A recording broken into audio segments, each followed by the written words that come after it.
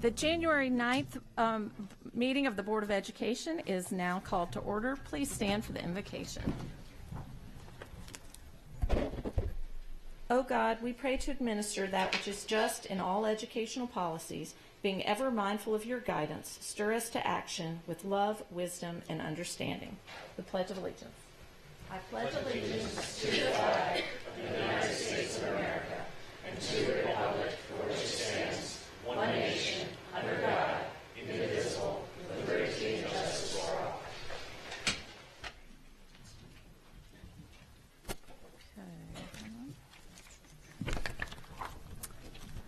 Welcome to this meeting of the Board of Education. This meeting is being televised live on AACPS TV and live streamed on the internet.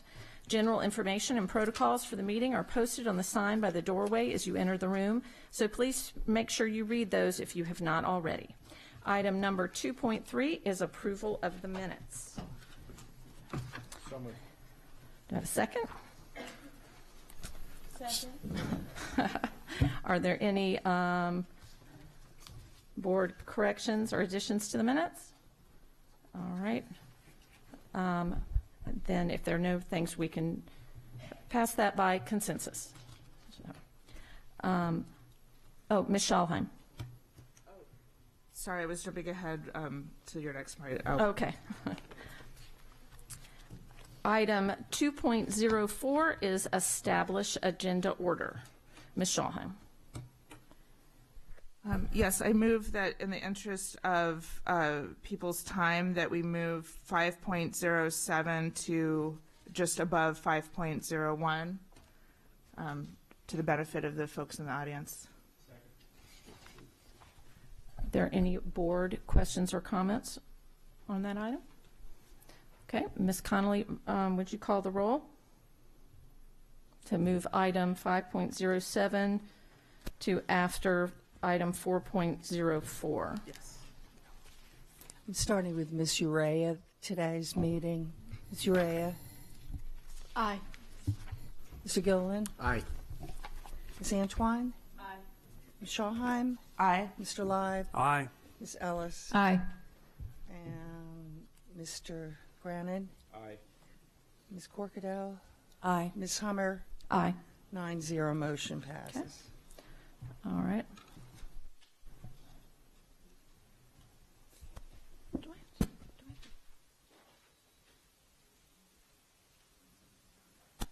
All right. All right. Do I have a motion to establish the agenda as it now stands? So moved. Do I have a second? Second. Ms. Connolly, if you call the roll. Ms. Urea. Aye. Mr. Gilliland.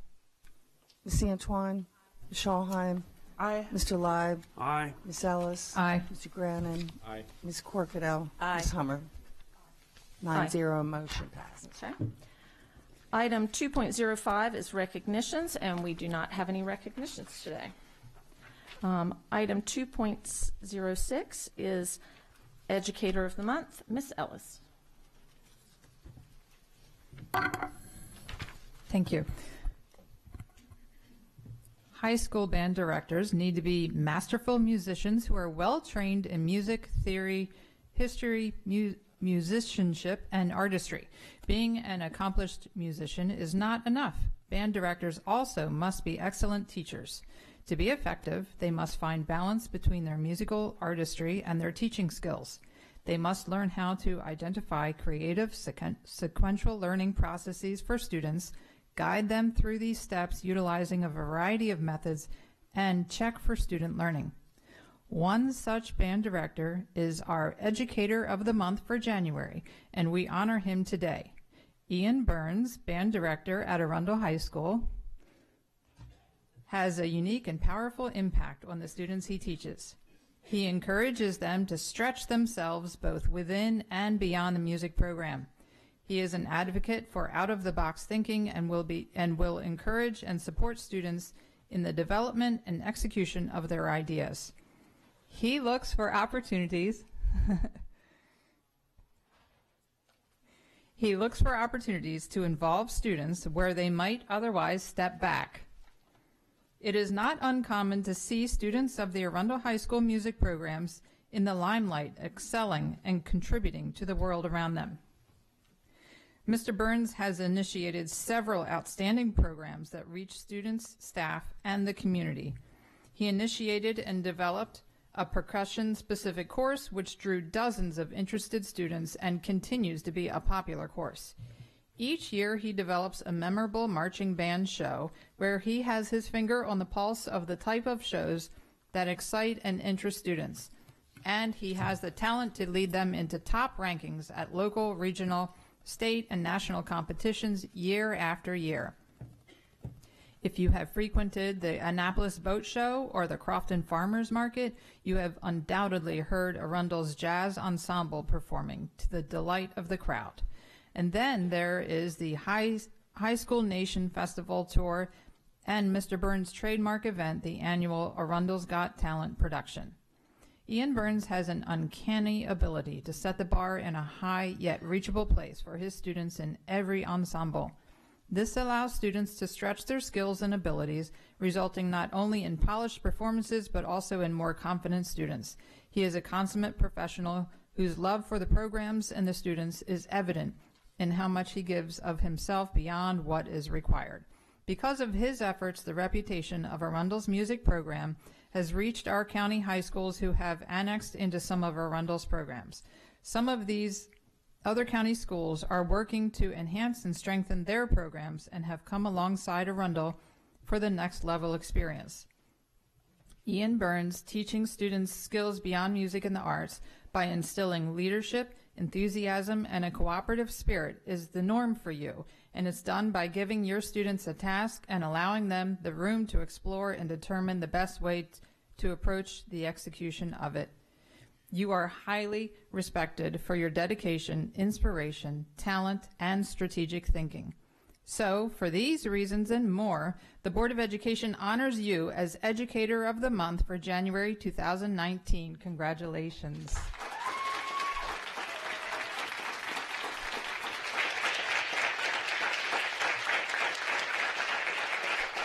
Will you please come up to receive?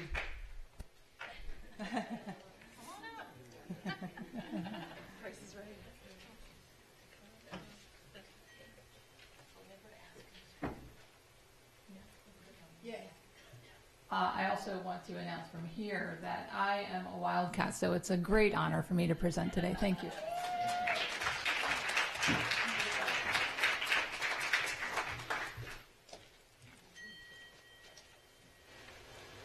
Here's your award. So how did you get here today? Why did you think you were? Well, I thought we were working on some funding for music technology for the new passion courses that we're doing. Okay. Yeah, so that was well done. This is your award. Thank you. Thank you. Cool. Thank you. Congratulations. Oh, so I have some students that are leadership organization for Tri-M here. I have some previous students, and my wife is here. So, and she's an educator at Nantucket. Oh, wow. Yeah. Wonderful. Awesome. Welcome. Thank you. Thank you.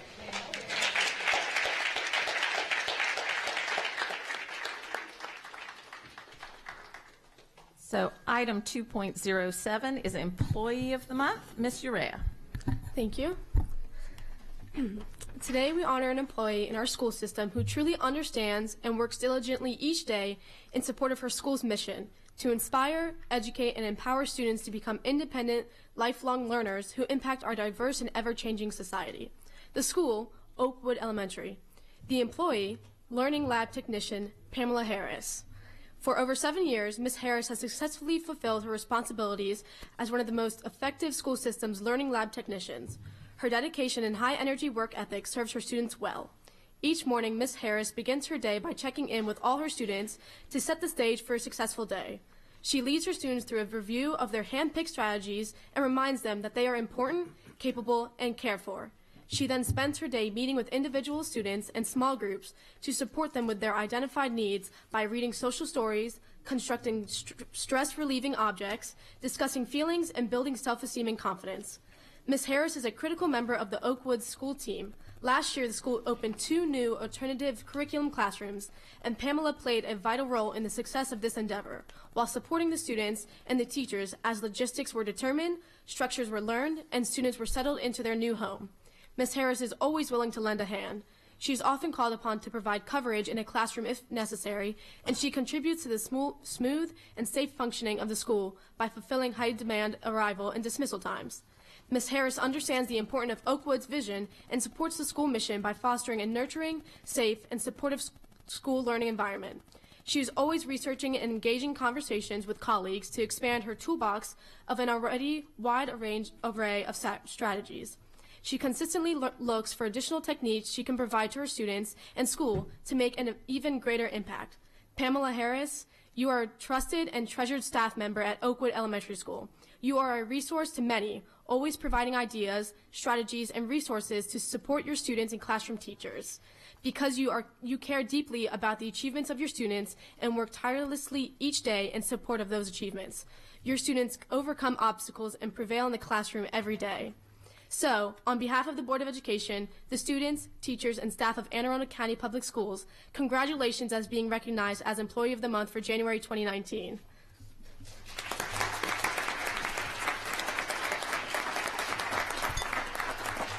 Please come join me up front.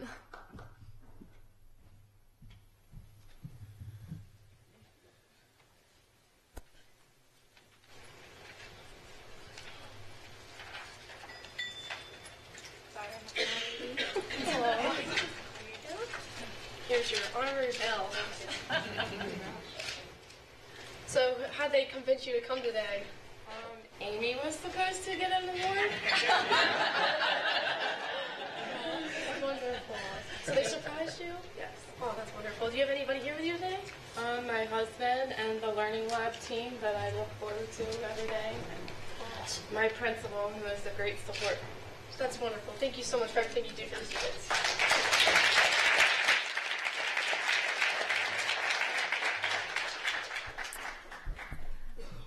Item 2.08 is Volunteer of the Month.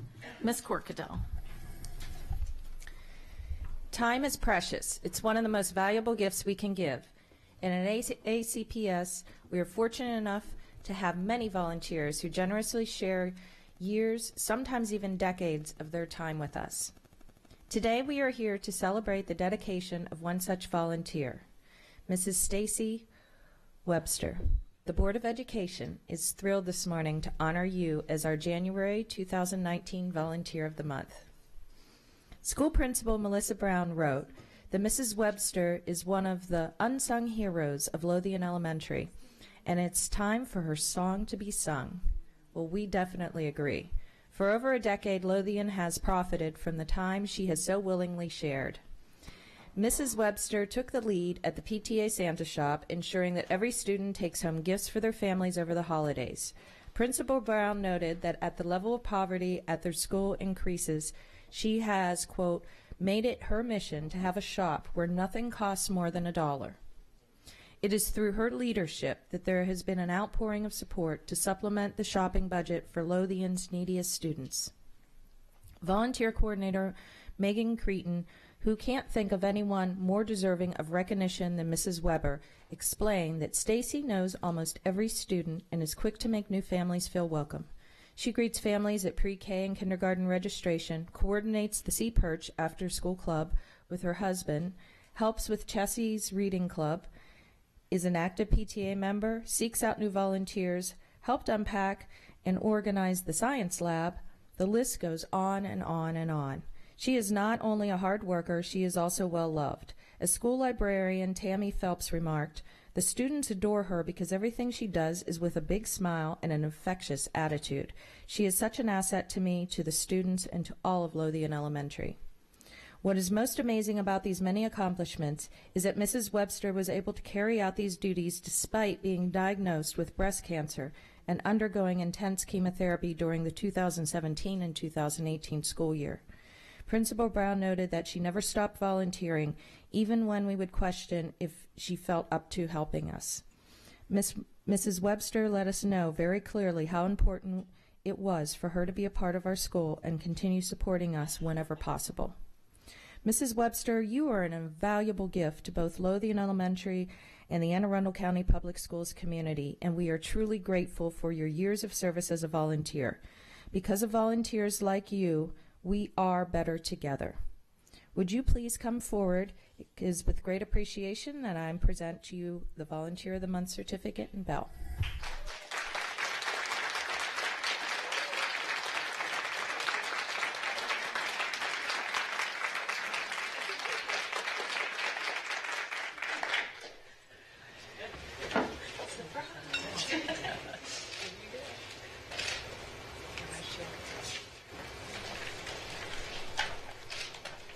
So how did you land here this morning? My principal called me last week and said there was no way anyone could make the meeting today, and there was a new volunteer opportunity that she needed to, download.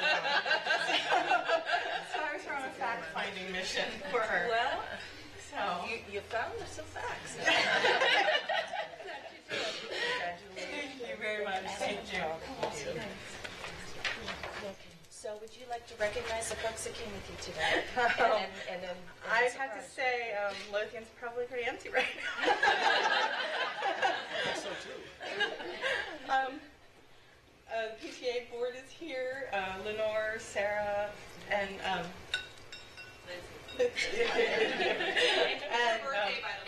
thank you. I have to say, Monique Jackson is here, and she was very good. She had a very good poker face. But I was concerned that you didn't know what the agenda was today. I saw you last Friday. And my husband snuck out of work and brought my 2 children. So, and my friend Lisa is here, and we have my Principal Brown and Miss Phelps, the media specialist, and Miss Creighton, and I don't know, just too many. The vice principal and too many people came to honor me. Thank you all so much. Thank you.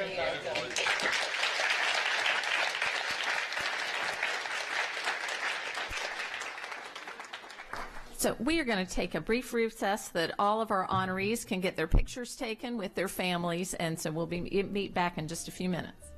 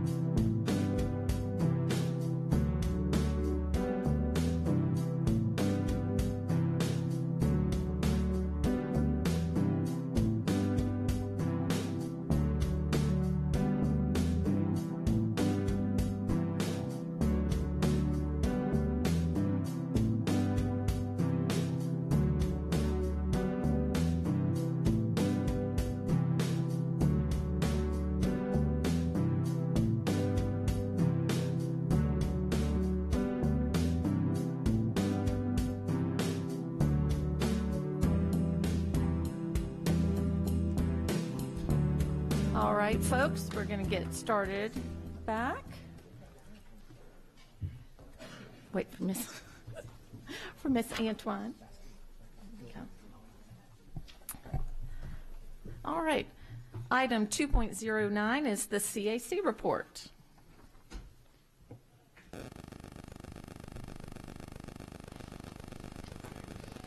Good morning, President Hummer, Vice President Gulley, board members, some new faces I haven't met yet, so good to see you guys, and Dr. Arlotto, nice to see you. My name is Brandon Gulley. I'm the chairperson for the Citizen Advisory Committee. We did not have a meeting in December, so our last meeting was back in November, but we have been working on things. So in the November meeting, we established the subcommittees that we'll be working on, so we put together reports every year for you guys with some different ideas and things like that. And so the 4 committees that we'll have this year is one around social emotional. We had that last year, went really well, and we expect that'll be a really strong subcommittee again this year. One around communication. We're always hearing feedback from parents on how do we best manage and get information down to the parents through the school systems. A focus on college and career readiness, so looking at what the schools are doing and what we can do to continue to improve that, and then equity. So those are our 4 subcommittees. They're very similar to ones that we had last year, so we expect some good things to come out of there. It's kind of nice to get into the January meeting because some of our newer members are starting to catch their stride a little bit, and things are making sense, so we're excited to see how things will evolve over the next couple of meetings. The only thing for you guys that did come up again in November was some comments from parents that worked their way to us around recess and recess being used as a punishment. We know there's guidelines out there for that, but there's been some interest in maybe a policy being developed around that. So if you guys have some time to work on that at some point, that's the only thing I have for you guys today. So thank you. Thank you, Mr. Gulley. Ms. Shulman. Yes, if the policies around recess can come up in policy committee, I would love to see that if that's possible. Ms. Urea. Yes, I just wrote that down. Item 2.10 is school and community highlights. Mr. Leib. Madam President, I was very, very fortunate to be invited on January 3rd to the Avid Student Leadership Conference at Anne Arundel Community College, joining Ms. Hummer and Ms. Schallheim. Having been associated with the school system for quite a few number of years, it was very rewarding for me to see the results of something that was put into place, that I can remember, the transition we made to have Avid included in Anne Arundel County Public Schools. And to see firsthand the results of that program really reinforced to me how successful that investment has been in the students of our county. And I'd like to congratulate Dr. Arlotto and the Avid team on everything they've accomplished in the years since we introduced that back in, I believe, 2006. It goes back that far. But it was a very rewarding morning, and I congratulate you on a job well done. Thank you. Ms. Schallheim.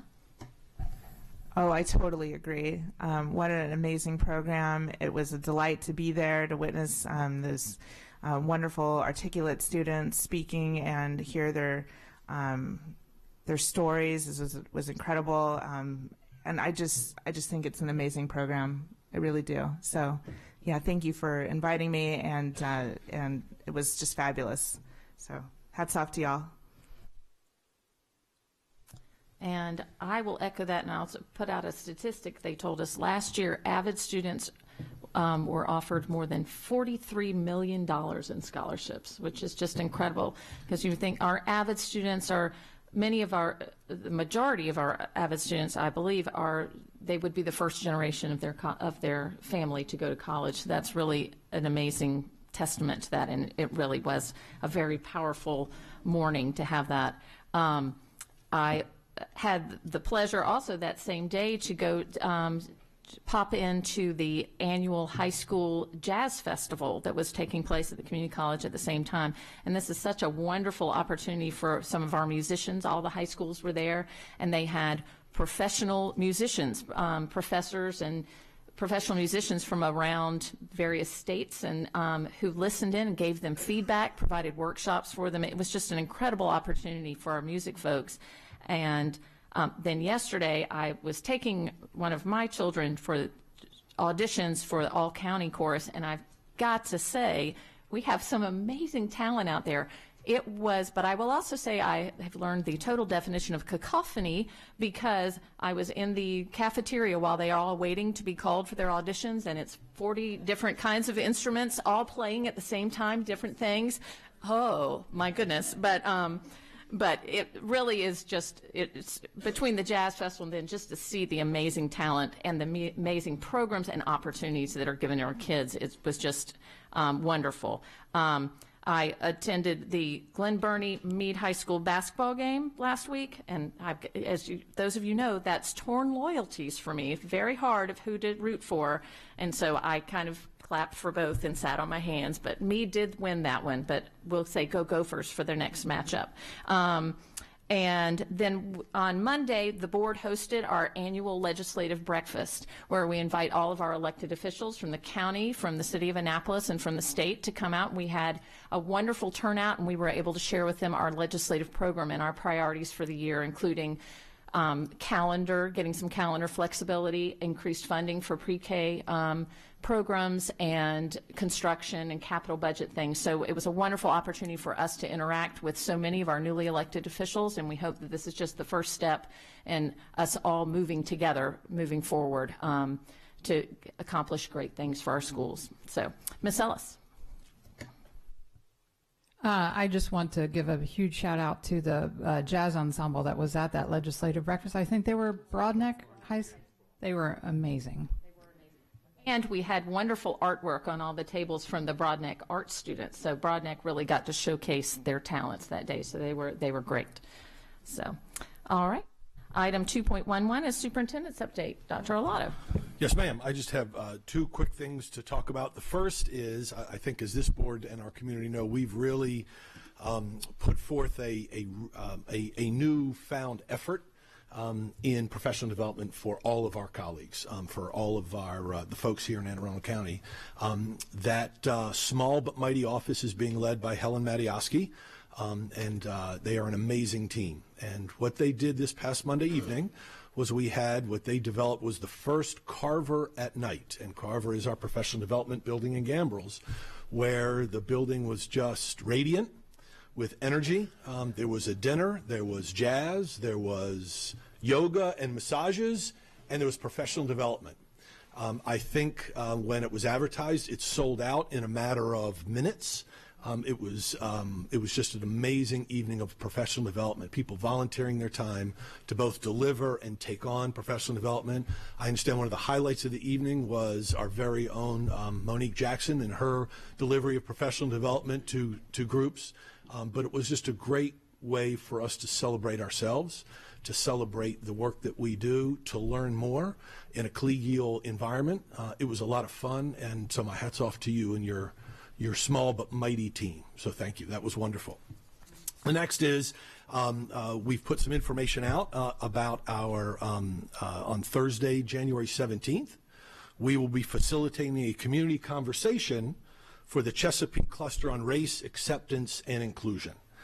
We hope this will be the first of a number of conversations that we'll have not only in that community, but taking these facilitated conversations with communities around to other clusters. But this will be our first. The community conversation begins at 6:30 at Jacobsville Elementary School, and we'll look forward to that community joining us and having some conversations about race, about acceptance, about inclusion, and how we can work together to better support our children in these areas. So we're looking forward to that. So thank you. Our next four items represent something that we're very excited about that will now become part of our agendas at the beginning of each month, and that will be reports from various departments.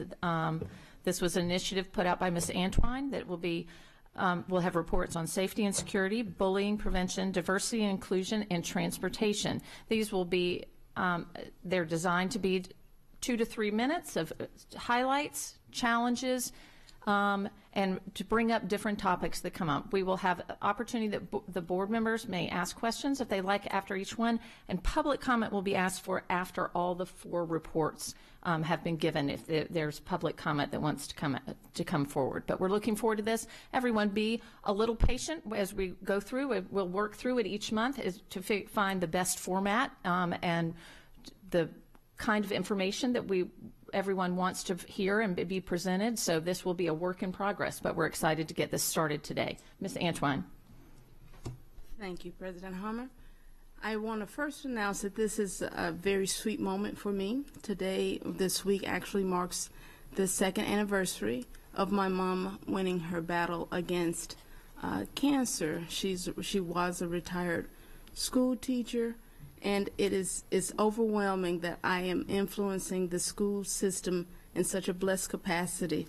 These 4 items were near and dear to her heart, and I requested this in her honor.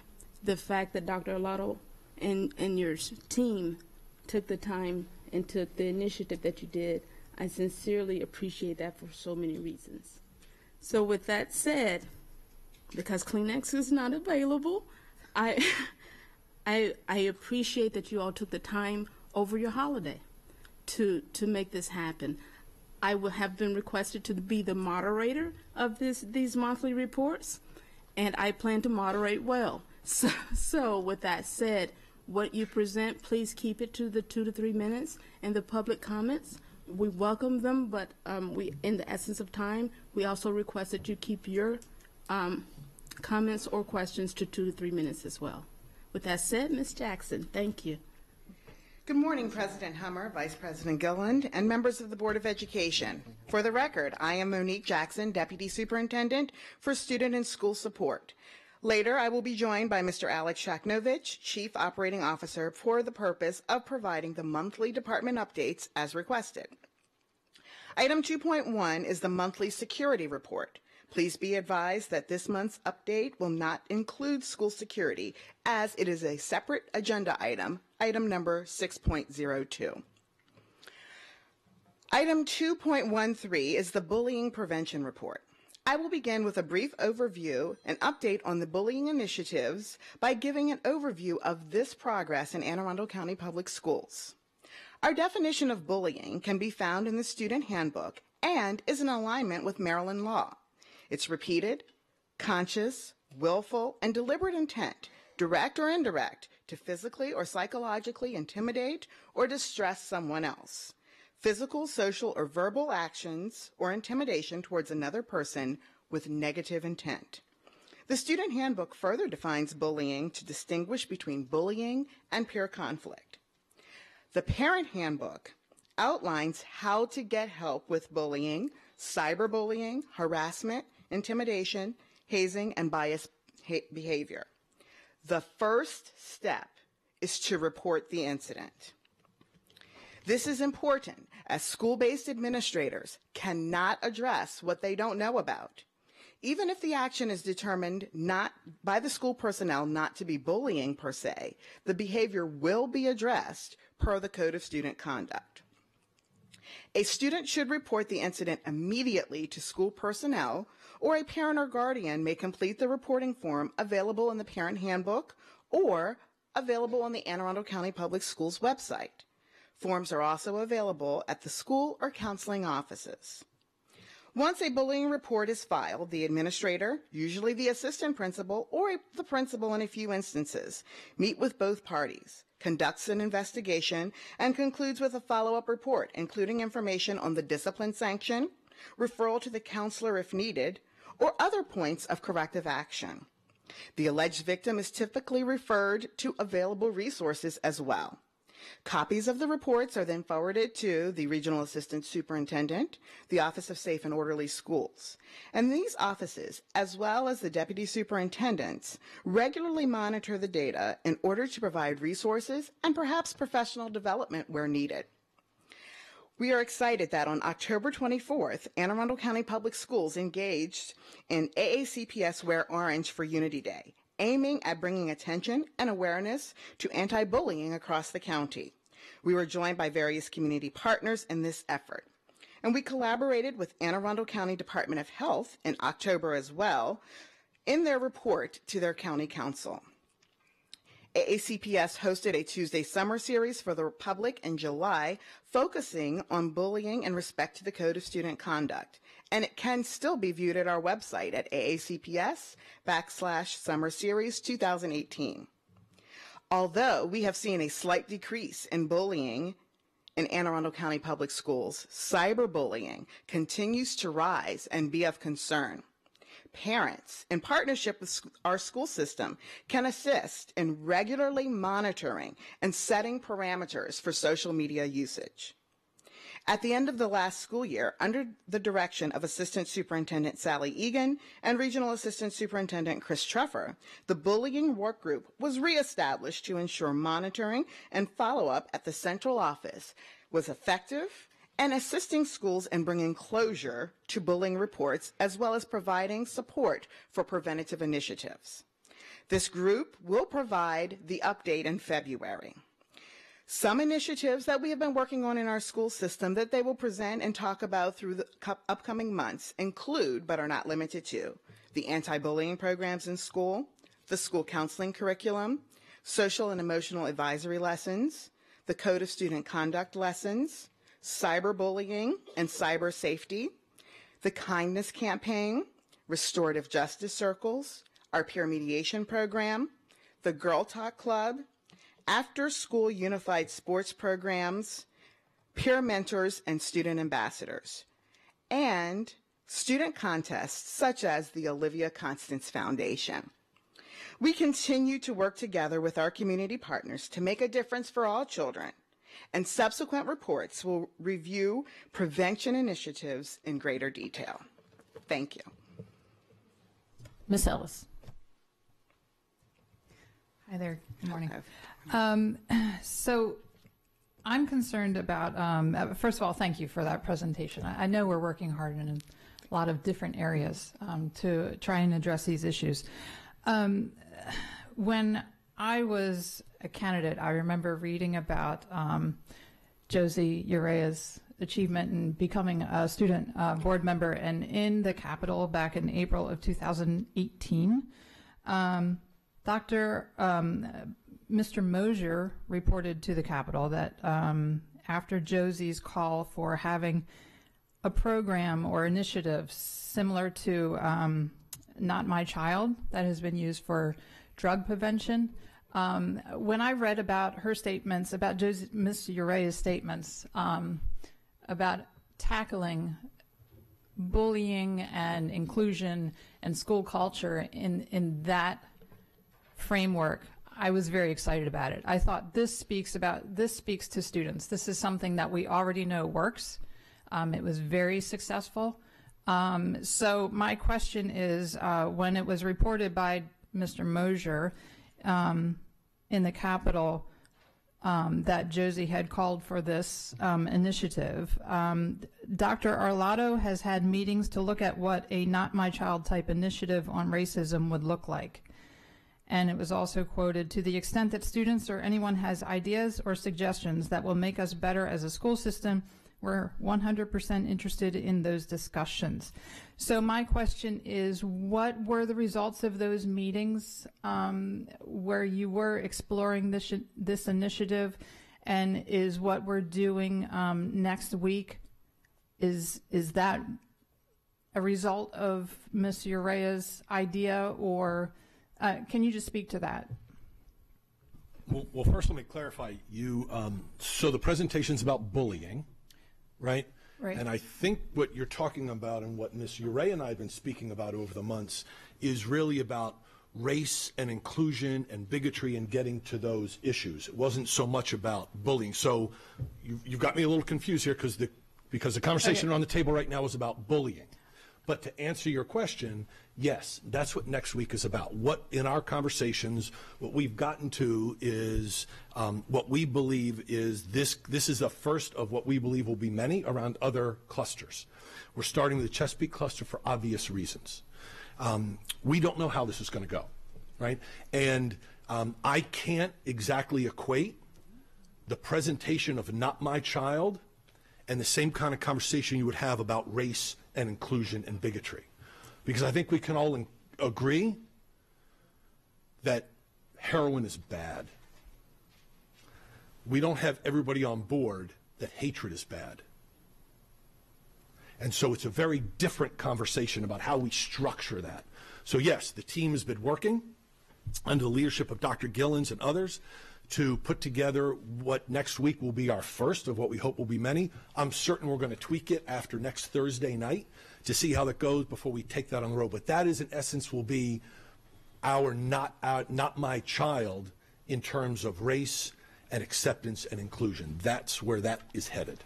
Okay, and I get your point. I was very torn whether I was going to ask this question now or in the next item, but I do think that they've been very closely tied together considering a lot of what's been reported in our schools. Of course they have. So, we could have this conversation now or in 2 minutes, but really, so my interest in perhaps tapping into how the Not My Child initiative got going was that it was so successful, and a big part of the success was the way they were able to get so much participation. Because I know that it used to be that there were so many parents who thought this doesn't apply to my family, my neighborhood, my community.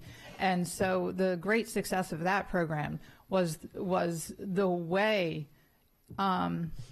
the information was able to get out there that yes, this impacts all of us, and we had an amazing amount of participation because of that. So I'm just thinking of following best practices and tapping into how that success was created in that way. And so my question was, when it was reported that you were having meetings to analyze this, I was wondering, who did you meet with? What were the results of those meetings? How did that lead to where we are? So it's where we are for next week. Been meeting with the team and talking about how we best go about that and how you present that information and how you engage. Our plan is to get the community to talk to each other, right? Not us talking at them. We will certainly do a little bit of that at the beginning as an introduction. We're going to share some data as it relates to the Chesapeake cluster, and then it's about bringing folks together. We're also going to have some students that are going to share, like people that were in Not My Child were on stage and sharing how the heroin use and abuse affected them and their family and their community. Likewise, that's what we took from that, and through Ms. Urea's suggestion to put students up front to say, how are these things that are happening in schools impacting me? And that's what students will be there to do. Okay, thank you. Ms. Urea. Thank you very much, Dr. Arlotto, for taking some of my suggestions and everything. I really look forward to seeing how next week goes. And I think, just to follow up on Ms. Ellis and what she said, I think going forward, one thing that I want to see, and I know she wants to see, is something that specifically targets students as well. Just something that has to encompass all students, and because a message to a parent is definitely different than a message you're going to say to a child or a student. So going forward, I hope that we see something that targets students specifically. Absolutely. I think in what you heard from Ms. Jackson, a listed of things that we use to impact students, whether that's advisories at the middle school level, whether that's counselor lessons that are happening at the elementary school level, whatever it is. There are a number of things that she listed that we try and get with students, right? That's how we impact students during the 6.5 hours a day that we've got them, right? Ms. Hummer, can I ask a question to Ms. Jackson? Yes. Ms. Jackson, I have just a question for you. So regarding the kindness campaign, can you just explain to me how that is essentially translated to the schools? Just how you, with that whole campaign, target it to the schools, get the students to know about it. Absolutely. It's about creating an environment in which students feel that they are comfortable, as well as the adults in the building. We've also, to answer the earlier questions, we've also started some of the assemblies, kindness assemblies in some of the schools. We haven't started it, district-wide, because we want to see, how does it work in a large school? How does it work at a small school? What does that look like? Because, you can't have the entire school there at one time, and, there are logistical things that we need to work out.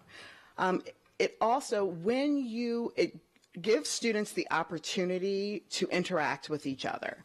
And it goes back to what we were talking about with the Carver at Night. My session was on building relationships. And if you remember, the first 2 weeks of school, through Dr. Arlotto's initiative, we worked on building relationships because you are less apt to have an adverse interaction with someone when you've taken the time to build a relationship with them. And so that's really what the kindness is about. The kindness campaigns are about. Mr. Truffer will also speak to it about specifically in the middle school, because as we know, we were either middle schoolers at one time or we have had middle schoolers. That typically tends to be where the peak of the adverse behaviors come from. All right. Thank you. Next, your next report. Okay, thank you. Wait, Ms. Ray has one more question. Yes, thank you. Sorry, I have a couple follow-up questions. Because, for example, I actually last night talked to my elementary school sister, and she told me all about the kindness campaign and all about move, move, move, and all these restorative practices that she does, and it's great. But my personal experience and speaking to my SPOP Advisory Council and other high schoolers is that there's a lot of discrepancy between what goes on at elementary school regarding all those campaigns and then how it translates to high school students. For example, before last year when I talked about it in front of the board, I had never heard of the kindness campaign. So I'm wondering, what are these assemblies that you mentioned, which I think are a great idea in my personal opinion, how that is going to move forward in the school system and the way what schools it's going on at right now, and just how to get more high schools and students involved in actually these campaigns to try to promote that good school culture. If you remember, we had the superintendent's advisory at Southern High School, and they talked about the kindness campaign that they hosted at Southern High School. So Principal Furherd was one of the first to host the kindness assembly at Southern High School? Southern High School, at the high wonderful. school level. And so again, we are very cautious because we want to make sure that when we roll something out, we roll it out appropriately. Yes. And we're speaking about children, and so the message is one thing, but how the message is interpreted is another thing. And we also made a conscientious effort when we're meeting with people, and again, it goes back to the question, who do we meet with? We meet community members all the time. We meet with the NAACP. We meet with the Caucus of African American Leaders. And what we determine in some of those meetings is, when you're in high school, there's a lot that you have set, both socially, physically, and emotionally. And that you will see a greater increase in what we are teaching at the elementary level because we want the message to start there so that 10 years from now, when I'm giving this report to the board, we want to make sure that the instance that we are experiencing, the adverse issues that we are experiencing have almost dissipated. Okay, thank you. Ms. Corkadell. I just wanted to comment. I was a visitor liaison for the Business Advisory Council down at Southern, and it was definitely a collaborative effort with the community. In South County, we actually have a group who is trying to make sure that all of our elementary schools, middles, and high schools are kind of coming together on kindness. So I think the profile is probably going to be a little different in each community, but I know Southern is a really good model, but they are a smaller school, you're right. So its applicability to some of the larger schools may need to be different, but I think that the business community, the HOAs, the parents, this was an effort that they were excited to embrace, and we're almost kind of doing it before it had a name. But I look forward to seeing it at the other schools because it is very successful down there, I think. And so I will reiterate that, again, we want to be very cautious, and we want to make sure that we roll it out in a manner in which will be beneficial to students. Instead of just, okay, all 12 high schools on March the 1st, we're going to have the assembly. That would not be appropriate. We would need to analyze the data to make sure what we are presenting is applicable to that community, as you have mentioned. Thank you. All right. Now, diversity and inclusion. Thank you. Item 2.14 is diversity and inclusion. So my second report will focus on equity and accelerated student achievement per your request. I appreciate the opportunity to discuss some of the initiatives that we are undertaking to elevate all students, eliminate all gaps, and develop climates of acceptance and inclusion. My report will focus on the many elements that we outlined to the board last spring and during the Tuesday Summer Series. The 2005 Memorandum of Agreement between Anne Arundel County Public Schools and the Anne Arundel County NAACP focused on 3 areas: academic achievement, safe and orderly environments, and community collaboration. And the spirit of that 2005 agreement has continued to be carried out through the work of the Blue Ribbon Commission, our strategic plan, the District 203 initiative on equitable practices, which includes restorative practices, the hiring of community ambassadors, which are strategically placed in 3 high schools, Annapolis, Chesapeake, and North County, and the continuation of the Equity Advisory Committee, formerly known as the OCR Committee. Our strategic plan focuses on relationships, rigor, and readiness. They are the cornerstones to academic achievement, safe and orderly environment, and community collaboration. The plan's driving values, all means all, ready, set, launch, and sound stewardship further support the systemic approach to equity. School discipline also continues to be a priority. We continue to annually review the Code of Student Conduct and are providing professional development on proactive practices to address behavioral concerns. Our work to address discipline issues include the implementation of a wide range of restorative practices in schools. Those efforts focus proactively on building the social-emotional capacity of students by helping them learn new behaviors rather than simply punishing them for past behaviors. It also allows individuals to understand and acknowledge the impact of their behaviors on the larger community. We have seen positive results through this work. To advance the work of building equity, each school is assigned an equity liaison. And among their other duties, the liaisons advance the work of equitable practices at their schools, assist in analyzing data by student group, and take appropriate action to ensure that the school improvement plan is responsive, supportive, and equitable. In addition, all equity liaisons deliver professional development on equitable practices for their staff on the 4 very sacred designated early dismissal days adopted by our Board of Education several years ago, aimed at eliminating the achievement gap. The 4 days are strategically placed to coincide with the availability of data so that the schools can make informed decisions about professional development. Professional development has also been conducted for various central office departments and different employee groups, such as the Division of Human Resources, the Division of Curriculum Instruction, our bus drivers, secretaries, behavioral assistants, bilingual facilitators, and the list goes on. Modules this year have included implicit bias, as well as trauma-informed instruction. The 4 early dismissal days that the board has built into the calendar over the last several years are used exclusively to focus on eliminating the achievement gap. Across our schools, our employees are working to recognize the importance of showing empathy and understanding of others' perspectives, as well as the awareness of diversity to generate ideas for supports, services, curriculum, and projects. Analyzing data is critical in our commitment to elevating all students and eliminating all gaps. In addition to achievement and attendance data, principals and school teams analyze results of surveys as well as employee diversity. These profiles help drive the work of the school improvement plan. And within our school system, the Executive Oversight Committee works to provide supports to schools that have difficulty meeting some of these established indicators.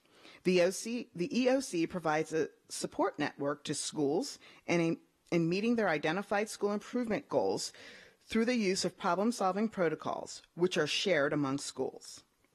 As Dr. Gillens mentioned to the board in her update last spring, we and our community have many challenges to address in the areas of equity, acceptance, and inclusion. Our charge is to attack those challenges, and they can be summed up in her 3 words. She said we must be brave, bold, and skilled. Dr. Gillens will provide updated reports during subsequent meetings, including a report on the upcoming Chesapeake Community Meeting to be held at Jacobsville Elementary School on January the 17th. Thank you. Ms. Shulhan. Thank you for the report. I really appreciate it. I have a couple questions. The first, with regard to the ambassadors, they're only at 3 high schools presently. Dr. Arlotto, is there a plan to expand that to all high schools? At present, no. Okay. Just from hearing some stories, some really dreadful stuff at Severna Park on occasion, I think that I would love to see that expanded, just on the record. And then the surveys, how often are those given out, and to whom, and what's involved with that? And then if you can speak to that, I would appreciate it. It's once a year, and it's an opportunity for parents, students, and faculty to take part in the survey. Now, please be advised that going forward, MSD will be providing some sort of platform or format for the survey to be delivered. So then do we not have a input into what we're asking that's specific to our school system? That's correct. So we have had we've worked with Johns Hopkins University, and we have over the years, and we've created this survey, we've tweaked it over the years, and that's what we've administered. That's been sort of our satisfaction survey, right? Climate survey, what's happening in the buildings from the vantage point of the students, the staff, and parents. Based on the new accountability system of ESSA, the state of Maryland is building a new survey that will be a survey that we will now be required to administer, that they piloted last spring. We've had very limited input. When I say we, the LEAs, the school system superintendents, have had very little input on that, but that will, we believe, be coming out this year. The results of those surveys will then be factored in some way, shape, or form. I can't tell you what that is, but in some way, shape, or form will be factored into the new accountability system in the report card. Got it, but are we able to modify that or add to that survey in any way to meet our own needs? So it's a standardized survey across all Maryland districts. So that the comparisons on the report cards can be made across the state for accountability purposes. But what happens here might not happen there, vice versa, et cetera. I mean, we have our own unique set of needs. Yes, ma'am. Lindale, Chesapeake, just saying. I don't disagree with you. Yeah, so can we, in addition to that prescribed model, can we do our own thing too? We can. I would caution against it, just because we get to survey fatigue. It's a known entity in the statistical world that we survey on a number of different times, and sometimes we're required to do it when students have to take a certain test or we have to send out a certain survey, so we can get to survey fatigue. We would be worried about that. Yeah, I understand, but because we're talking about inclusion and diversity, and to be frank, I mean, we're growing in diversity here in Arundel County, but not as much as we're not as a diverse of a community as other places for sure. I just think that having homegrown data around that and feedback is always useful, so we can continue to do better and honor our diverse student bodies, of which my kiddo and my family are one. Thank you. Ms. Antwine. So just to piggyback on her request, I respect that with surveys coming to you throughout the year that can be overwhelming. However, I think the surveys that are put out, perhaps we can modify those to include some of the local concerns as well, just as a consideration, so that they're getting the one survey at one time, but answering the mail for what's going on overall and what's specifically happening. But that wasn't my question. The equity liaison that you say is at all schools, is that an office or is that a duty for a specific person? It's frequently it's a teacher in the building who also serves as the equity lead for that building. Sometimes it's a secretary, sometimes it's a counselor. It is the person that, in collaboration with the principal, has a passion for leading the work of equity. So it's not someone who we assign other duties as assigned, right? But it's someone who has experienced expressed a passion for leading the work, and then that, along with the principal finding their identified needs for the school, and if that marriage fits, then that person becomes the equity lead for the school. And that's fluid from year to year. You know, people move schools, people get promoted, and so that is one of the things that we probably are most proud of, because it gives us the day-to-day, someone in the school building on a day-to-day basis that has, you know, access to the data, but most importantly, access to the students. And that's what we're here for. And they can hear the stories of the students. And so then on those professional development days, they can help tailor the modules to meet the needs of the school. Okay. So on that note, could we also, when the teachers say on the list, on the websites, for example, when they list the teachers, if that person is assigned that, could that be part of what's listed under their title? That's a good idea. Thank you for bringing that forward. Appreciate that. Thank you. Ms. Ellis. Just real quick to go back to the survey. I agree with the concern about survey fatigue, but is it not possible to put out the state survey and have just an additional page with our local concern? I don't think we know yet, because the state hasn't put anything out, and so we were supposed to have gotten it already, and they're delaying it. So I think that that's probably premature to say one way or the other until it is actually released. And it's going to be electronic. It won't be us sending anything out. It's going to be electronic. So you would sign in as a parent. You'd get a login for your school, and you would complete the state survey online, is our best guess. I don't see Jason. Is that right? Yes. So it wouldn't be an extra page we could just include in the mail. I sort of get what you're going, but it's going to be done online. Ms. Urea. Hi, Ms. Jackson again. I just want to start off again by saying thank you so much for all the work that you can do. Every time I hear something, you guys are amazing. But could you explain more about what the community ambassadors are specifically, how they're chosen per school, or like what divided up between schools, and what essentially they do? If I could ask Dr. Gillens to come forward and sort of, she would help be much better at explaining it than I. Thank you. There's a job description that exists. Hi, I am Maisha Gillens, the Executive Director for Equity and Accelerated Student Achievement. When I came on board this position last year, there were two community ambassadors at North County High School, so they were already established. We, again, new to the position, did institute a community ambassador at Chesapeake High School for a specific reason, which will look very different than North County High School. So to go to North County High School, specifically, we're talking students are struggling with coming to school each and every day.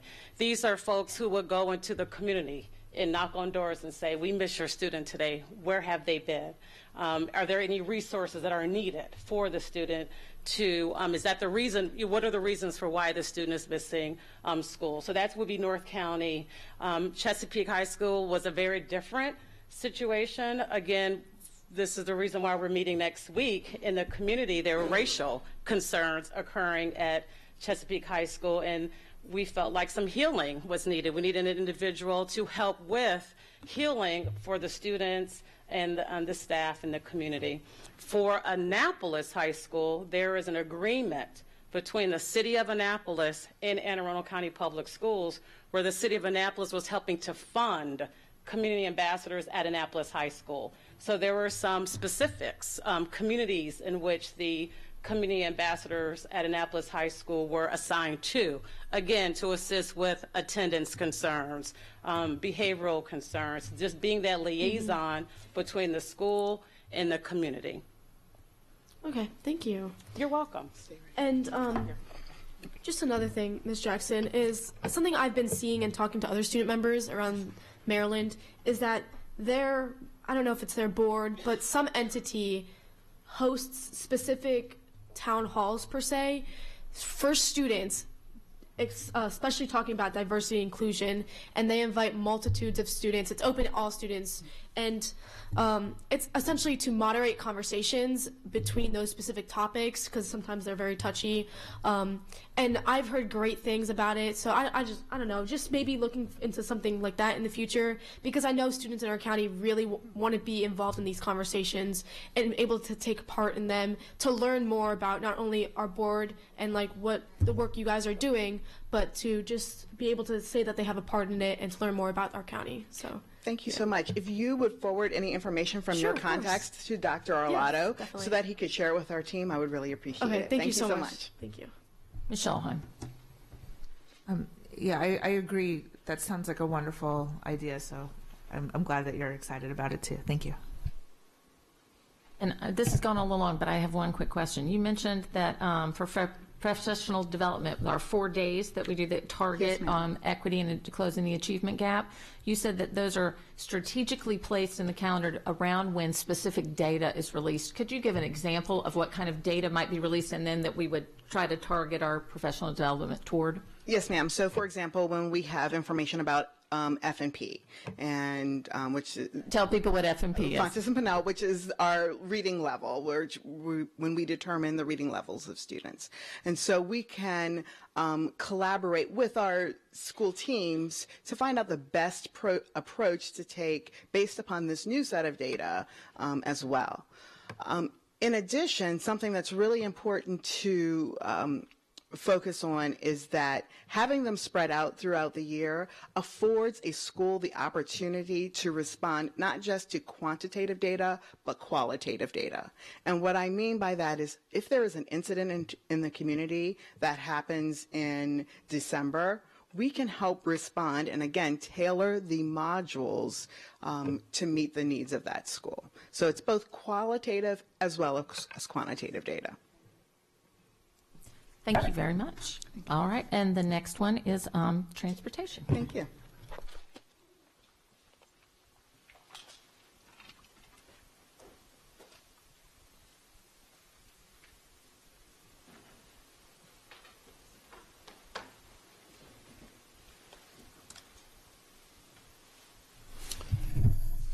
Good morning. I'm Alex Chaknova, Chief Operating Officer, here to present item 2.05, which is the board's transportation overview. For school year 2018-2019, about 63,351 of our approximately 83,000 students are eligible for transportation services. That's about 75% if you run the math out. We've got about 700 buses on the road each and every day. More than 90% of them are contracted out. We anticipate that over 10,000 road miles will be driven by those 700 some odd buses this year alone. The transportation zone boundaries that are established within board policy and regs are for kindergarten half a mile, for elementary school 1 mile, and for secondary school, that being middle and high, 1.5 miles. Buses on the Western Shore have to be retired after 12 years of service. That's a state law. The estimated purchase price of a new bus this year is about $138,500 per copy. Our capital budget requests about $800,000 each and every year. That allows us to replace 5 to 6 county-owned buses annually. We as a school district run an effective and efficient tiered system whereby each bus runs between 3 to 4, or services between 3 to 4 schools each morning, and then services 3 to 4 schools each afternoon. And then obviously in between is running things like activity buses, athletics, supporting field trips, etc., other miscellaneous work throughout the day.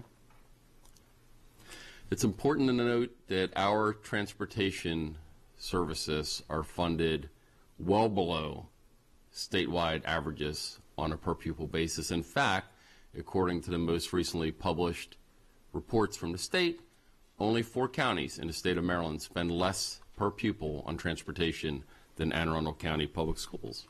Again, largely tied to our requirement to run this multi-tiered, efficient, effective system. The challenges included, in terms of transportation, ever-expanding demands upon the system, inclusive of increasing number of students that require transportation each year as our system continues to grow, increasing number of activities and programs that we're required to support, again, both during and after and outside of the school day.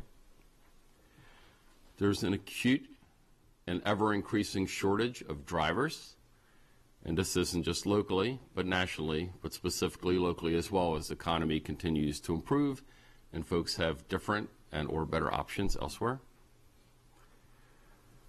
There's a continuing diminishment in the number of firms in the private sector that are even interested in providing public school transportation services at all. We have an ever-increasing number of non-public students, and these students are being placed at an ever-increasing number of non-public facilities and at locations that are increasingly further and further away from Anne Arundel County. Each year, we see an increase in demand on transportation because of new subdivisions that are springing up across the county, and that will continue to occur as growth and development continues to expand. And finally, the unavoidable reality that each and every one of us likely face every day is traffic and congestion just continues to get worse and worse, with limited solutions to that situation, at least that are obvious to me, on the horizon. And with that, I conclude this morning's transportation briefing. Ms. Schulheim. Thank you for your report. I really appreciate it. Going back to the figure you gave around bus purchases, $800,000 to replace 5 or 6 buses. In the budget, there's a $4.6 million, upwards of $4.6 million increase for this coming year. So are you planning on correcting late starting elementary schools with that money? Like, that's well beyond the $800,000 that are needed for extra buses. So we, Anne Arundel County Public Schools, the public sector, owns about 60 plus buses of our own. Mm-hmm. We have to replace, if they can only live for 12 years, essentially we have to replace 1/12 of our fleet each and every year. So the $800,000 in the capital budget allows us to replace that 5 to 6 buses per year cyclically, so that as our oldest buses exit at the end of their 12th year of life, that's by state law, they can't continue into their 13th, we have to have an equal number of replacements on the front side. And because the duration of those buses are such that the IRS will allow us to consider them capital items, they're allowed to be funded from the capital budget. And we've had a long-standing partnership with the county government. The bus replacement line item in the CIP had existed prior to my arrival here in 2001. So it's an arrangement that we have and a recognition by the county government that this is an ongoing request. And as you know, the buses to which I am speaking are the ones that we own, and they are primarily utilized to service our special needs population, and even more specifically, they're largely buses that have lift assist equipment on them to help support our students that either have disabilities or mobility impairments and require those additional supports. We have analyzed that multiple times across time, and again, I said earlier, more than 90% of our fleet is outsourced, but time and time again, for the limited amount of our population that does require those specialized services, to lift adaptive equipment, et cetera, it is simply more price effective for us to self-perform that, and we do for that carve out, but the rest we contract out. Okay, thank you. Can we speak a little bit about the software?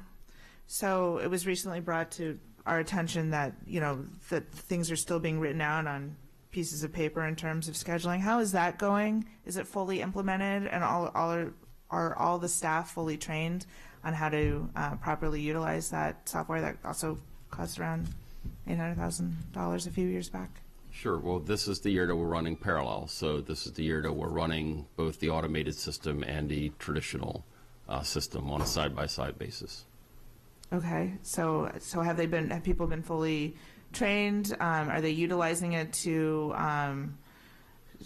Have they made any efficiencies as a result? Because at the beginning of the school year,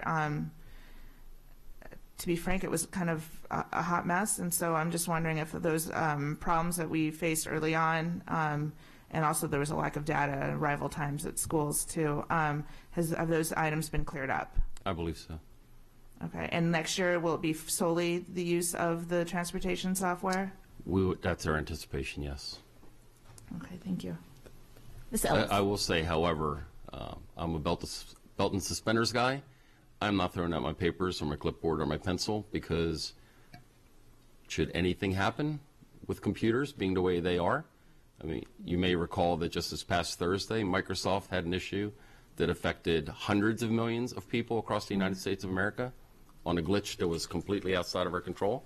So to say that I am forever going to cast aside the good old way of doing things and rely 100% technology, you're never going to get that out of me. Of course, granted. But I want to make sure that it's being used to the best of our ability. And I also noticed, I know we're not talking about budget today, and boy, do I have a lot of questions for the transportation office in general. But it's one of the few offices in the entire budget that doesn't utilize consultants, and that would be something to obviously look into. You know, if we're struggling, or if the timeline to fully implement is long, it's like asking for directions when you're lost. Sometimes we need to ask for directions, and then you're able to like run scenarios and start to develop healthier school start times in general. So I'm just throwing that out there. I hope that we're considering that. Ms. Ellis.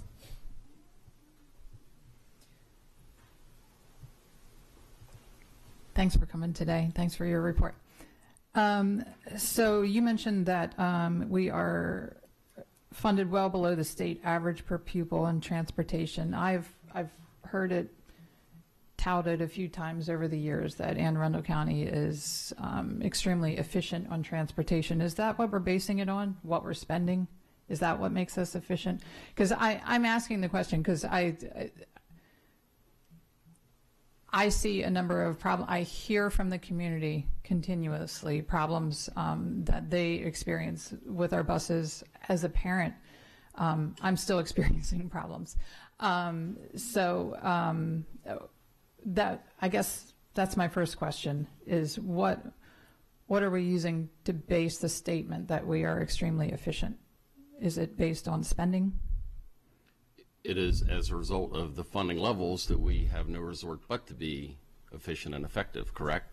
And so if you're going to buy an asset and use the bus once a day at the morning and once a day in the afternoon, the bus is sitting fallow for the greatest number of hours. The way to maximize the efficiency of your capital outlay is to maximize the hours that bus is being used. The way that you maximize the hours that bus is being used is to maximize the number of runs that rig can undertake within one business day. Okay, and I think we could go on for a long time about a philosophical discussion about that, but I think that needs to be an agenda item for us. But what was my other question? So you mentioned that this year we're running parallel software and basically manual routing. Is that correct? Yes, ma'am. So I'm wondering how do we run parallel? If the old way of doing things indicated doing it one way and the software told us to do it another way, which way are we going? And I asked again, I'm going to speak now, that I know of a particular bus that is not following the route that was indicated at the beginning of the year. And the software indicated, I assume it was the software, that the bus would follow a particular route. And when it followed that route, it came in very close to the times that were posted for when it would arrive dropping students off and going to school. And then there was the contractor decided, no, we're going to go this way. So if we had a route set up and there did not seem to be problems with the way that route was set up, there was a decision made by a driver or a company to go a different way. I'm trying to understand how, if we're running parallel now, what are we moving towards next year? Are we going to be using the software fully? Because it feels like there's a lot of resistance. And that's my question, I guess. So two-part answer. One, if you are aware of an issue with one of my 700 some odd buses, I'd appreciate you bringing that to me directly. Tell me what number, what school it serves. Sure, whatever. I wanted to give that as an example because I've heard from the community a number of that. Okay. But again, beyond that, so parallel means that today, right, the software system that we have is largely mimicking the manual way. And what we're transitioning to is, instead of paper took the lead because that's all we had before. As we're standing up the software, the automation is mimicking manual, and we're transitioning over to a lower reliance on manual, to automation taking the lead, to ideally having automation essentially doing all of the work with just manual checks, if that makes any sense, sanity checks. So that's the blend that we're migrating away from being 100% manual, because that's all we had, to a place that we're going to be 99%, automated with just manual checks. That's a transition that we're going towards. So when it's automated, we will follow the software routing unless there's an obvious problem with it. Is that correct? Yes, but in all things, while I do my best to try to control things, including my children, there are an occasion where I've told a bus or my child to go do something, and they didn't exactly do it exactly the way I told them. So again, to the extent that occurs, bring that to my attention, and I will follow up on it with my contractor, just like I would have with one of my two youngsters. Okay. Ms. Antwine. So, President Hummer, if there are no more questions aside from the public comment, I would like to point out that this took under 30 minutes overall, even with the questions and the briefings. I think they were thorough, and I sincerely, I cannot speak for the board as much as I want to, but I sincerely thank you guys for this information. And keep in mind, there was a structure that was introduced in December that the board still needs to weigh in on. So as we move forward for the next month, we'll have a more structured briefing scenario for you all to follow. So thank you for that. So is there any public comment on any of these reports before we move to general public comment? Okay. Yes. Yes, you can come ahead. Yes. So I submitted a card for the agenda item for transportation. I'm Lisa Van Busker, Edgewater, Maryland, also start school later, in Arundel County. So thank you very much for having those presentations. I think it was really valuable, not just for you, but for the audience members. So I'm really was enthused to see that on the agenda item. Two things that it brought up to me is one regarding the achievement gap. I would like to point out, as chapter leader start school later, that there is an increased attendance and graduation rate when high school hours are later.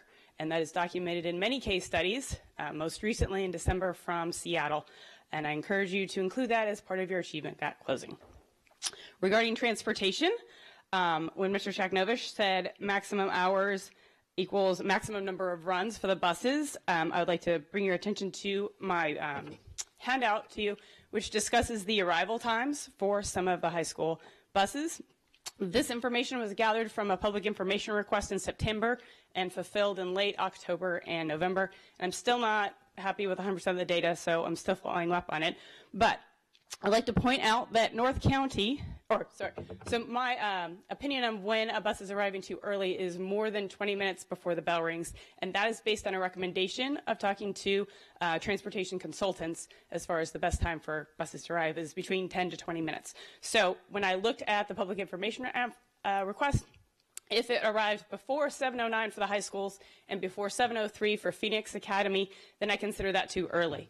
So I'd like to point out that when I do that, it varies from Annapolis only having 11% of their buses arrive early to North County having 87% of their buses arrive by 7:09, 100% arrive by 7:11.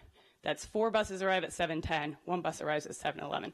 So there's a wide disparity then on how bus transportation is managed. And so what the consultant had told me is when buses arrive excessively early, as noted on my from the PIA request, as early as 6:45, or even 6:37, I think was the earliest listed, then that allows those buses to be in first in line. When they can drop off their kids and get them off the bus, then they can be on their way to their next run quicker, and it creates what they considered in the industry a false tier. So I think that would be something looking forward as we go into our 100% transportation and look at use of the software is what is our window for arrival times. And so certainly if buses are arriving at 6:45 and the students are not allowed off the bus until whatever the policy is per school, then that is a wasted time for both the students and the buses and everybody involved. They shouldn't be sitting on a bus for 20 minutes, regardless of the weather. So I encourage you, as we move forward in the transportation implementation for the software, that we also look at the arrival times as well as the pickup times. Thank you. Thank you, Ms. Van Buskirk. Ms. Shulhan. Thank you, Ms. Van Buskirk, for your information. And this is something I've been tracking and monitoring throughout the last year plus. My daughter's elementary school starts at 9:35, so the converse is also true, where they're starting too late and they're squandering a fair number of minutes of prime learning time, in my view, for 180 days a year. So because of that, I'd like to move that we put on a subsequent agenda an ask of transportation and a discussion about scenarios to align our start times with the vast breadth of research out there, and also to immediately correct the late starting elementary schools that get out post 4 o'clock, having kids walk home sometimes after civil dusk. And so discussions around that, children walking in the dark, and aligning school, asking for scenarios that align start times with research. Second. Can I just get a clarification? Are you asking just to have a board discussion, or do you wanting a presentation and data presented by staff? I want a board discussion with the hopes that we can get to where we ask for specifics of transportation for down the line, as in scenarios, how this can be achieved, or various scenarios. So you just, you want this, the initial thing is just a board discussion? Yes, ma'am. Okay. Yep, thank Just you. making sure of that. And it's just, if 2 have requested, it will be added to agenda. We don't need to vote on it. It's just, Yeah, no, I just know. wanted to. I wanted to get a second. Right, I just on wanted record. to clarify that, to make sure we knew what we were going to be putting out there. Thank you. Okay. So hopefully February, March. Okay. As soon as possible. Thank you. All right. Are there any other questions or comments about these items? Okay, and we will now move to public comment, and Ms. Van Buskirk, you had another card on as well.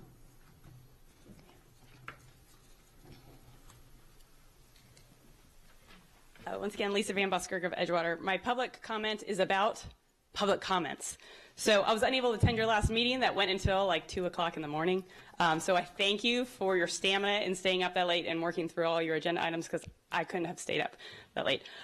So I've been attending board meetings for about 4 years, both morning and evening. In the morning meetings, normally it's just me and a handful of others commenting, because most people don't have the schedule flexibility to be here.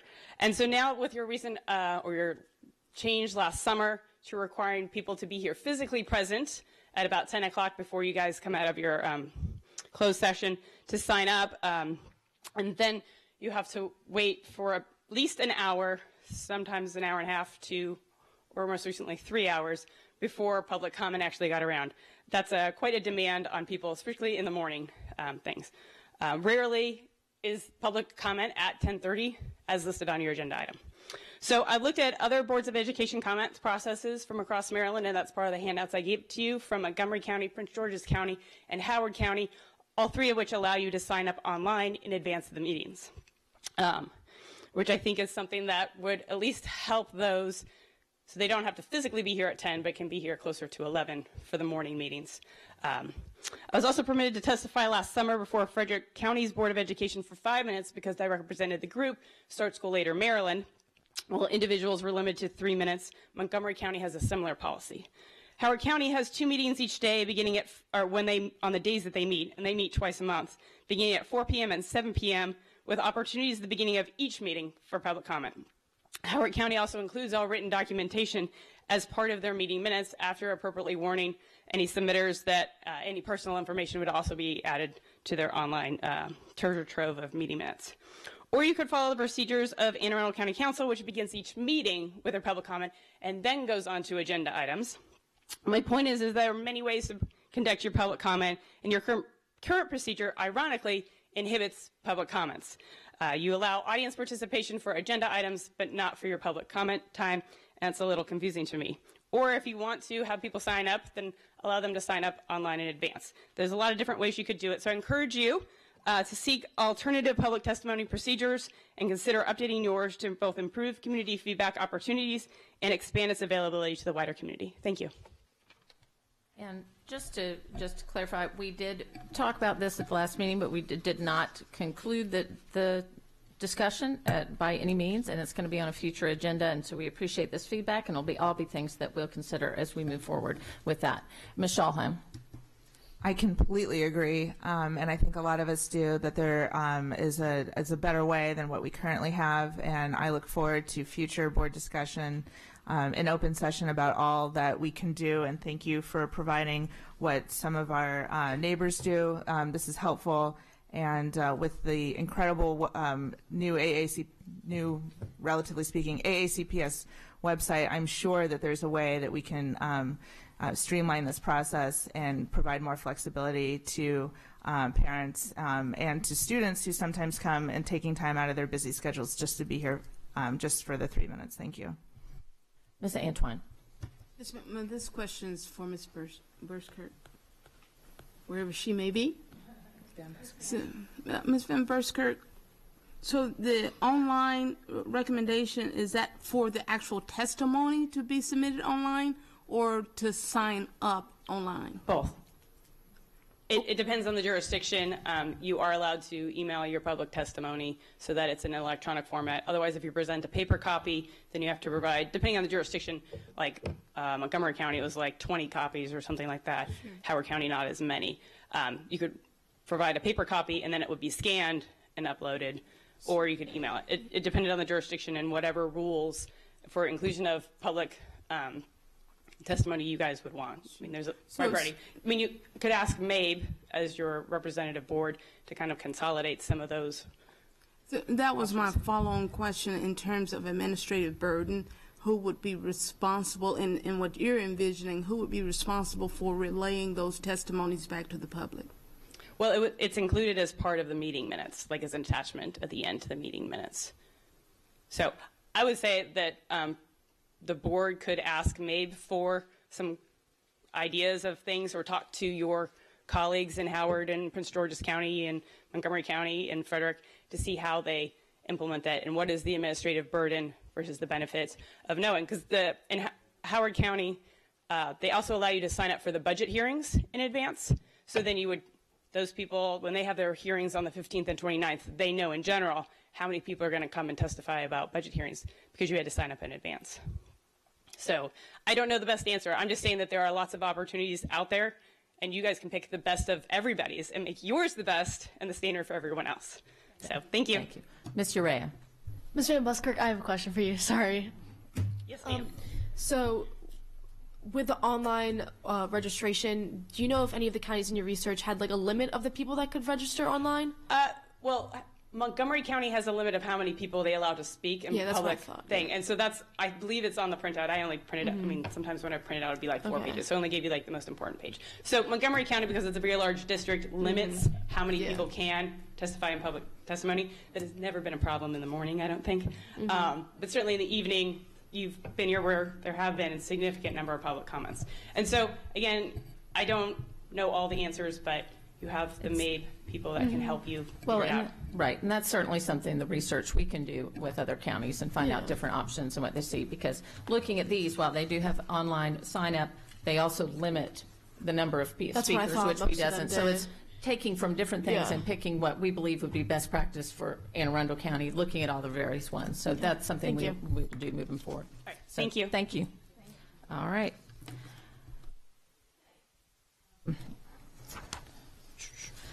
Items 4.01 through 4.04 are consent items. Do I have a motion to bundle these items? Do I have a second? Second. Okay. Ms. Connolly, would you call the roll? Aye. Ms. Gillen? Aye. Ms. Antwine? Aye. Ms. Schulheim? Aye. Mr. Lyde? Aye. Ms. Ellis? Aye. Mr. Brannon? Aye. Ms. Corkadale? Aye. And Ms. Hummer? Aye. 9-0, motion passes. Dr. Arlotto, your recommendation. Yes, ma'am. I recommend board approval of the contracts as listed on today's agenda, 4.01 through 4.04. So moved. Do I have a second? Second. Okay. Ms. Antwine. Thank you. So on 4.01 and 4.02, I had some questions, please. My first question would be, how many classrooms currently need these amplification systems? And is there a cost obligation when there's a corporate agreement? So in other words, my understanding of corporate agreements is that the cost is being covered by the government. So it indicates here that we're financing something for these contracts. So are these separate contracts in addition to the agreements?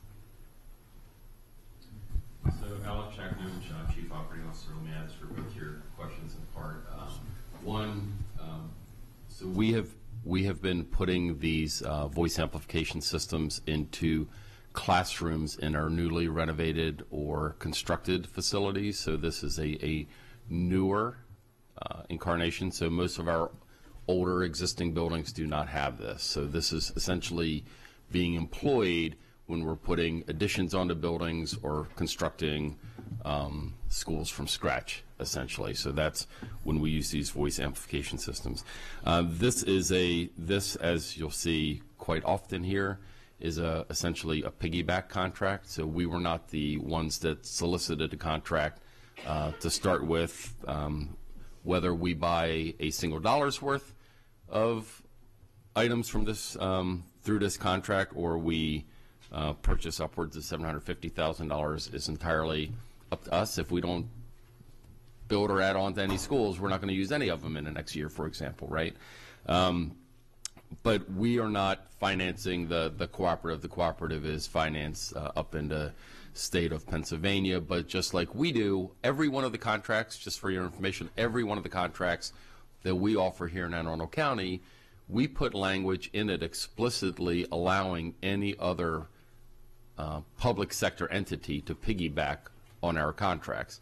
So we do the legwork. In this case, we would do the legwork, right? The administrative overhead associated with that. We would bid it, and be it a county, a municipality, another school district, whoever's out there in the world that in the public sector that wants to look at our contract, likes our term and conditions, is certainly willing to or able to piggyback on it. Conversely, you'll see that's a common practice.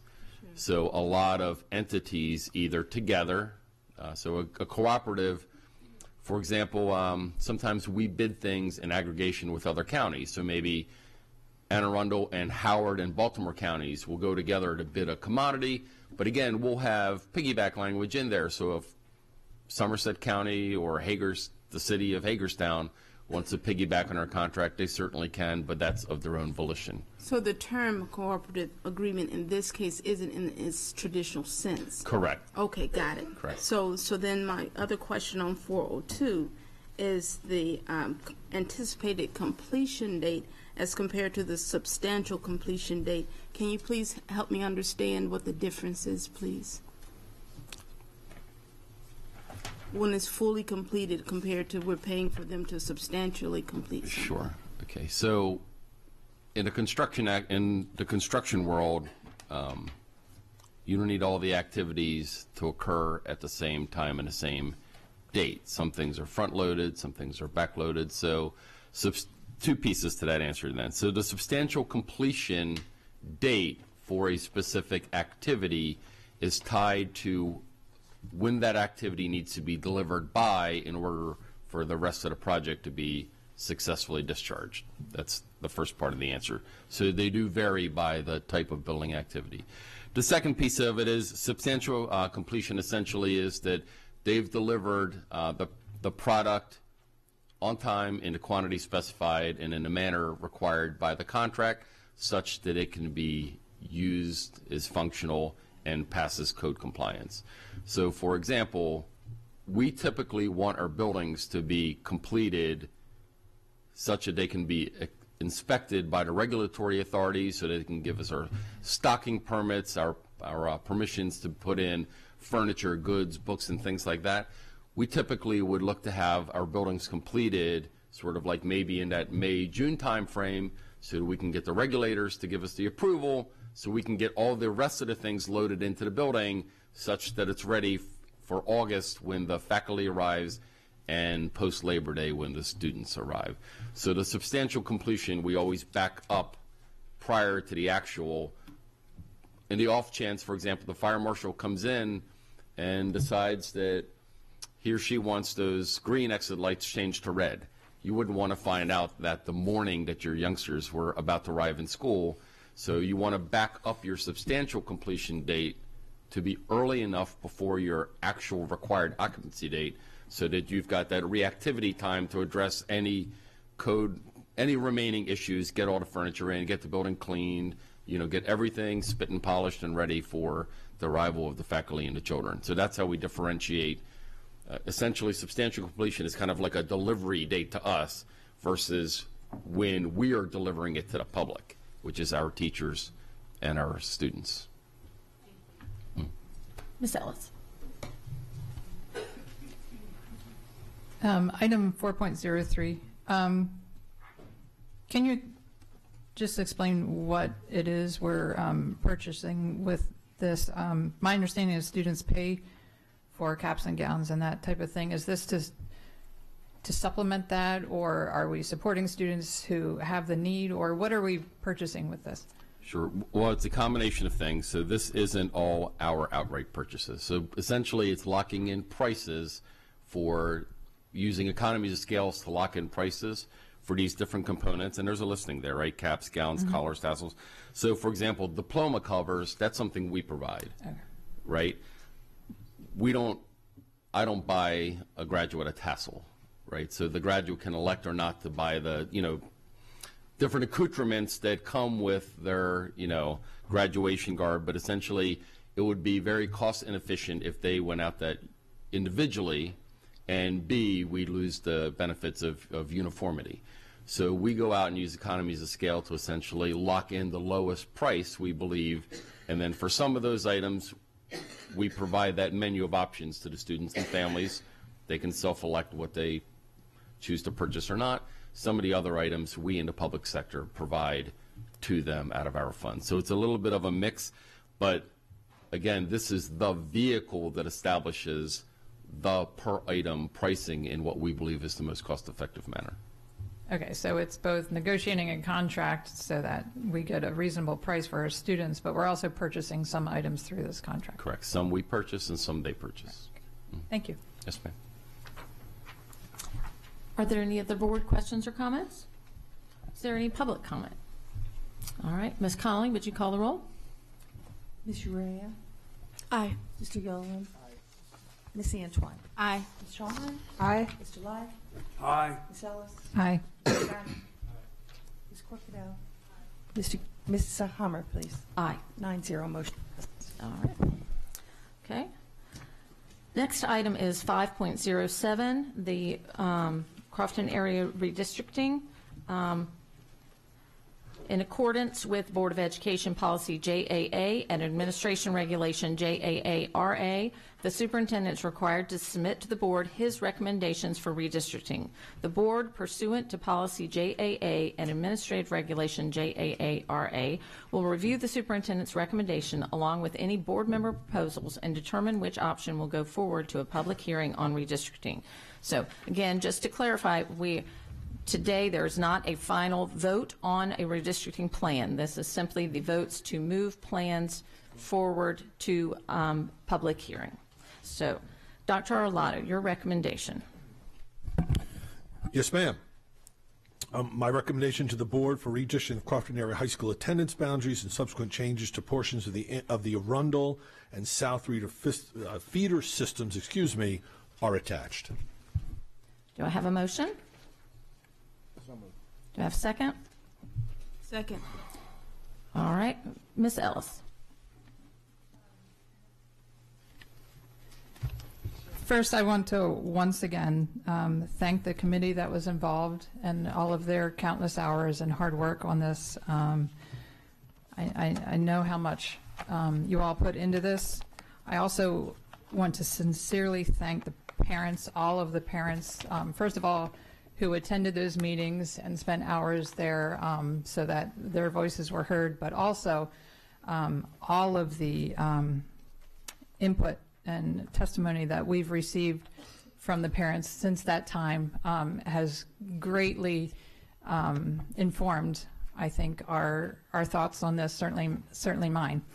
That being said, today, I would like to move that we postpone putting any plans forward and hold a workshop with pertinent AACPS staff to explore all options and ensure we have the opportunity to properly consider all students and families impacted by this redistricting.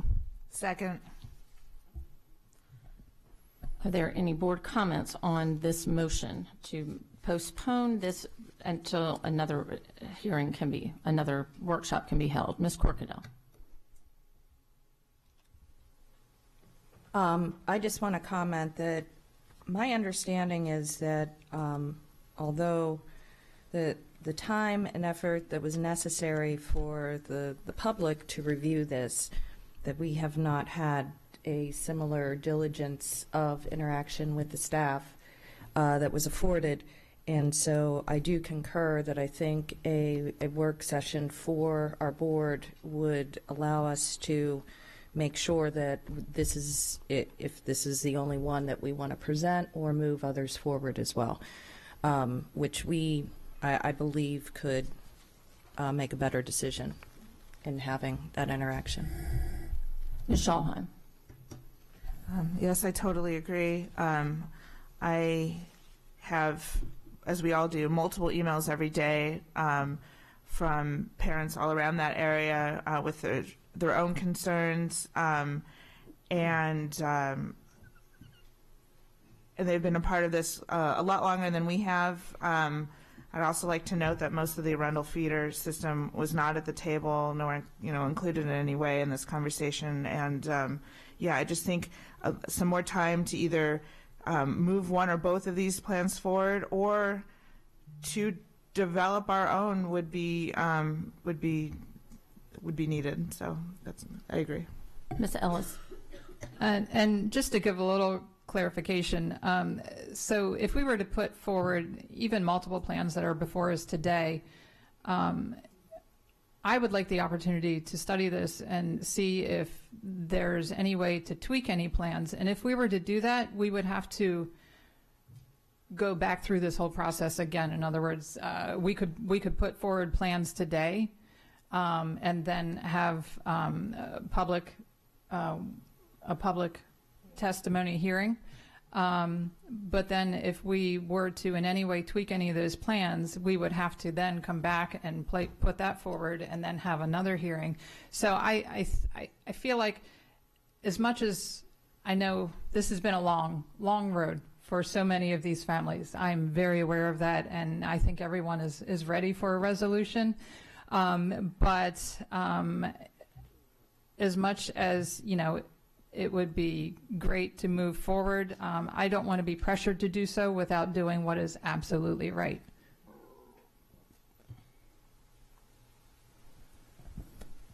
Are there any other board questions or comments? I do want to add something. There are timelines, deadlines that we have to meet in regard to redistricting and submitting to the state. Is that correct? Yes. And so there are some time sensitive about when a hearing has to be held and time for a vote. It's Mr. Shaknovich. Well, again, Alex Sheknos, Chief Operating Officer. You have timelines established within your policy and regs. The state timeline essentially requires that if an action is to transpire in the upcoming school year, it has to be completed and voted upon by this board no later than the last day of April.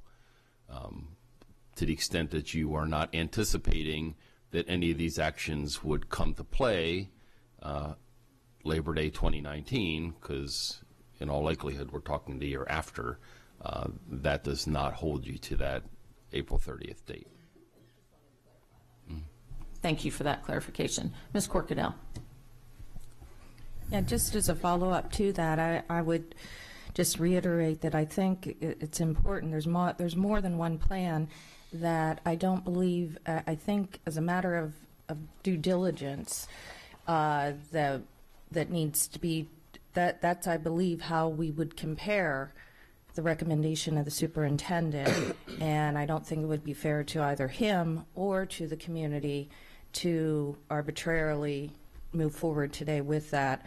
And I would like to have that same interaction that they had, because you guys did a great job with that, interacting with the folks. And I think we would all benefit from that too, because outside of Melissa and myself, those are our areas, but for the rest of the board, your familiarity may not be as fine-tuned as ours is.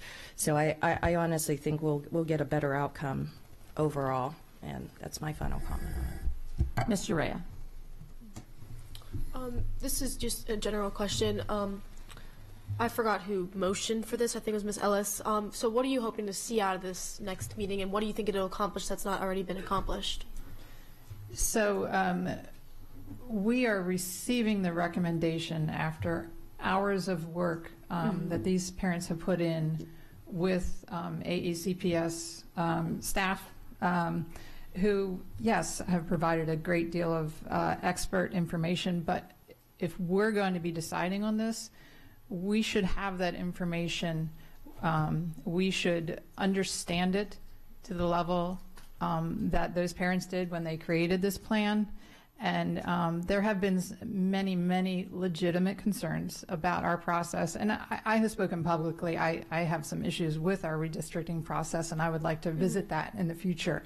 But we're talking about community representation, and I believe that there are community members impacted that weren't really at the table or were not adequately represented as far as in numbers. So you want like a meeting where we get to discuss it with we get to discuss it with the experts to just make a really informed decision. Yes. Yeah. Okay. Michelle Hahn. Yes. So I agree with that too, and I also want to understand, when talking with the experts, why it is that one plan was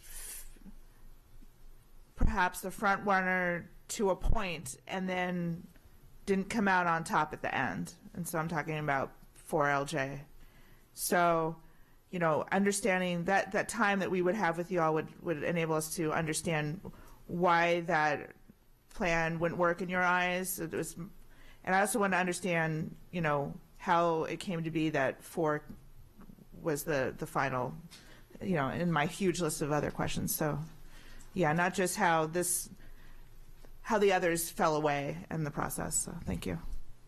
And if the board decides to move to that, those can all be addressed. But I do want to stress, too, that the recommendation came from the committee, that was the committee's vote on what came out. That was not, that's the individual committee members made their individual decisions on how that vote would be, the individual parents. So that was meant to be separate from the school system. But if this motion moves ahead, that workshop can present all the data that they were shown too, and the strengths and pros and cons of each different plan that would come out. So are there any other board questions or comments on this motion? Is there any public comment on this motion? Yes, ma'am. Come on.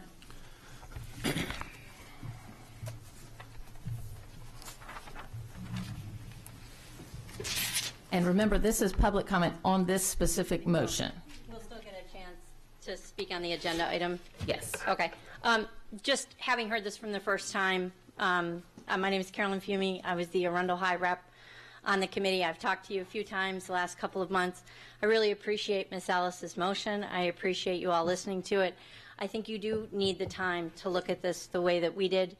I think that it would be great to have you, your planning office is very knowledgeable. If you had any questions for committee members, I know we would be willing to speak to you. So I think a workshop is a great idea. Thank you. Yes, sir. Good afternoon. I'm Dwayne Boyd. I want to thank Ms. Ellis for her motion as well and show my support of the motion. I think it's very important to be able to reconcile some of the inconsistencies in the current option 4. Certain ones is like non-contiguous boundaries and using Route 3 as a barrier when the actual plan shows discrepancies with those being forwarded. I think it's important to have a broad perspective. And in terms of representation, I live in the Villages of Waugh Chapel, which is 1038C. We were not represented in this process and would like the opportunity to do so going forward. So thank you for the motion. Ms. Shalahan. Yes, I just had a comment about that. Yes, both plans ultimately have children using Route 3 in some regard, and so the argument that we can't choose one plan over another because of Route 3 to me doesn't make sense, because they both involve Route 3. Well, and just to clarify, we're just talking about this motion, not debating the pros and, I know, just saying, but we're not debating the pros and cons of the different plans at this point. Ms. Hicks. Latika Hicks Crofton. With regards to the motion, I think I just want to remind the board that you did ask for a committee to be convened, all right? So redistricting, every advisory committee was convened, and that committee consisted of parents from the schools that could potentially be affected. So that was 18 parents that was on that committee.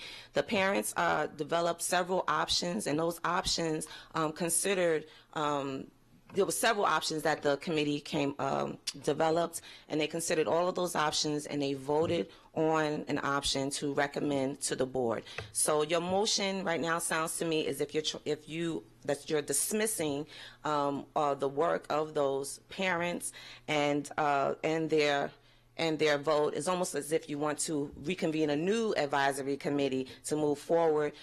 Those parents on that board, that ones that did vote, unless someone can say otherwise, they weren't under duress. So, I mean, take the time. Everything was, again, to remind you that during the committee, it was open to the public. All of the information that we reviewed was available to the public, which included all of you. But if you feel that you need more time to look at that, okay. But I don't, it sounds to me as if we want to do a do-over because maybe some folks didn't participate in the process at the time, again, which was open to the public, so. Mr. Grannon. I don't have the exact numbers, but it had to be more. It was 9, so it had to be more. It was 18, so it had to be more than 9 to vote on. It was 10 to 5. Okay. Okay, yeah. It was 10 to 5 and 2 abstentions. Right. So. And 1 person was sick. So it was 10 to 5. So the bottom line is that was the process That was the process. So unless we want to change the process because some people aren't happy with it, I don't understand that. Ms. Corkadell. Thank you, Ms. Hicks. I just a point of clarification. So the work group, the work session is for the board to become acclimated with the same data that you guys received, so that we can move forward in public testimony, understanding which options you guys weighed in on, and then how we got to that final. So this is informational for the board, so that when we move forward with the public testimony, still probably on schedule, I would presume, or thereabouts, they will be a much more informed board, I believe. And it will I'm hoping it will have the opposite of your concern, and in that it's not to reopen or reconvene, but to make the most conscientious decision. Ms. Ellis. And just to reiterate, first of all, we have received a great deal of legitimate testimony that we do need to consider and take a look at how we got to where we are, how we got to the current recommendation. And this is also an attempt, again, to streamline the process in the event that we were to in any way tweak any of the plans. If we do it, if we put forth plans today and then determine that there's some other plan, even if it's very close to one that's already there, we're going to have to sort of start over and go backwards a little bit. So I'm hoping to streamline this process by giving us this opportunity to be fully informed. If there's no more public comment or board comment, we'll go ahead and vote. Ms. Connolly, would you call the roll? This is the motion to hold an additional workshop for the board regarding the different redistricting plans. Ms. Urea? Aye. Mr. Gilliland? Ms. Antwine? Aye. Ms. Schallheim? Aye. Mr. Lott? Aye. Ms. Ellis? Aye. Mr. Grannon? I'm going to vote aye in deference to my colleagues, but I just don't want there to be a misunderstanding. I think I've got it correct. If we were to make changes at that hearing going forward, that would just be the result. We wouldn't have to then submit that back to the public for comment. What we do at that hearing is final. No, actually, if a new plan is submitted by someone on the board after that hearing, according to regulation, it would then, the plan, any change in the plan we made would have to go back out to an additional public hearing and then revote it. Okay, thank you. Yes. Oh, hold on just a minute, board counsel. Darren Burns, board counsel. Mr. Grannon, thank you for that question because it triggered a need to come up. I just want to make sure the board is aware, and certainly Dr. Arlotto can keep you posted on this as he works on whatever workshop were to occur from the motion. But keep in mind, you don't just have an April deadline in your policies and regulations. You have an end of January deadline to announce that you intend to take something to public hearing. So wherever you are in your process, just be mindful of your unpublished timelines. That's one of the reasons why I think the committee and the community did all their work ahead of maybe when some of these board members joined this board, because it's driven by a timeline. And that's the timeline the public is aware of. And so if by the end of January you must announce to the public that you intend to take any redistricting forward, you must do that. You may not have your exact plan ready, but you've got to say which school and that you have a plan you're taking forward to hearing. So again, you have some time, but there's only one more January meeting, so I just want to make sure that the board is aware that you have policy and regulation on these points. So we must announce by the end of January that we're going to hearing. Yep. Does and it have which school and that you're going to hearing. That's so which school would it have to include? Do we have to announce the specific plans by the end of January, or just that we've said that we're going to hearing affecting these schools and I don't want to preempt what Superintendent's staff counsel might advise him as he presents items to you. There is some gray area in your regulation, but it clearly states that if you intend to take redistricting forward at any school, you are to conclude by the end of January what's moving forward. Okay. And how much But- details in that plan, I think, that's not necessarily specified in the regulation. Okay.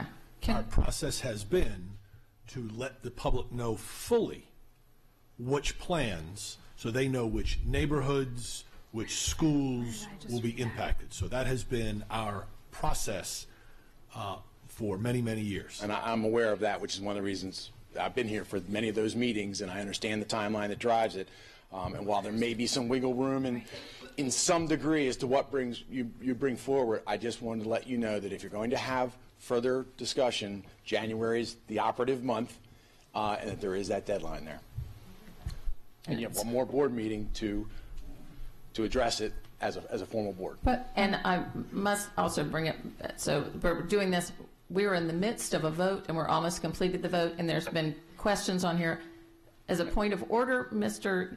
Burns, do I need to finish the vote and not take public comment? Or? I think Mr. Grannon had raised an issue. I wanted to make sure you had additional information. You can proceed as you wish. Okay. My vote remains aye. Okay. Ms. Corkadell? Aye. And Ms. Hummer? Aye. Ms. Ellis? I guess since the motion passed, I'm not sure if we need to continue to discuss, but there is also language in the policy that if we were to come up with another plan or a plan was amended after that public hearing, then we would start over. So we do have it built into the timeline to carry this out further. We do, in that a new plan could be added at that point, but the regulations do say we need to put forth by the end of January what plans at least some initial plans that would come out, but then it could be added. But there, as the regulations stated, it's kind of the board can add and have additional ones, and then if an additional hearing needs to be made. But there will need to be something put forth. But we have time. It's January 9th. We have till January 30th. So, Mr. Leib. I understand exactly what council, led us to. However, I believe our regulation is based on the fact that in all other instances I know of redistricting in Anne Arundel County, it was for the next school year. This is for 2 school years out. And therefore, as much being a retired Navy guy who lives and die by regulations and codes, etc., in the world, sometimes there are exceptions to how the application of things in an ideal world occur. And I don't know if that gives us some leeway here in that this redistricting decision is not going to be effective in the next school year. Therefore, the January deadline is more or less, a false deadline in this case. If I could, so you're right, Mr. Leib, in terms of when this will need to take effect. But we have attempted to be incredibly open with the public. We have not created a high school boundary in over 30 years. So what this board has to create is an attendance boundary, and boundaries have limits, right, as you well know. And so it was purposeful that we asked this board to go through the process, that we asked the committee. It was rightfully said, the committee worked hard. We followed your policy in the regulatory language to get us to the point we are today and that timeline. And so the further you push it back, the less time the community knows when and where their students are going to move. We've tried to be very transparent. The committee did the work. We purposefully did it 2 years out because we haven't built a new high school community in over 30 years. And so we've got to create boundaries and attendance zones for a school that literally does not exist yet. And we wanted to make sure that, again, when you draw boundaries, and you have to draw boundaries, somebody's going to end up on one side or of the boundary, and some folks are going to be really happy about it, and some are not. But whether they're happy about it or not, we want everybody to know that as soon as possible.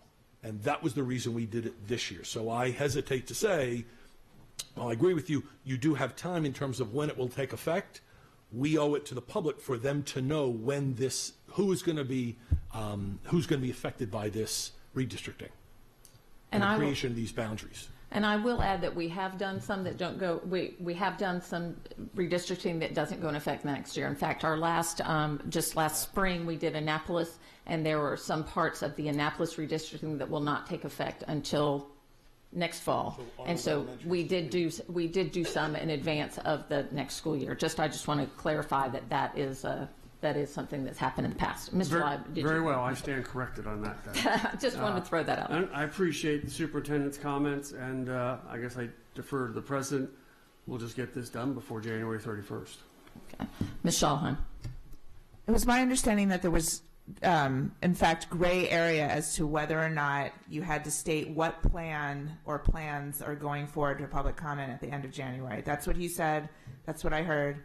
And so I don't think that we need to, if I'm correct in what I heard, then we definitely have some more wiggle room. And the April 1st deadline, I thought, was for the next school year. And since it's 2 years out, I would argue again that we have some time to do this right. I want to do this right so that the community feels like they were properly served. And so that, Again, I will say that my goal will be that we meet the guidelines in here, so if need be that we get this done by January 30th, if at all possible, so that we can put forth whatever plans we want to have. That will be the goal as we move forward. Ms. Ellis. Just to answer real quick, Dr. Arlotto, you just said we owe it to the public to know who is going where, and I feel, while I do sympathize with that, I feel we owe it to the public to first get this right. And to restate one more time, this could potentially be streamlining the process instead of having to circle back to where we are right now. All right, so that motion is passed, that there will be a workshop and that the postponing making decisions on public hearing. At this time, I do have some comments cards that were there if people still would like to speak on this agenda item. Stacey Montagna, Diana McMullen, Carolyn Fiume, Dwayne Boyd, and Clint Jardine.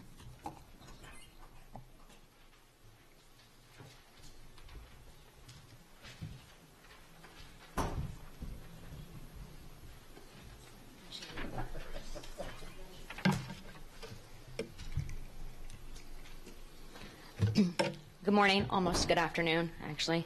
My name is Stacey Montaigne, and I'm the Vice President of Arundel Middle School PTA, and I was also on the Crofton Area High School Redistricting Committee. I'm here today to ask you to vote yes to take option 4LJ to public hearing. This plan is the only plan that will keep all schools involved as close to state-rated capacity as possible. The plan that was submitted by Dr. Arlotto just shifts the overcrowding from Crofton schools to Piney Orchard Elementary and Arundel Middle. You know the saying, don't rob Peter to pay Paul? Essentially, that is what the superintendent's plan does to the Arundel cluster students. Please do not alleviate the overcrowding at the Crofton schools at the expense of the Arundel cluster students. In 2020, if neighborhoods 1038B and C are moved to Arundel Middle, we will have a projected state-rated capacity of 113%, and that number only continues to grow. Per the AACPS Strategic Facilities Utilization Master Plan Final Report dated August 31st, 2015, on page 6, under Capacity and Utilization, it stated, quote, utilization above 110% was considered inadequate, end of quote. Arundel Middle is already bursting at the seams with 4 temporaries. Where will the additional temporaries go? What happens when the students from Odenton Town Center start attending AMS? Our classes are already pushing 40 students. At this time, there's no plan for AMS in the capital improvement plan. I implore you to add Arundel Middle to the CIP immediately. The last time Arundel Middle was renovated was 1983, 35 years ago. Crofton Middle has had 3 renovations since, last one in 2015. When AMS was built, it was built as a junior high school. The junior high concept groups classes by content, which forces students to walk the length of the building almost every period, creates a content focus instead of a student focus, and junior highs have proven to be developmentally inappropriate for 11 to 13-year-olds, increasing dropout rates and decreasing student engagement. Time is of the essence. Arundel Middle needs attention. Please expedite a feasibility study. I would like to invite each of you to visit Arundel Middle. I can schedule a tour, walk the building with you, our principal, and our PTA president. Regarding the non-continuous lines, 10 years ago, half of the Piney Orchard community was redistricted to Four Seasons Elementary. I was one of those families. Not only did my children pass our neighborhood school to get to our new school, my children also passed Wall Chapel Elementary and then arrived at Four Seasons. Yes, we passed 2 elementary schools before we even got to school. If it's okay for us to do that today, then 1038C should be able to do that in going to Crofton Meadows. Crofton Meadows is at the same capacity rate as Piney Orchard, and then that would keep everybody level. I feel like this redistricting is based on emotions versus facts and numbers and concrete data. I just would like you guys to take option 4LJ to public hearing. And I know you guys aren't doing that today, but going forward, thank you.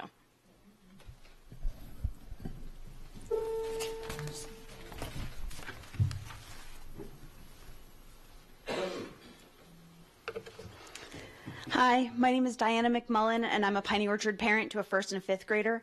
Although I was not on the redistricting committee, I attended all of the meetings and followed along with all of the iterations of enrollment numbers as they've been made available to the public. And I also addressed my concerns at that time over what was being proposed to the Arundel cluster. I've testified at the Board of Education previously in December that the 4LJ plan needs to go forward and how it minimizes the impact on the already overcapacity Arundel Middle. Today, I need to bring to light why this plan deserves to be brought forward to public discussion, in addition to what was proposed by the superintendent in December. As you know, the main difference between the plan that's proposed by Dr. Arlotto and option 4LJ is one neighborhood, 1038C.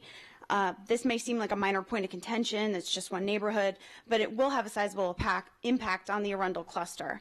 As previously mentioned, the enrollment numbers that were used for this redistricting exercise only included the development activity occurring inside the Crofton school boundaries. Both plans propose to move students into the Arundel cluster with no consideration for the development that's occurring in the Arundel cluster. This is not only biased for Crofton, but it's neglectful for the Arundel feeder schools. Today, the 1038C neighborhood consists of 52 students currently attending Crofton Elementary, but AACPS planning office projections show that this neighborhood will grow in 2022 and 2027. Since both redistricting proposals have neighborhood 1038B, the Two Rivers community, being redistricted into Piney Orchard, we need to look at what 1038C is going to do to Piney Orchard as proposed in the superintendent's plan versus its impacts on Crofton Meadows, which is option 4LJ. And I just want to make one additional point of clarification based on the public comment that was made at the last meeting. Crofton Meadows parents argued that their school was the smallest of any elementary school on the table during the redistricting process. This is a fact that further supports 4LJ. Crofton Meadows has 88 students less than Piney Orchard currently, but they have the same amount of administrative and counseling staff as Piney Orchard. They both only have one cafeteria, one media center, one gym, one place for before and after school activities. Trailers can help with classrooms, but these common spaces can't be expanded. So what about long term? 1038C is being developed, but so is 1038B, and at about the same rate. In 2022, 1038C is built to capacity, but 1038B, which is going to Piney Orchard in both options, is still growing at about double the student population. Option 4LJ keeps the schools equitable in the 2027 projection, with Piney Orchard at 120% state-rated capacity and Crofton Meadows at 123% the state-rated capacity. The superintendent's recommendation puts Piney Orchard at 137% the state-rated capacity and Crofton Meadows at 103%. I understand that none of these decisions are easy, but we just ask that you keep things equitable. Thank you. Hi. Again, I'm Carolyn Fumey. I was the Arundel High rep. Instead of my prepared remarks, which was about taking it to public hearing, I'm just going to respond to some things that were said. I have the highest respect for Ms. Hicks. She was on the committee with me, but I did want to make a point. We're not trying to do over because we were the 5 losing votes. What your regs say is anybody can bring something to public hearing and present it to you. We thought it was an alternative that we all didn't vote on this because the other one had passed, the 4LJ plan got the most votes in the initial round. And just the superintendent's plan came up first. And so when they got all the votes, we didn't subsequently go back and vote on 4LJ. I should have done that. And frankly, that was a procedural thing we didn't realize. But the reason that we wanted to bring 4LJ to you is because it is more equitable and it does balance it out better. And we thought you should be aware that it existed. We also did think that the planning office having an objection to the non-contiguous boundaries right before the vote, when the plan was on the table for 3 weeks, did alter the vote on option 4, just to be fair. 7 committee members want you to take option 4LJ to public hearing. Those are the 5 of us that lost, 1 person that voted for the superintendent's plan, and 1 of the abstentions. I love the idea that you'll workshop it and take a look. If you have any questions about 4LJ, Scott Schuler in your planning office is fantastic, but I have been living and breathing this for a few months now. I'd be happy to meet with any of you and answer any questions. Thank you for your time. Thank you. Ms. Antwine. Just for clarification, the workshop does include the committee as well as the staff, right? That was not my understanding. Generally, when we have a board workshop, it's with staff, that we have staff members that present to us. Workshops they are open to the public, but we don't take public comment, and we'll have the staff there that can answer questions. But we have, as with Ms. Fiume, I know that we've all heard from many people of the committee as well, and they'll have the opportunity to reach out to us as well. Right, but what the staff is putting out to us is coming directly from the committee. That's directly. Yes, they will share the details from the committee and everything, all the information that was given to the committee in making their decisions and how the plans were done. It will be the same information that the committee considered as well. Understood. Thank you. Yes. Good afternoon once more. I'm Dwayne Boyd. I reside in the homeowner in the Villas of Watt Chapel, 1038C. I have a second grader and a 4th grader in Crofton Elementary, and I'm here to express my support for option 4LJ with an addendum. A small addendum, I add. I'm deeply concerned about the current option 4 because it takes my children out of the Crofton Elementary School. I want to expressly state that I bought my specific home so that my children could attend Crofton schools. We are a row home of 40 homes that were built and completed, all in expectation of being in the Crofton School District. This is having an economic impact as well as perceived value of our home value by having to have to move and bypass 5 other schools to go to a school that is not close to us. It's not convenient, and it's actually, logistically, it just does not make sense. So I just wanted to express, as a homeowner, uniquely situated, we are the only homeowners who are being asked to move out of the Crofton School District when we all justifiably relied on the representation that would be a part of that school system. Option 4 does not work for us because, as I mentioned, it's 5 miles away. There are 5 elementary schools closer, and we have the Riverwalk community slating students to go to Crofton Elementary, displacing our students when the Riverwalk community hasn't even been built. So you're displacing actual students for hypothetical students. You've already talked about the crossing Route 3, and you can see that there's discrepancies in that. There's other part of it too, and just in terms of the social part, our children are socialized not only with our neighbors, but with the Crofton. We participate in Crofton sports. We go to Crofton churches and other community activities. So I just think that for us to be moved is just unfair overall. And no, we were not represented previously. 1038C was not specifically represented, and our community specifically was not represented prior. Now, the other thing I want to request here is also to see if you could conduct impact assessment on diversity and socioeconomic status. That has not been done yet. And I just wanted to suggest strongly that you do that just to remove any perceived or possible perceptions of this being driven by race and by economic status. So in conclusion, I just want to state that once more, as a homeowner who bought in this community specifically to be a part of the Crofton schools, I would like for the board to move forward option plan 4LJ with addendum. The addendum is that the 40 homeowners in our home would send our kids to Nantucket to decrease the impact on Crofton Meadows. Thank you for your time and consideration.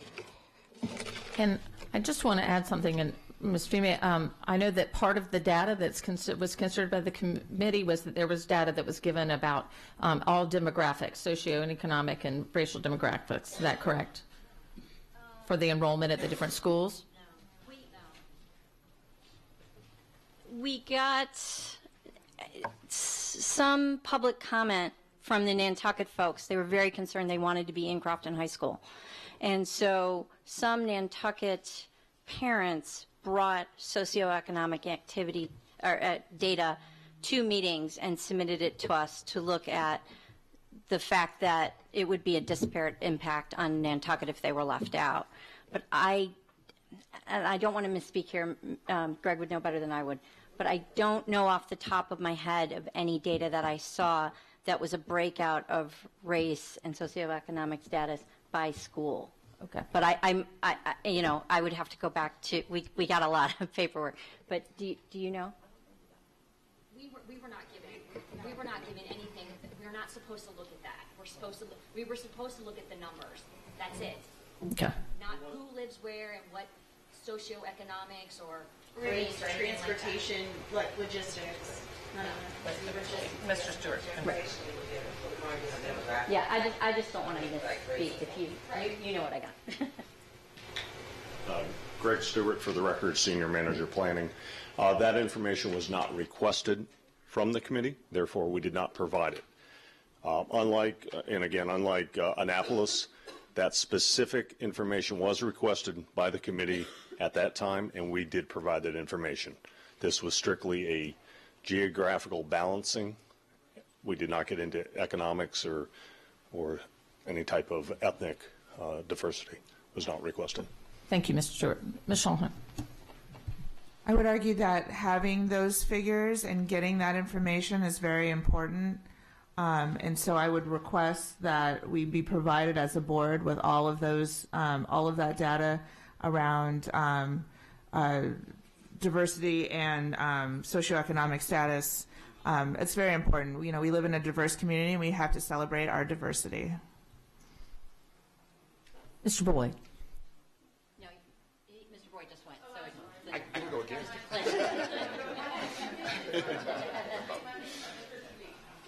No problem. Again, my name is Clint Turdine, parent of 3 future Nantucket elementary schoolers. Thank you for the opportunity to talk with you again. I think I was here back in October. Good afternoon and Happy New Year.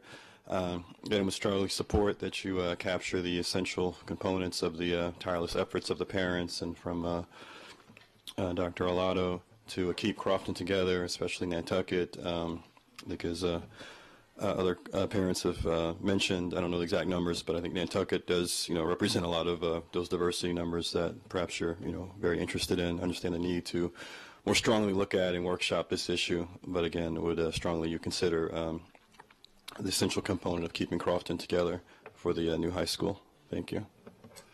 Mr. Grannon. I just want to make sure that the board gets the advice of legal counsel before we take into account any criteria like race or anything like that in redistricting decisions. If that was a suggestion, I just don't know if that's legal, and I want to make sure that we get advice from legal counsel whether that's permissible. We actually have used that, but not to look at the numbers, because I know 2 years ago when we had come up, one of the arguments that some parents made was that it was going to dilute the diversity at different schools. So it has something that's been has been considered before. When it comes up, and it's with Annapolis, that was also a consideration to try and make sure that we weren't diluting diversity at different schools more than necessary to have in there. So, Ms. Antwine. My question would be the impact on diversity for this has obviously been done internally. It sounds like that. I want to make sure that work has been done. If so, that makes the information readily available to us. So, if possible, since it's readily available, could we get it before the workshop, please? All right. Thank you very much. Oh, Ms. Hicks. Latika Hicks, Crofton. I want to say that I support the superintendent's recommendation, which is basically the recommendation of the redistricting advisory committee, with the exception, I think, of some timing and grandfathering, which I think should be discussed during public hearing. The board asked for the redistricting area committee, as I said earlier, the 18 parents, 2 from each of the, what they cited as possibly the 9 affected schools. One thing I could say about being on that committee was that all of the parents on that committee were laser focused on trying to come up with a plan that best served all of the students in the committee. They were definitely committed to that and put in a lot of hours. I saw that. The committee created several options, which included option 4LJ, but ultimately the committee voted to recommend option 4. I believe that option 4 is the most feasible because it is not focused just on one school, but all of the area schools. We had several challenges that we were looking at as a committee that was overcrowding, taking into consideration the aging schools, trying to keep the schools together. So it was extremely frustrating, especially trying to work out those numbers when we were all basically put in the same situation where we had all of these overcrowding schools. And I think it was actually unfair to us parents because it seems as if, like right now, we're being pitted against each other when actually we want Anne Arundel County to provide us with adequate facilities. And so this is why we felt that, I feel that option 4 is the best one to move forward in that, because it does consider the construction of West County Elementary School, which is in, I think that's 1038B, that new development in the back, which would alleviate some of the overcrowding, temporary overcrowding for Piney Orchard Elementary School. I think also in the recommendation, we asked for the expansion of the Arundel Middle School. Actually, I think we asked for it to be rebuilt, actually, because it's really is falling apart, and for the Arundel High School to be renovated. We also asked for the expansion of Crofton High School because we see right from the start that Crofton High School is not going to be adequate for the number of students that's going to feed into that school. We asked for another middle school. So basically, I think option 4 is the best option because we want to put the pressure back on the county, back on our county executive, to make sure that they provide the funds and that Dr. Arlotto asks for the money that is necessary to have those renovations, to develop the new schools, to take into consideration all of the new development that continues to be going, that's going on right now, that's going to continue to put the pressure on all of our students, which is unfair. Thank you, Ms. Hicks. All right. So, thank you all very much. We'll now move on. Item 5.01, administrative personnel appointments, and there are no appointments today. Item 5.02 is personnel. Dr. Arlotto, your recommendation. Yes, ma'am. I recommend the board approve the actions as stipulated on the attached sheets. Do I have a So moved. Do I have a second? Second. Mr. Gulley. Thank you, Madam President. I just wanted to publicly acknowledge and thank Kathy Lane for her service, as she's noted as one of the retirees. I know she's no longer here. She is someone who's been a great support and advocate for me in my role as state director of adult education, and her work in the alternative space is known. Alternative education space is known throughout the state, and she's a leader in that area. And I just can't thank her enough for her service. And I want to echo that. I've worked with Ms. Lane going back more than a decade back as a parent as we were bringing Monarch Global to the Laurel community, and we've worked very closely together. And the impact that she's had on many of our most vulnerable children has been significant over the years, and she will be missed. I also want to give a shout out.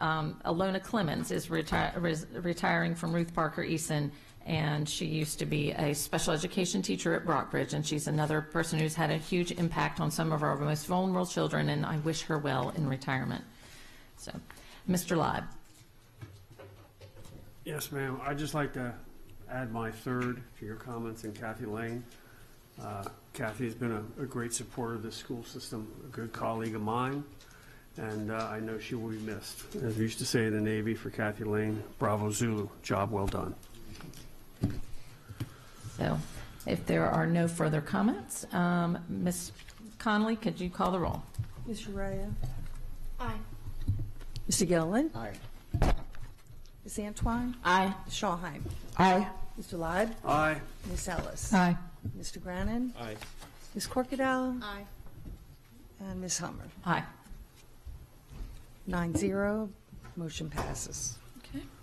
Okay. Item 5.03 is action items, student behavior interventions, exclusion, seclusion, and physical restraint, policy JK. Dr. Arlotto, your recommendation. Thank you. Yes, ma'am.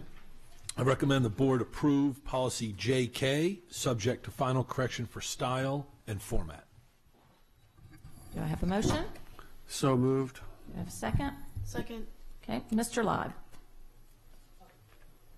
Ms. Schallheim. Hello, good afternoon. I know that you give us the regulation for as a courtesy, and I definitely appreciate that. But I believe that we should, with regard to the required documentation under item 4, physical restraint, instead of it, it refers back just to the physical restraint item, not the whole thing, not the seclusion or exclusion. And I just want to be on record as saying that that any of these things, when used, should have required documentation and follow-up, et cetera. So I acknowledge that this is part of the regulation and that's not our wheelhouse, but I definitely want to be on record as stating that. It's kind of, and then I'll just add, we don't practice seclusion, so we wouldn't have any documentation of that because we don't do that. But and then for the exclusion, there are things in the regulation that would state that there would be anecdotal records, and if there's extended periods, it must be referred to the school-based teams and the IEPs to be reviewed as well. Just want to say that there is some reporting requirements in there for that. Ms. Schallheim. I guess I would like them to all match the ones stated under fiscal restraint. Thank you. All right. Are there any other board questions or comments? Ms. Antwine. Just quickly, last time this was brought up, we asked about who was the appropriate personnel, and it was my understanding we would get that information. We knew that it wouldn't be an all-inclusive list, but some examples of it. So if we could still get that, please. So it was specifically, we're looking under section C under position, and it indicates that all appropriate personnel. Just an idea of who that describes. I also looked in the regulation and it didn't bring it out. So if we could get that, it's not time sensitive, just for our understanding. Thank you. I can tell, Bobby Petrick, Director of Special Education, hello and good afternoon. I can speak to that. It does vary from school to school, but in general, the individuals that are trained in the positive behavioral supports tend to be administrators, school counselors, special educators, some general educators, behavior interventionists, some teaching assistants. So it's fairly consistent, but in any given year, a principal or a school team might decide that there's a need for a particular individual to receive the training. Yes, ma'am, and that's pretty much what you shared before. We just wanted, before it was my understanding, I forgot who brought it up, but that if we get an identifiable list, it will help us in our decision making.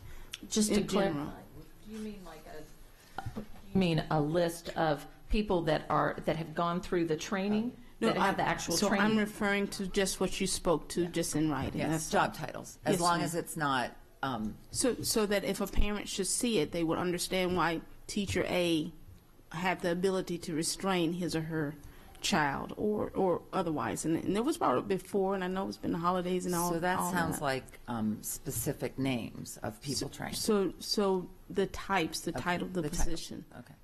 If it's even a TA, if that TA is trained to do that. As long as that's not exclusive, because like I said, in any given point in time, the school team may say, Right. oh, we need our media specialist. So these type of appropriate personnel include, but are not limited to. Exactly. Boom. Yes. Sure. Thank you. Ms. Schallheim. I also had a question. You know, we've been knee-deep in a 400-page book lately, and when I was looking at the special ed portion of that book, that being the recommended budget, sorry, it stated under special ed specific language around PBIS, and I apologize if I get that acronym wrong.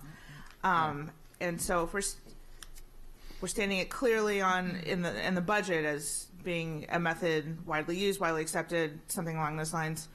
But then there was resistance to putting that specific language in the policy, though I think it would, I guess it would fall in the regulation. But I think that would be useful to include, since we're putting such emphasis on it so much that it's in the budget as a method used. Sorry. If I understand you correctly, it sounds like you're asking, the acronym is Crisis Prevention, it's Crisis Prevention Institute, CPI. That's the company. No, there was another, yes. That's the company that we utilize, and most school systems do utilize them for the training. You're asking if that could be put into the regulation. Yeah, because they obviously mandate, or they obviously provide a set of a toolbox from which you all pull out of. So if it's so important, I think it is worthy of inclusion. I believe the last time when we discussed this, my response was that we elect not to put the specific name in, because if a program came around tomorrow that had research that proved it to be 10 times more effective, we'd want to be able to consider moving from CPI to that. I think including program. that is, one of, I think there's ways to get around that, right? So one of our toolbox might include.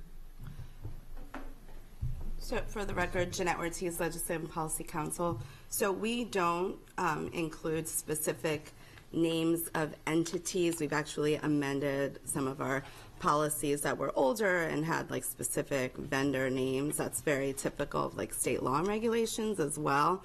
For a variety of reasons, as Ms. Pedrick mentioned, that could change, and so we describe it in a more general term. So there are references to positive behavior interventions and supports in the policy and the regulation, but as a practice, we don't do that in policy or in regulation. Okay, thank you.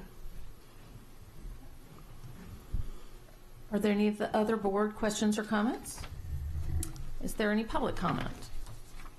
Okay. Ms. Conley, would you call the roll? Ms. Urea? Aye. Mr. Gulley? Aye. Ms. Antwine? Aye. Ms. Schallheim? Aye. Mr. Live? Aye. Ms. Ellis? Aye. Mr. Grannon? Aye. Ms. Corkadell? Aye. Ms. Hummer? Aye. 9-0, motion passes. Thank you. Okay. Item 5.04 is second reading for policy JCCB, gang and gang-like activities. Ms. Ortiz, was there any public comment during this time? So we did not receive any public comment during the 30-day public comment period in which the proposed revisions to the policy and regulation were posted online. And just as a reminder, the revisions are just in accordance with state law, and so we're just aligning our language to ensure that we're consistent with state requirements. All right. Ms. Antwine? So I appreciate that this went out and online, but I think the 30 days included a set of holidays and otherwise that might have influenced why no public comment. So I wanted to make a motion that we allow at least 2 more weeks on top of what was already put out to allow the consideration of the holidays. It may be the rationale behind no public comment on something as important as gang and gang-like activities. So just with my 2 years that I've been here, we don't get a lot of public comments in general for whatever reason on policies and regulations, so that wasn't necessarily abnormal here. I think I mentioned last time that we posted online. We are here televised public meeting. The information goes out via Facebook and other social media outlets that AACPS uses, and so it's not atypical that for us not to get public comments for whatever reason. Ms. Urea. Oh, it's on. And if I'm not mistaken, Ms. Ortiz, isn't the policy committee, is the public allowed to attend that? Yes, and thank you for pointing out the policy committee, which reviews the revisions in advance, is also a public meeting, and that information's put forth via the website, here at these meetings, and social media. Yes. Ms. Antwine. So my question then would be, how much of how many people from the public on average attend those policy meetings? We don't get a lot of turnout to the policy committee meetings. I'm just looking at the description we're putting out and the fact that the state has put this out as well. I think it would be important to allow some more time for the public in this case to comment, and that time is identified as the winter break. And that's the motion that I'm putting out. Like a second, but then again, if the board doesn't agree with that, we'll move that as forward. I'll second. Second. Okay. So are there any comments on this motion to put this out for further public comment? Ms. Ellis. I want to ask Ms. Antwine, are you referring to both items that are up for second reading here, or just in particular the gang and gang-like activities? Because there's two policies that were up for second reading. I'm trying to understand if you're concerned about this particular policy, or just the fact that there were two policies that were out there for public comment that happened during the holiday season. So that was oversight on my part. So that would be a follow-up, because I understood it to be that this other one was a third reading. But if it's a second reading, the motion would include any of the items coming up for second reading. So your concern is any policy that happened, that was put out there during that period of time. So you don't have I'm just trying to understand, do you have a reason to be concerned that other people are concerned about this particular issue? It's just you would like our general practice to be to put it out for a longer period of time during that time of year? No. So for these particular policy items, because of the significance, it includes safety, security, and otherwise that are truly concerns out there. We receive information all the time from parents who may want to weigh in on this and may not have had the opportunity because of other obligations during that time period. For 5.06 and 5.04, I'm requesting 4 and 5. Student suspension and expulsion. So for 5.04 and 5.05, if we could allow 2 more weeks for public comment on top of what we would generally have. I seconded before, and I remain a second. Ms. Ortiz, help me understand, if you will. The timelines that we adhere to are set in board policy. Is that correct? Yes. Thank you. So according to board policy, we put out for 30 days. And I just want to add, I know it was over the holidays, but many of our things that we consider come over the holidays, for instance, we also have over the summer as well. It's 30 days. It's very well publicized to the community. It's put out, we put out press releases about it. We have, as we said, at the public meetings that it's there. And while I understand the need, that it's, all of our policies are important, and it's not just if there's security and things. This has been well published out there. There is still time that the public could reach out to us personally and speak on this item, with us not taking a vote on this item today. It still comes before us for third reading. So the public could come speak today. They can send us information. They can also speak at third reading. And so I I'm hesitant to put forth that we would violate our policy to move forward on this for 30 days when I feel like there has been sufficient time out there to receive the public comment back, and that there's still opportunity to receive public comment as well. Thank you for pointing that out. So even though the 30-day public comment period has ended, that really just means that I'm not posting these public comments on our board policy site for the public to view. But certainly, if I get any emails or any comments, I still share that with the board after the 30-day public comment period. It's just during that public comment period, those comments are, I post them online so that anybody can see what the public comments were during that time period. But you would still, if I received anything, I would still share it with you. Mr. Gilliland. Thank you, Madam President. Just sort of as a follow-up question, is there anything that would preclude us from just keeping the two policies open for public comment for 2 more weeks so that it doesn't disrupt the timeline and we can still have third reading with any added public comments at the next meeting?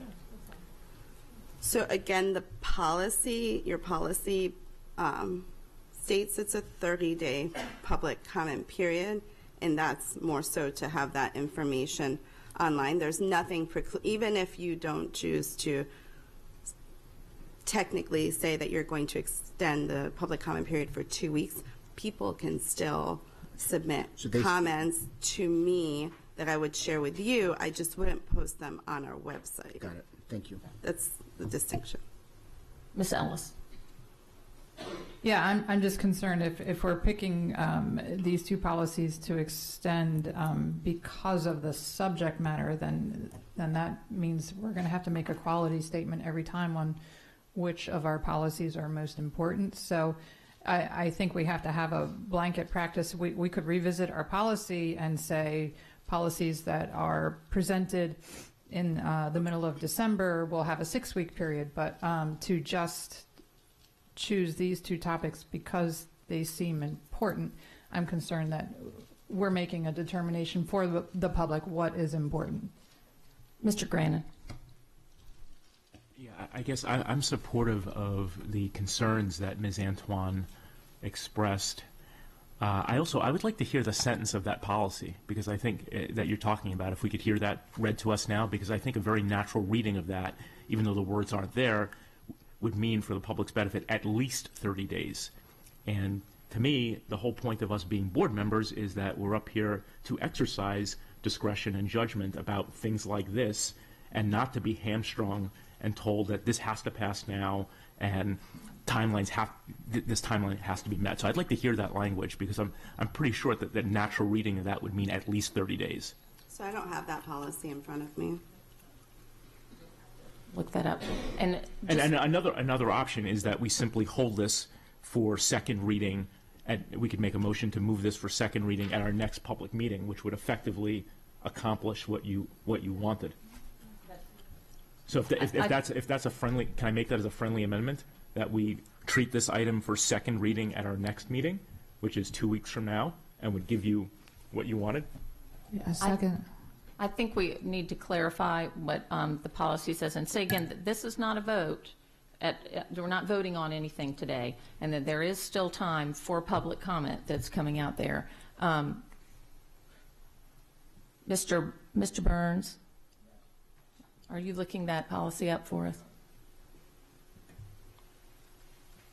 Mr. Grant, you're referring to the policy in regards to the development process, right? And the public comment period. Even if the words aren't there, to me, the natural reading that would mean at least 30 days, so we're not making changes without giving the public an opportunity to comment. I don't believe that anything that we have done would bind us from giving the public additional time. I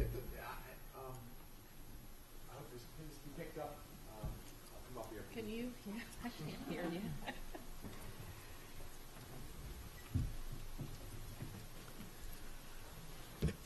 Darren Burns, Board Counsel, your policy setting policies and procedures are designed to provide at least a minimum baseline for the time period it takes to develop whatever it is you intend to enact. If your policy says that you are going to have first read, second read, third read adoption on a certain schedule, your duty to the public would be not to collapse or narrow that schedule without the necessary supermajority vote. Beyond that, you're certainly, as I think you indicated, able to extend your process farther, to have additional readings, to have more than one information, more than one action sessions. No one's ever going to criticize that, and you wouldn't be in violation of the Cardia Doctrine or any of those principles that say you're bound by your procedures. Shortening would be a different story. So let me better state my motion then. I move that items 5.04 and 5.05 be added to the agenda for second reading at the next public hearing of the board, and that a consequence of that is that the public comment period on our website, meaning the most accessible way for the public to make comments, will be held open an additional 2 weeks. I second that too. Well, we have a motion. I'm sorry, now we're going to get into some problems. We have a motion already on the floor that has to be addressed first. So, Ms. Antwine. So I appreciate that, Mr. Grannon, and so therefore I withdraw my original motion to allow the new motion to take place. So the new motion is to move this, to extend second reading to the next meeting to have and extend that public comment part. And I have the actual language since Mr. Grannon requested it. Thank you, Mr. Mosier. So it states in policy BF policy setting, the proposed policy shall be posted on the AACPS website for a 30-day comment period beginning on the date the policy item is introduced as an information item, first reading at a regularly scheduled board meeting. So that's the actual language. So we have a second. So are there any other board comments on this motion, Ms. Antwine? So in the spirit of importance, I think that we're trivializing what's really being said, the content within these policies, and the fact that the state weighed in on it. I believe the public should have as much time as necessary to really realistically look at this and have a say in that. The alignment with the state, the alignment with our counties, and the fact that at the end of the day, some student somewhere will be affected by these policies is the rationale behind that.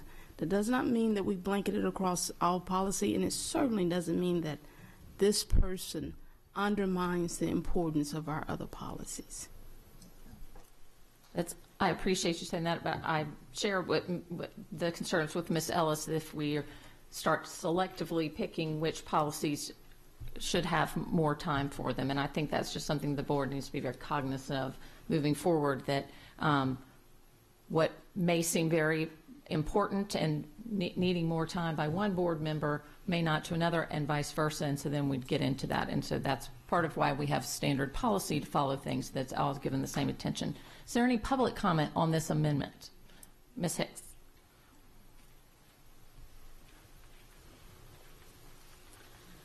Latika Hicks Crofton. I would ask that this policy includes some guidance and some more definitions. I realize that the state is really vague in their definition of gang and gang-like.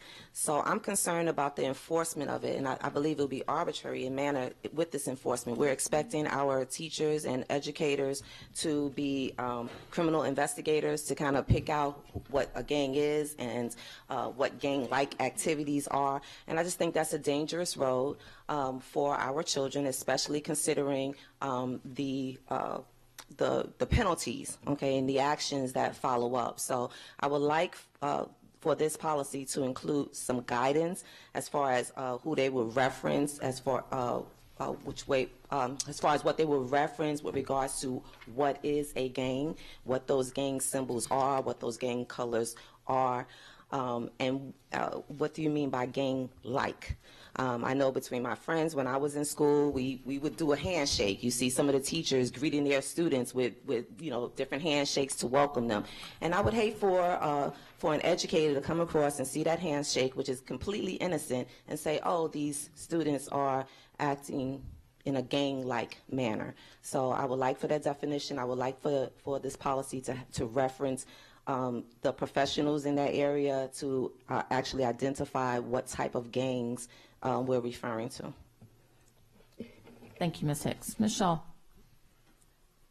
I agree. I would love to have that spelled out in detail, both of those items, gang and gang-like, in accordance with what Ms. Hicks said. Thank you.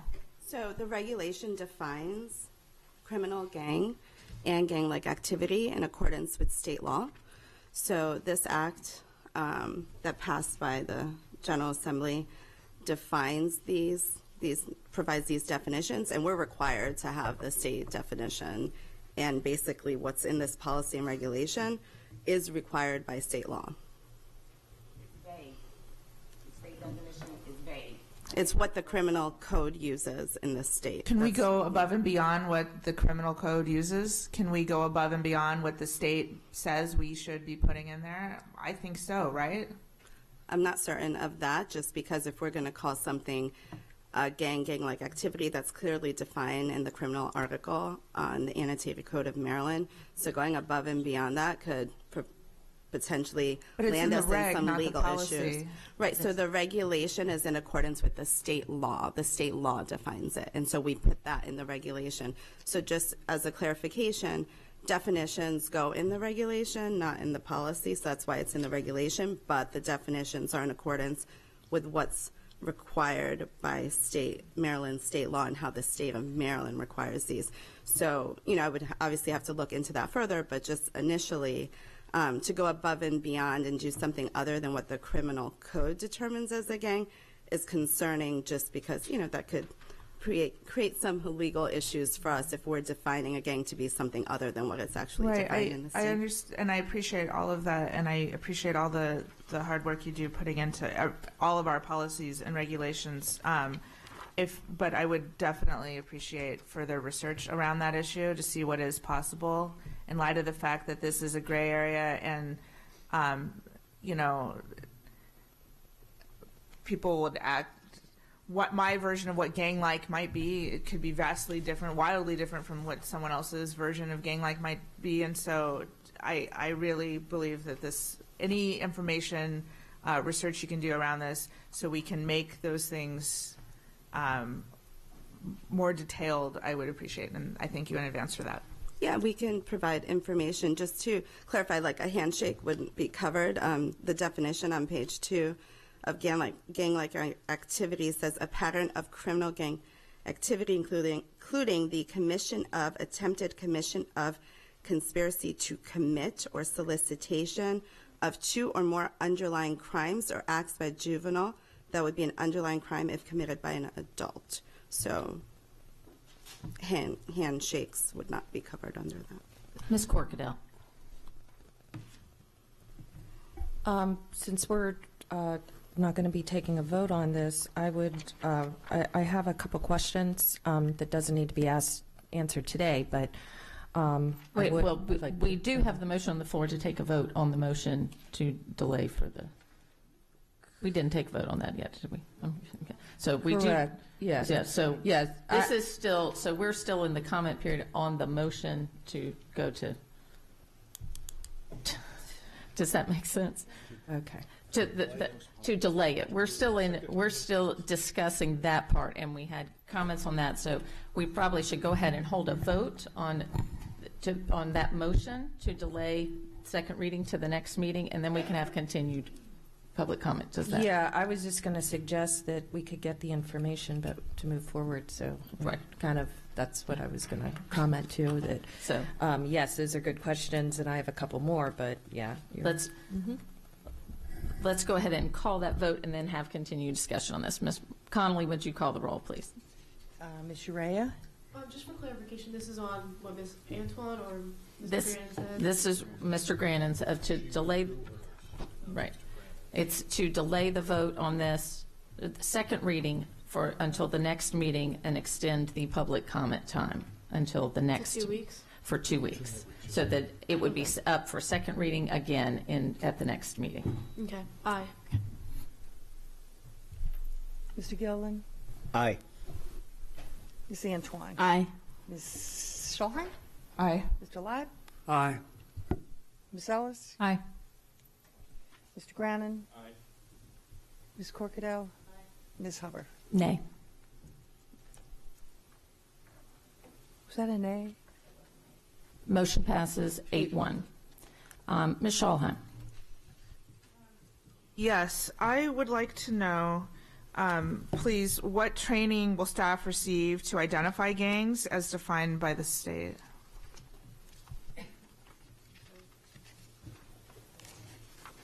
I'll have to get back to you on that. Goal bat and supervisor school security. We'll have to get back to you on that answer. I would appreciate knowing that perhaps by next meeting, since it's, or before we vote on this finally, I would love to know those items, and thank you. Ms. Corkadell.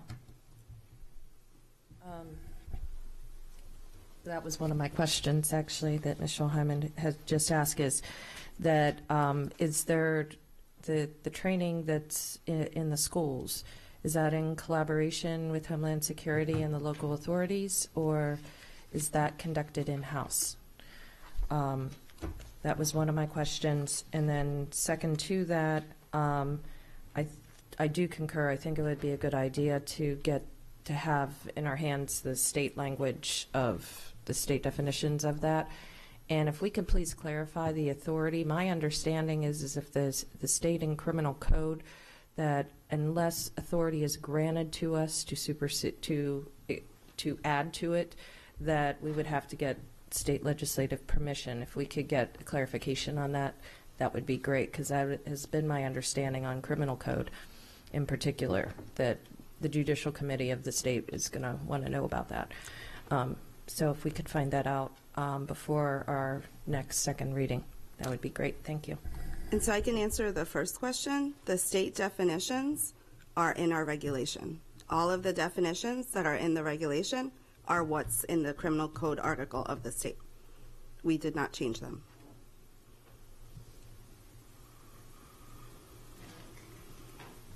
So that is item 5.04. Item 5.05 was also included in the motion to stay for 2 weeks. We've received no public comment on item 5. Student suspension and expulsion either, Ms. Ortiz, correct? Correct. Okay. Is there any board questions or comments about policy JD? Is there any public comment? Okay. All right, we'll move on, and these will come before us again next meeting. Yes. Item 5.06 is a first reading for policy IFG, health education. Ms. Ortiz. Yes, so the Division of Curriculum and Instruction is bringing policy IFG, health education, before you for first reading. This policy was last updated August 2nd, 2006. The policy has been reorganized and revised to provide age-appropriate instruction on the meaning of consent and respect for personal boundaries in accordance with new state requirements. These proposed revisions will be posted on our website for 30 days for public comment. We're happy to answer any questions. Ms. Ellis.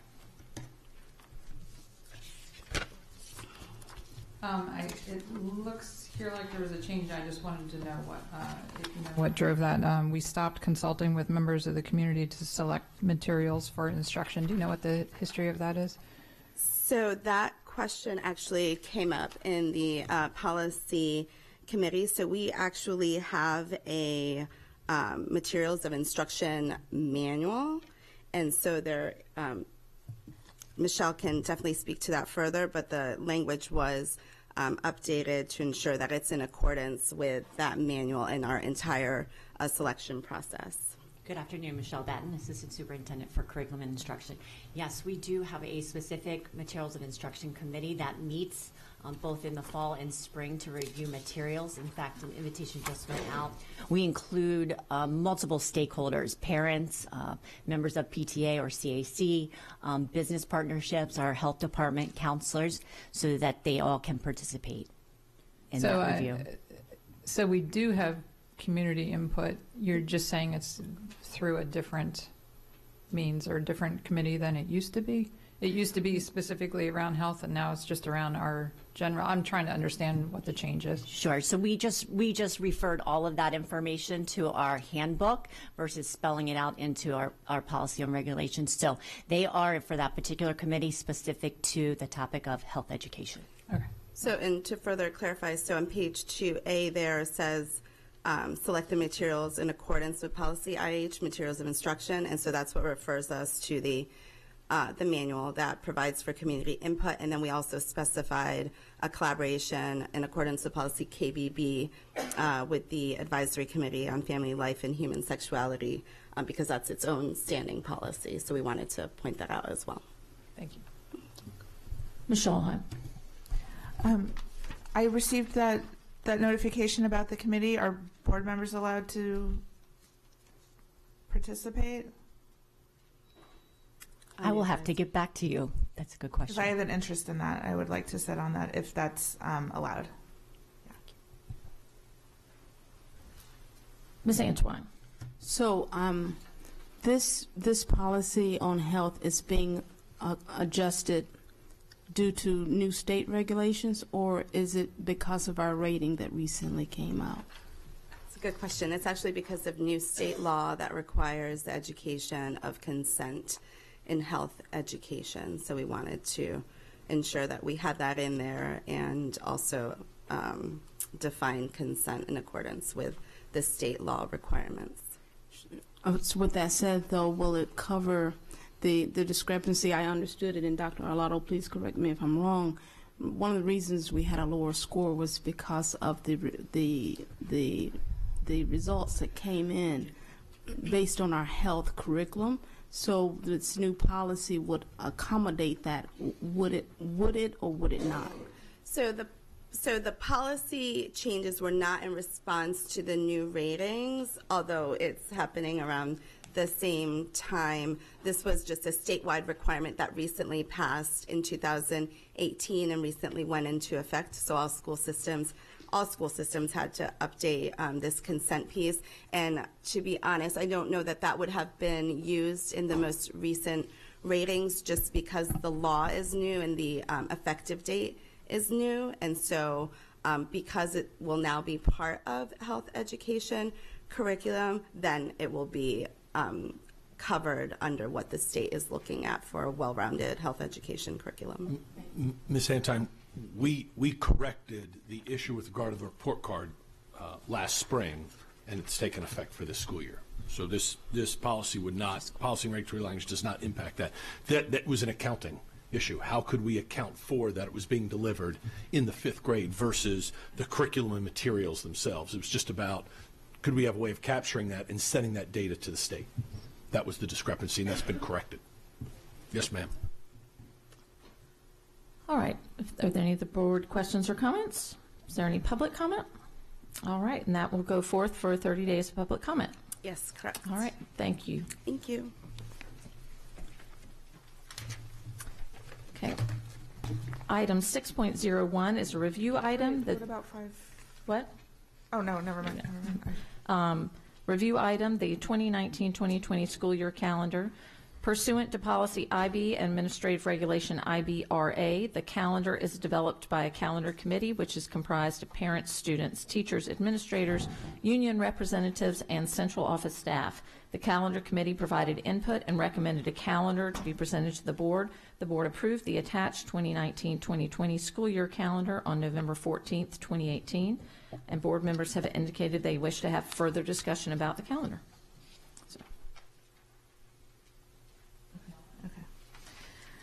Before I get into some proposals this afternoon, I want to first thank the calendar committee for all their hard work in putting the school calendar together every year.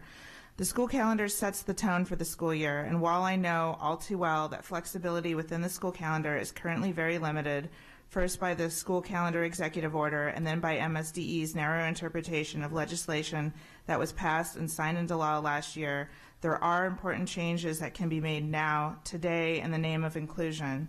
Each year, Arundel County is becoming more diverse, not just in terms of race. We are also more diverse in terms of religion and cultural and ethnic background as well. And with the uptick in hate crimes within our community, it is becoming increasingly important to teach our children to embrace and celebrate diversity, to accept others for who they are, and to be proud of what makes each of us unique. One group of people is not less than another. All are important. All are worthy. We cannot raise tolerant, accepting children if we are not tolerant and accepting ourselves. AACPS can do more to be inclusive all year, starting with the school calendar. AACPS can look to other Maryland school systems who embrace their diverse student body with open arms. School systems like Howard County is one model to strive towards. Their calendar must be approved by MSDE, just as ours is. They are able to be inclusive. We can be too. We can't make every change necessary to embrace our diverse students and educators today. Some changes won't be possible until the Maryland General Assembly acts this session to resolve the unintended consequences produced by the school executive order. The proposal before my fellow board members, it's coming,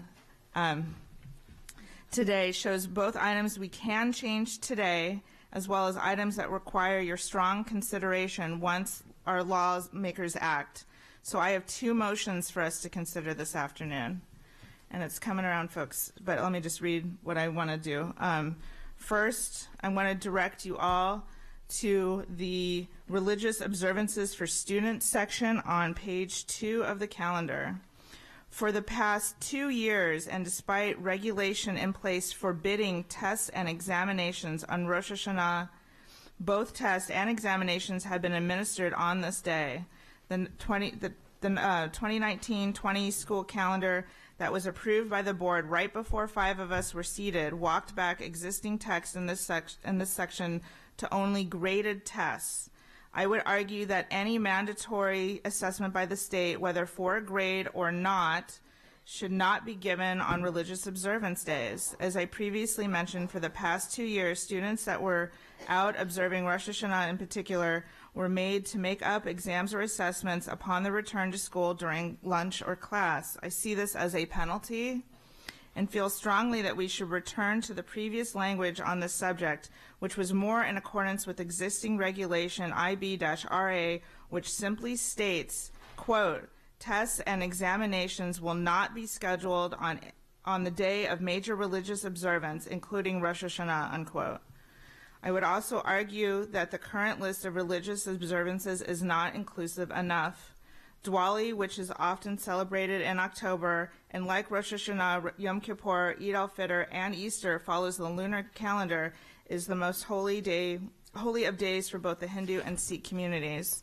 So the first of my two motions has two parts. I would like to move to amend both to add the addition of Diwali to the list of religious observances for students list, as well as adopting the amended text as I've written on my proposed calendar regarding tests and examinations. Second.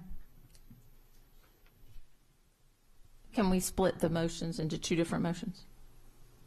To have discussion on each one, the Diwali and then, because I think they're two different discussions. Sure. Okay. So do I have a second for the second motion, that they're both, you know, so that way we can discuss each separately and they can be separate votes. Second. So the first one would be to add Diwali as a religious observance day. Is there any board discussion on that? I will say that my board discussion, we had talked about receiving some input from the community. We have never, to my knowledge, we have not had anyone come to us asking that Diwali be recognized as religious observance day. I will admit my ignorance when it comes to Diwali and what level of religious is it brought up before. Is it more of a festival? Is it a day that is seen as a day where people will be attending services? And I'm not opposed to this, but I would rather get some direct information from members of the Hindu and Sikh community before we make a decision on that. I can speak to this. I have a number of friends that follow the Hindu and Sikh religions, and I called them specifically and asked, is this a celebration like, I mean, I don't know what, is this a celebration or is this truly a holy day? Would you or would you not, under ideal circumstances, want to be able to, say, take off school on that day? I'm not proposing that today. And they all said, 100% of them, both my Hindu and my Sikh friends, said that it is a very holy day. It is the most holy of days for those two people. I don't think that this impacts a huge portion of our community, although ever growing. And I would also state that why not be proactive? why not be inclusive? Why not lead with a tone of inclusion rather than being reactive and only be responsive to folks who may, for a variety of reasons, not feel comfortable approaching us in a public setting? Ms. Ellis. As far as your question, Ms. Hummer, I too have to be honest, I'm sort of ignorant on this holiday. That being said, I don't like the idea that the only way we take action is when people actually take action and come to us, because it takes much more action. It takes, if things have been done the way they have been done, a lot of times the community just becomes used to that and don't realize that they have a voice and that they can actually make a change. So just because no one has come to us about that doesn't mean it's not important to them. I just want to put that out there as a point. Mr. Granon. By just, I guess, echoing the same ignorance about some of the underlying significance of that, I will say that I know that, this is completely anecdotal, but I know that my law firm, for example, hosts a Diwali party every year, and it's like a client development event that is a celebration, and it's festive.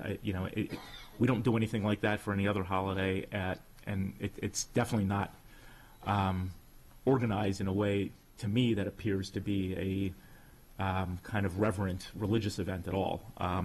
I will say that kind of in line with what Ms. Hummer was saying, I think it is important when we expressly ask members of the public to give us their views about these things that we don't know about, when it's something as, for lack of a better word, personal or particularly sort of idiosyncratic to one group, and we don't know about it. I guess my concern is, to be judicious, if we're doing this for Diwali, which may not even be an analogous religious holiday, what about like Ramadan? What about other things that are important to other groups of people? And we haven't heard from them about that. So I've raised that. I guess I definitely share the view that it would be better that no tests or examinations be given on those days, especially since we heard from Colin, for example, who said teachers were doing that anyway. I think we should formalize that, but I don't know that I'm behind adding Diwali without having heard from the public and members of that community as to the importance for doing that. And I'll echo, I completely understand what Ms. Ellis said, that we need to be proactive, and we don't necessarily, it's not necessarily that we wait for people to come to us, but I pulled up, in looking at the calendar, you can Google religious holidays, and there's literally a religious holiday or religious observance on every day of the year for different ones. And so if we open up a door of doing everything, there's many things we could have. Again, I'm not necessarily opposed. I would like to hear more than anecdotal. My next door neighbor celebrates Diwali as well, but to her it's more of a celebration. So then I would like to hear from some leaders in the community, just to hear, because I think that's part of the respect too, is that we seek their input to ask how they would want to recognize, rather than presuming, as someone who doesn't practice that faith, presuming what they would want. I would rather get some feedback and delay making a decision on this until we had some further information from some religious leaders that we can speak out to and find what that would be. And as we said, if we get the feedback and then that is the words, we move forward on that, hopefully, like you said, that will energize other groups that may be interested, that they would reach out to us more when they see that we're taking it seriously and that we're looking into it and we're doing it in an informed manner beforehand. So, Ms. Ellis. I just wanted to comment on when Mr. Granon was talking about having a Diwali celebration. Again, I don't know the significance of that holiday as far as religious versus celebration, but in various companies I've worked for, we've had Christmas parties or holiday parties that included Christmas, Hanukkah, other celebrations. So those were celebrations, but there's still obviously a very religious meaning to Christmas and Hanukkah. So I'm not sure that would be the measure either. I think, Ms. Hummer, where you're going with this, where I think we do need to be proactive and seek input on this. Absolutely. Ms. Shalheim. I would argue that Diwali is one day, Ramadan is a 30-day period, just for the record. And I would also state that we are leaders and we should be leading and we should be proactive, and we don't necessarily need to. We're talking about students that might want to take Diwali off for whatever their religious observances call for on one day. I'm not affecting days of the calendar yet. And I think that it shows that we can be inclusive and that we care. And so I stand firm on that, and I hope that my colleagues will follow. Ms. Urea. I wholeheartedly agree with the testing and examination that you have said, Ms. Schallheim. So with your research, I know you sent me a couple of calendars of like Howard County, Montgomery County, and PG County, being that they are a lot more religiously diverse than us. Do you know how many of the religious observance days they have compared to our current calendar? Howard County, I think, is like the gold star to aim towards. And no, just because I know it's going to come up, I know we can't close solely for religious reasons. But what Howard County did to go around that and honor its diverse community, and something that we should really consider doing going forward, especially after the Maryland General Assembly finally acts and MSDE stays out of it, hopefully, is they have PD days on a lot of those days. So they close for operational reasons for Rosh Hashanah and Yom Kippur. And then they have PD days on the Lunar New Year, Diwali, and Eid al-Fitr when those days fall on school days. And they don't always, because again, the lunar calendar, it's never going to be on the same day twice, certainly not 2 years in a row. And so, I've talked to people up in Howard County long before I was a candidate, back when we first met on this topic. For all you that were sitting up on the dais during that time, I'm sure you all remember. And I just want to move towards that. So while we don't have someone sitting in our audience wanting to provide public testimony, I don't think today about this issue, can't we trust in what Howard County has come up with? And I think yes. Ms. Antwine. So I just had a question. Based on the proposed, and this is for you, based on the proposal here, we will be doing the parent-teacher conferences over 3 days? No, there's things that I said in my initial remarks, that there's things we can do today and there's things that need to wait. Yes, originally, yes, of course, I had lots more plans to do today. But then in my conversations with a variety of educator friends and friends that are principals, there's things that I can't do today. So the only two things I want to do is the addition of Diwali under the religious observances section, and then to move back more in accordance with this regulation regarding tests and examinations. And then the rest is just to ponder, to think of other ideas. And I was going to get into that after we voted on these two, but it's all just table. I'll wait for us to vote on these two. It's just for clarification. Yeah. Because we have to consider the time, and the way this looks, the Diwali fit nicely because the parent-teacher conferences were spread over the 2 days, which is over 3 days. So rather than the one whole day, which is on our adopted calendar. Right. And we're not switching days, we're not taking off. We're just saying for those students who wish to not attend school on that day so they can observe their religion, that this written section under religious observances for students would apply to them. Right now it doesn't. Right now, if you look at the current approved one, I don't remember where it went. It's in my packet somewhere. The only days listed on there are Rosh Hashanah, Eid al-Fitr, and Eid al-Adha. And I sincerely apologize to the Muslim community if I'm not pronouncing the names correctly. But there's only 3 listed on there. I recommend we expand and have 4. Ms. Corkadell. Clarification question. So according to, under the religious observance for students, there's a section in there, it says athletics and other school-sponsored extracurricular activities will not take place after sundown the day before of one of the religious observance, starting or before sundown the first day of the multi-day religion observance. Does that mean, with Diwali falling on a Friday, that the county would have to not, there would be no football, there would be absolutely no sporting activities, correct? Well, I think that's something we'd have to clarify about Diwali. I think my reading of this says that before a religious observance starts or before sundown. So some religious observance days start after sundown. Correct, like Rosh Hashanah and Yom Kippur. Right, but some do not. So I think that's something we could get clarification on with Diwali, is that one that would affect sundown, which I would say is another point in favor of delaying this until we get some more information about Diwali, so we're making sure that we're making a fully informed decision on how it actually is celebrated and what is the proper practice for that. Ms. Ellis.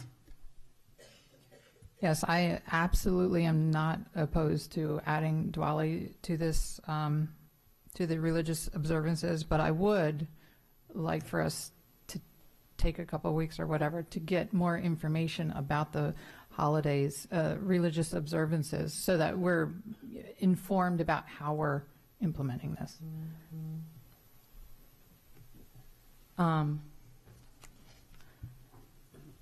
Ms. Antwine, I see your finger there. Are you about to push the button? Okay. It's almost like a trigger, right? So it was brought up by Mr. Grannon about the considerations for other religious observances. So could we take that 2-week period to get public info on other religious observances as well? I think my comment to that be that's very open-ended. I mean, as I said, I looked at a calendar, and we have a religious observance days every day of the week. We could come up with there is one. It's not uncommon in some school districts that they close for Three Kings Day. That's a very huge celebration in the Hispanic community. You know, there's a lot of things that could come up for that, and so as we said before, I'm not opposed to adding more religious observance days, but I want to make sure that we do them in an informed and respectful manner, and that we are actually getting their input and seeing how they want it to be recognized. Because some religious observance days, they actually don't have events that happen during the day. You know, there isn't a need because there's not services during the day. The services would be at evening. So to assume that we know how they might want to be recognized, I just would like to get more information to make sure we're being as respectful and informed as we can be moving forward. To that point, I was thinking still, just so if things should come up down the line, and we will be looking at these calendars every year, with some considerations that we could be proactive on if we had the information. Like Diwali, we don't, I personally am not as strong in that observance. So just having that information while we have the door open to a religious sector, could we not just open it up for public comment in general for those religious observances? You mean just like public comment? To have people come if they want to speak, or no. What I'm saying is we're wanting more information on Diwali to make an informed decision. Could we not, since the door is open, allow for anyone wanting to share information on their religious observance to do that? Well, and that's open at any meeting at any time. If someone can come in, we can publicize it that it would be on the calendar and that people could come. But that's at any time people can come and speak on. But yes, we could make that more public, saying that we are looking at religious observance days, and so make sure that the public knows that that's a discussion that will be happening. Is that kind of what you're saying? So I guess my confusion is we're not looking for open testimony publicly and in person. We're looking for some comments coming in, maybe online or through some means of website. Just research. You know, we can do a little bit more. So what is when you are requesting public input from people within the community that celebrates Diwali, my question is, could we open the door for other people within their specific communities to also give you input during this time period. Certainly. I mean, I don't think there's anything limiting that at all, that to have. And as we said, we anticipate that there's going to be changes to the calendar in the legislature this spring. Don't know how extensive those will be, but there will be some changes. So I anticipate that we will be revisiting this calendar again as those changes are made. And as part of that revisiting, we could ask, perhaps a way to do is to look at calendars from other school districts to see what religious observance days they may counter, so that we could do some comparisons. That could be something too. I'm just to put out there, just other ways that we can gather information. Ms. Schallheim. As previously stated, Howard County does this and has done this for a little while. Like I said, they are a beacon of hope for the religious and cultural minorities of our community.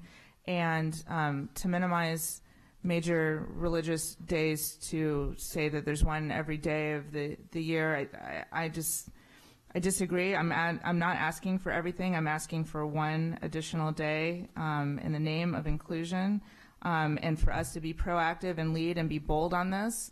As someone who comes from a religious minority myself, I am Jewish.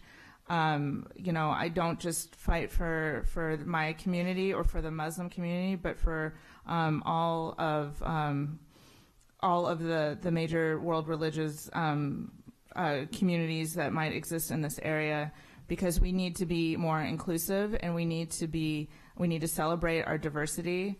And so I remain firm that I think we should add this, and yes, we should look into it and make sure we're doing it right, i.e., does it start the night before, or does it start at sunrise, whatever. But I still would like to add this today, and change is hard, but I think this change is good, and as soon as the Maryland General Assembly acts, I'm definitely going to be proposing more changes. Is there any public comment on this item? Okay.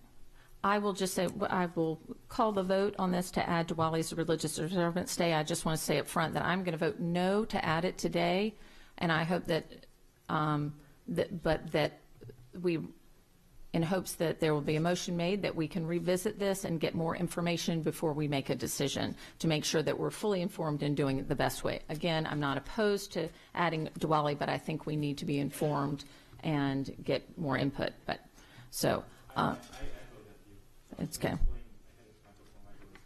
Okay. So Ms. Connolly, would you call the roll? This is to add Diwali as a religious observance day. Do we? Oh, we're missing. Hold on. Let's wait.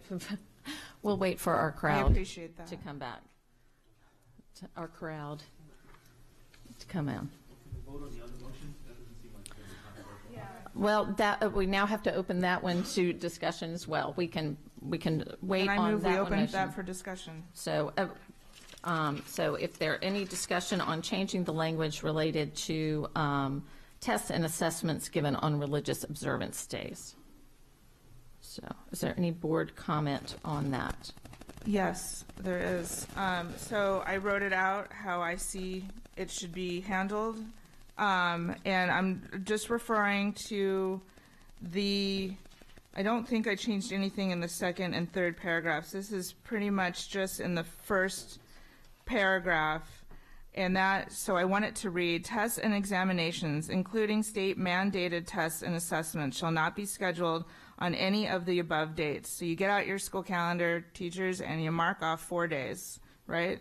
And then it goes on to say tests and examinations, including state mandated tests and assessments for evening high school, shall also not be scheduled on the day of or day after a major religious observance occurs. And I have to be clear on this, just from my own personal experience now with my daughter.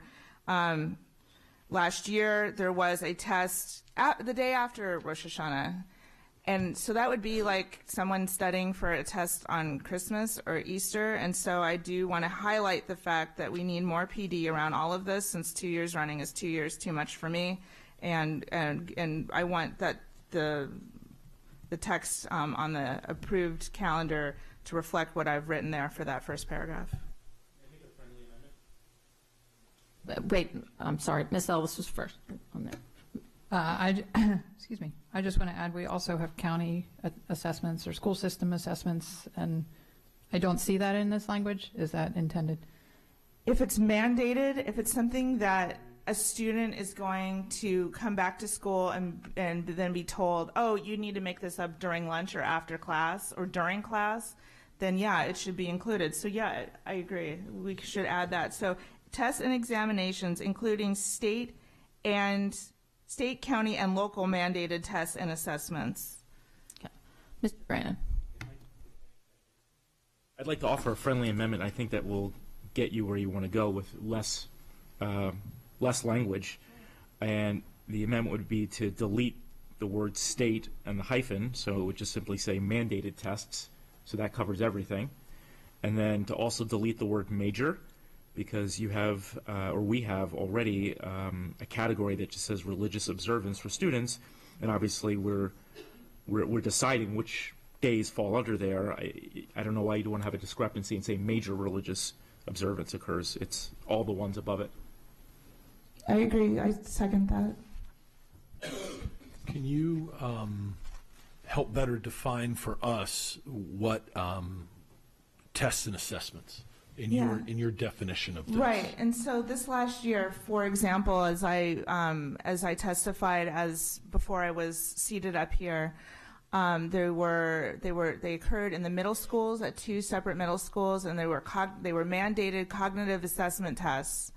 And it's unfortunate that part of my holiday included people coming up to me during services stating that their children were told that they would have to make this up during lunch the next day, right? So that's a penalty. It's a penalty for taking time off school to observe a major holiday. So I would include anything around that: cognitive assessment tests, things that teachers are given a window in which to conduct that are mandated, whether graded or not, by the state, the county, or locally, and you just get out your calendar and you cross off those 4 days. Does that include formative assessments that classroom teachers use on a daily basis? No, it does not, because I understand that those are ongoing pretty much all the time. Absolutely. And so I would not count that. I would count like the cognitive assessment tests, for example, that had the 2-week window, in which to give it, and 2 middle schools. I think you know what I'm talking about. I know exactly what you're talking about. I'm trying to clarify for us so that we make sure we get the information. When the board makes the decision, we get the information appropriately and the professional development appropriately to the principals, assistant principals, and teachers, right? Right. And so assessments happen all the time. You and I had this conversation, right?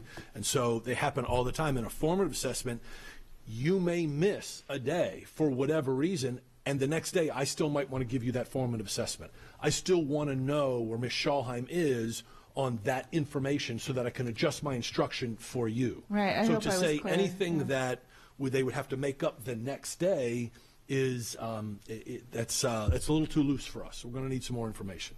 Right, and I think I provided it. Things along the lines of the cognitive assessment tests that come down from the state, that are not part of like a daily sort of gathering of information from students. I'm just, that come with a testing window that I've seen, that I've provided to you all not all of us, but certainly I've shared with some that came straight from middle school teachers. So, you get a 2-week window, right? And you have to do it within the 2 weeks. And Rosh Hashanah falls in the 2 weeks. You take a big pen. Sean, you and I don't have a disagreement on that. We've talked about that. You and I do not have a disagreement on that. That issue itself has been corrected. I just want to make sure that we understand that we'll implement this. Tests and assessments is very broad for us, and they happen every day in a classroom. Right, and I would argue that it has not been corrected because the calendar that was approved on November 14th clearly states, and is in bold, that says that impacts a student's grade. So I am aiming to correct that today, right now, to go back to more in accordance with Regulation IB-RA, which actually is even looser than what I'm recommending, and it says tests and examinations will not be scheduled on the day of a major religious observance, including Rosh Hashanah, Yom Kippur, and Passover. So I'm not asking for Passover. I'm just asking for the walked back text that was previously approved be revised and then enforced appropriately throughout the system. Ms. Ellis. My question would be, are those formative assessments able to be made up during classroom time? Because that, again, I still hear the issue of students missing lunch or whatever. They might not be.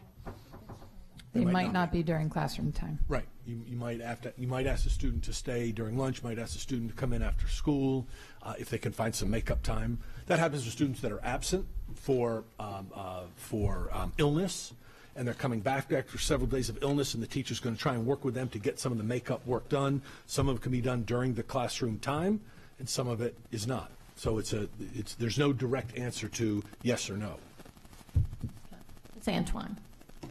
So hypothetically, if this doesn't get adopted, hypothetically, the makeup time policy I understood to be a 3-day period. So to hear that students are being asked the next day during their lunch period to make up a test, that sounds like another issue in itself. Right. So is that... Well, it's not necessarily the next day. No, ma'am. No, it's not necessarily the next day. People came up to me at services on Rosh Hashanah and told me that they were told to make it up the next day during lunch, and that's a problem. Mm-hmm. And that, to me, would be an individual issue with the school. Absolutely. To have that it's kind of, because you're right, there are windows for makeup things, and so that would be Mr. Grannon. Yeah, I think that Ms. Schalheim's language, as modified to remove the word state and the hyphen and remove the word major, is clear. And I call the vote on it. Second. Okay, we actually have to vote to call the vote to end discussion. It's Robert's rules. You have to vote to call the vote, and that must pass by a 2/3 majority to have, and then we would have the vote. It's kind of if the motion's been made to call the vote, and we can't. That ends discussion until we have the vote on the calling the vote. Okay, does that make sense? I'm confused about the motion, so I can't vote on whether or not we're ready to vote on it. Got it. I got it. So to clarify what the motion is that we want to call the vote on is to change the language to tests and examinations, including mandated tests and assessments, shall not be scheduled on any of the above dates. Tests and examinations, including mandated tests and assessments for evening high school students, shall also not be scheduled on the day of or day after religious observance occurs. That is the language. So the motion has been made to call the vote to vote on this change in language. So we are just voting now. What about the local? I thought that was added. I'm sorry. We are. It's all encompassed because we're taking away state Got and it. the dash. Okay. Yeah. So we are just voting to have the vote, to call the vote, and it must pass by 2/3. It must pass by 6. So, Ms. Connolly, would you call the roll? This is to end discussion and vote on this motion. The vote to vote. Ms. Urea? Aye. Mr. Gulley? Aye. Ms. Antwine? Aye. Ms. Schalheim? Aye. Mr. Leib? Aye. Ms. Ellis? Aye. Mr. Grannon? Aye. Ms. Corkadell? Aye. Ms. Hummer? Nay. So, all right. 8-1, motion passes. Okay, and so now we will vote on this change in language. I think that, point of information, it's the vote to adopt the language as changed. Yes, Okay. exactly. Good. To adopt the language as changed. Okay. Ms. Connolly, would you call the roll? She didn't hear you. Ms. Urea? Aye. Mr. Gillen? Aye. Ms. Antwine? Aye. Ms. Schalheim? Aye. Mr. Leib? Aye. Ms. Ellis? Aye. Mr. Grannon? Aye. Ms. Corkadell? Aye. Ms. Hummer?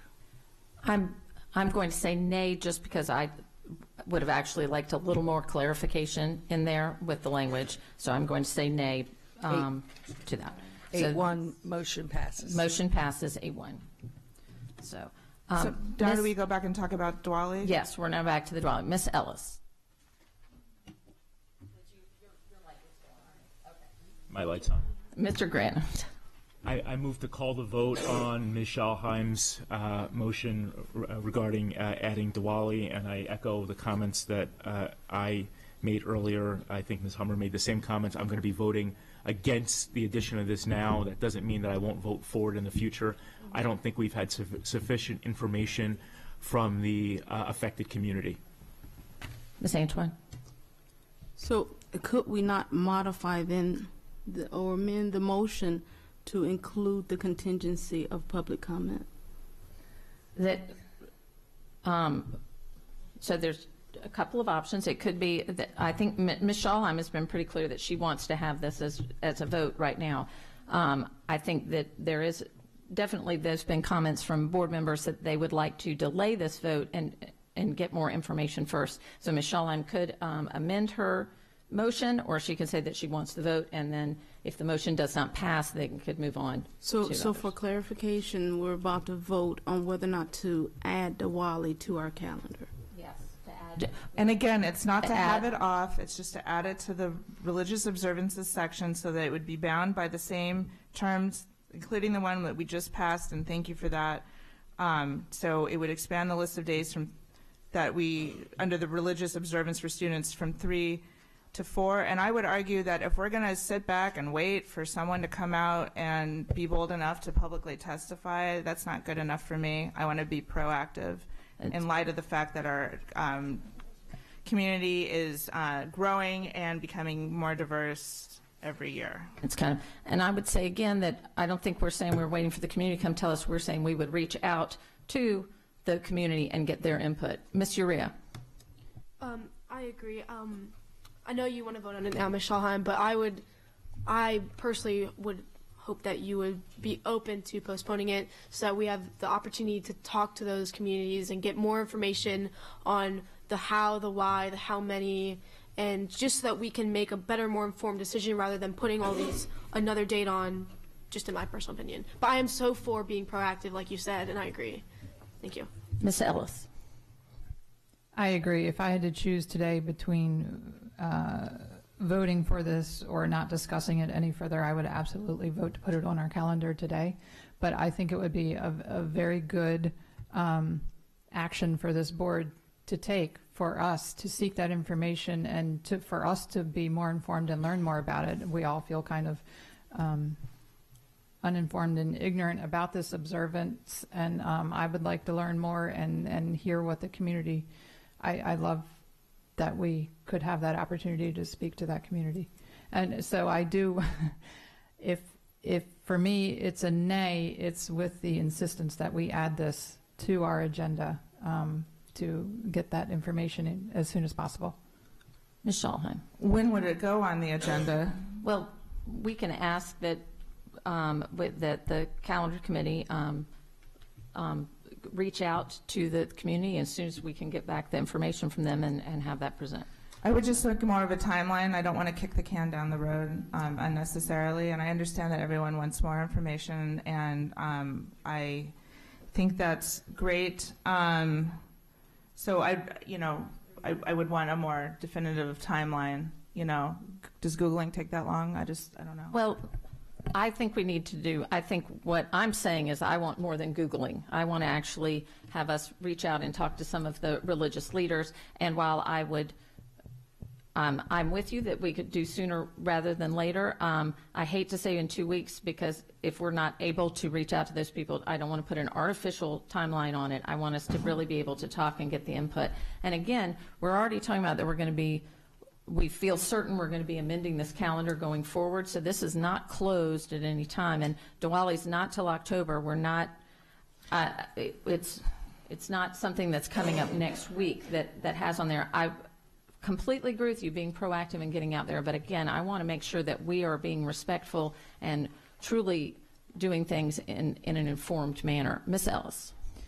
So I know we have a motion on the table, but I would like to motion to add it specifically to the February 6th, I believe, whatever the first February meeting is, and to create that deadline and ask that the calendar committee do reach out to that community and extend an invitation for representatives to come and speak to us. share with us. We can ask Dr. Arlotto to direct Dr. Arlotto to ask his staff to reach out to some of the Hindu community and get some feedback from them. And Sikh communities to have that. But Ms. Shaw. again, I don't think we should demand or insist or vote based on whether or not they choose to come and talk to us. I think that conversation can be wholly had on the phone between one of Dr. Arlotto's many staff and those people, or via research on the internet. I think insisting that those people come before us is ridiculous. So I don't think anyone's saying that. I don't think we're saying that's what I'm hearing. And so just to be clear, that's not what I'm hearing. I'm hearing that we would certainly invite people to come, but that we are going to reach out to them and to the leaders in the community to get their input. And if people want to come speak, but we're not saying that this is. At least I'm certainly not saying that this is dependent on people coming out here to speak. I'm saying that we proactively we are reaching out to them to get their opinions to come back with us. That was my suggestion, so I'd like to speak to that. Absolutely, I stated it as an invitation, but absolutely, I would not base my vote on numbers or whether or not anyone came. Absolutely not. Actually, I don't think we have the numbers, to be real. Mr. Grannon. Move to call the vote on the motion. So if the motion is the motion withdrawn or not? If it goes on the February 6th calendar, I will withdraw my previous motion. Okay. So can it go on the February 6th calendar? So I support it going on. It's on. Yes. Okay. Great. So all right. So we're withdrawing the motion.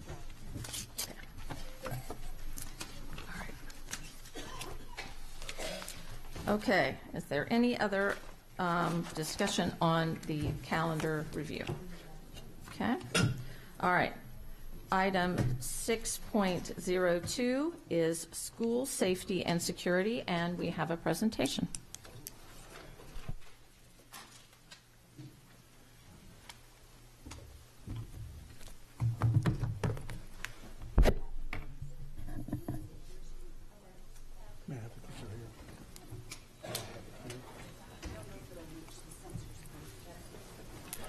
I will.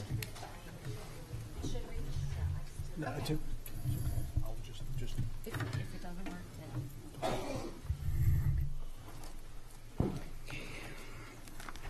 Good afternoon, President Hummer, Vice President Gilland, and members of the Board of Education. For the record, I am Monique Jackson, Deputy Superintendent for Student and School Support, and I am joined this afternoon by Mr. Joel Batten, Supervisor for School Security, for the purpose of providing an update as you requested. Please be advised that this update will cover many topics of interest, but some specific details may not be discussed in the interest of security and safety for our students and our employees. Good afternoon, all. I'm Joel Batten. I'm the Supervisor of Security for Anne Arundel County Public Schools. Just a moment of levity, if you don't mind. It was hard to follow that spirited discussion. So in a type of serious discussion that is school security, I hope you guys will indulge me by, as Ms. Antwine knows, I tend to try to interject a little levity and lighthearted spirit into what can be an otherwise very serious conversation. So I hope you will not take that as a sign that I do not take this matter seriously, but we want to bring down the intensity of the moment if we can. And fortunately, we have been joined at our invitation by Corporal Alex Schwartz, who is the SRO of Severna Park High School. He had been scheduled to be here earlier, but his duties had kept him otherwise detained. So I'm very, very pleased that you're going to be able to hear from Corporal Schwartz, and he's going to be able to give you a very good overview of one portion of this presentation. So before we start, I want to talk about a little bit about who we are and how we got here and the nature of relationships and what the office does. It's not just about what the office does, it's about how it does it. That's very significant. As you see, our office is a relatively small component, and within that component, you have me as a retired Anne Arundel County Police Lieutenant. I served with the County Police Department for 25 years in doing everything really cool and interesting and fun that if you're police that you could possibly do. I have had a wide variety of assignments during my tenure. One of my favorites was in Special Weapons and Tactics. I was a SWAT officer from 1993 to 1997, which was 2 years preceding the Columbine Massacre in 1999. Fortunately for me, as a part of the learning curve and everything that came after it, gave me a tremendous passion for the evolution of law enforcement and how it pertains to school security and school safety, and the things that we've learned not only from that horrible event, but from this generation's Columbine that occurred in Parkland, Florida, subsequent. The learning curve has been exponential and has gone forward and been very progressive, which has taken me in my career. In 2007, I was named the commander of the school safety section for the Anne Arundel County Police Department, where I served until I retired from the department and took this position, which was essentially the civilian version of my role as the commander of a large group of school resource officers, to include Corporal Schwartz. And since he's just arrived, I want to give him the opportunity to introduce himself and give you a little background about how we met and the relationships going forward. I'm Officer Schwartz with the Anne Arundel County Police Department. I've been with the School Resource Unit for 9 years now, 8 years at Severna Park High School. I've been with the department for 14 years. As soon as I came out of the academy, he was my first lieutenant. So he was the guy kind of getting me on the road and getting me moving, showing me the ropes of how things really worked on the road. We've been through a lot. He's taught me a lot. When I was actually injured at the point in time when I got into the School Resource Unit. I was hit by a drunk driver with a broken back and a neck, and at about 10 months off duty trying to heal, he gave me a call and asked me to come into the School Resource Unit. I had applied, I believe, 2 years prior to that, but he's real picky on who he brings in and how many spots he has available, and he told me, I finally have a spot available and I want you to come in. So I graciously came in. Went to George Fox Middle School for a year, and then from there I transferred to Severna Park High School. Since then, he was the leader of the School Resource Unit and the guy that really made it what it was. We all miss him. As a lieutenant, we have a great lieutenant now, but Batten definitely made it what it is, and has continued. Now that he's here, he's really tried to keep us moving in the right direction and working well with the Board of Ed. I will settle up with him for that endorsement in the parking lot when we're all done. I owe him. There are some other folks on that screen, and specifically one in the room today who might be operating in the background, and that's part of what we do, is continually operate in the background. But Ms. Shelley Powell is one of the names that are on your screen as a security specialist. And by way of relationship, I met Shelley many, many years ago as a brand new detective when she was the lead homicide investigator for the Hanel homicide, where a young girl was on her way walking to Old Mill High School and she was raped and murdered.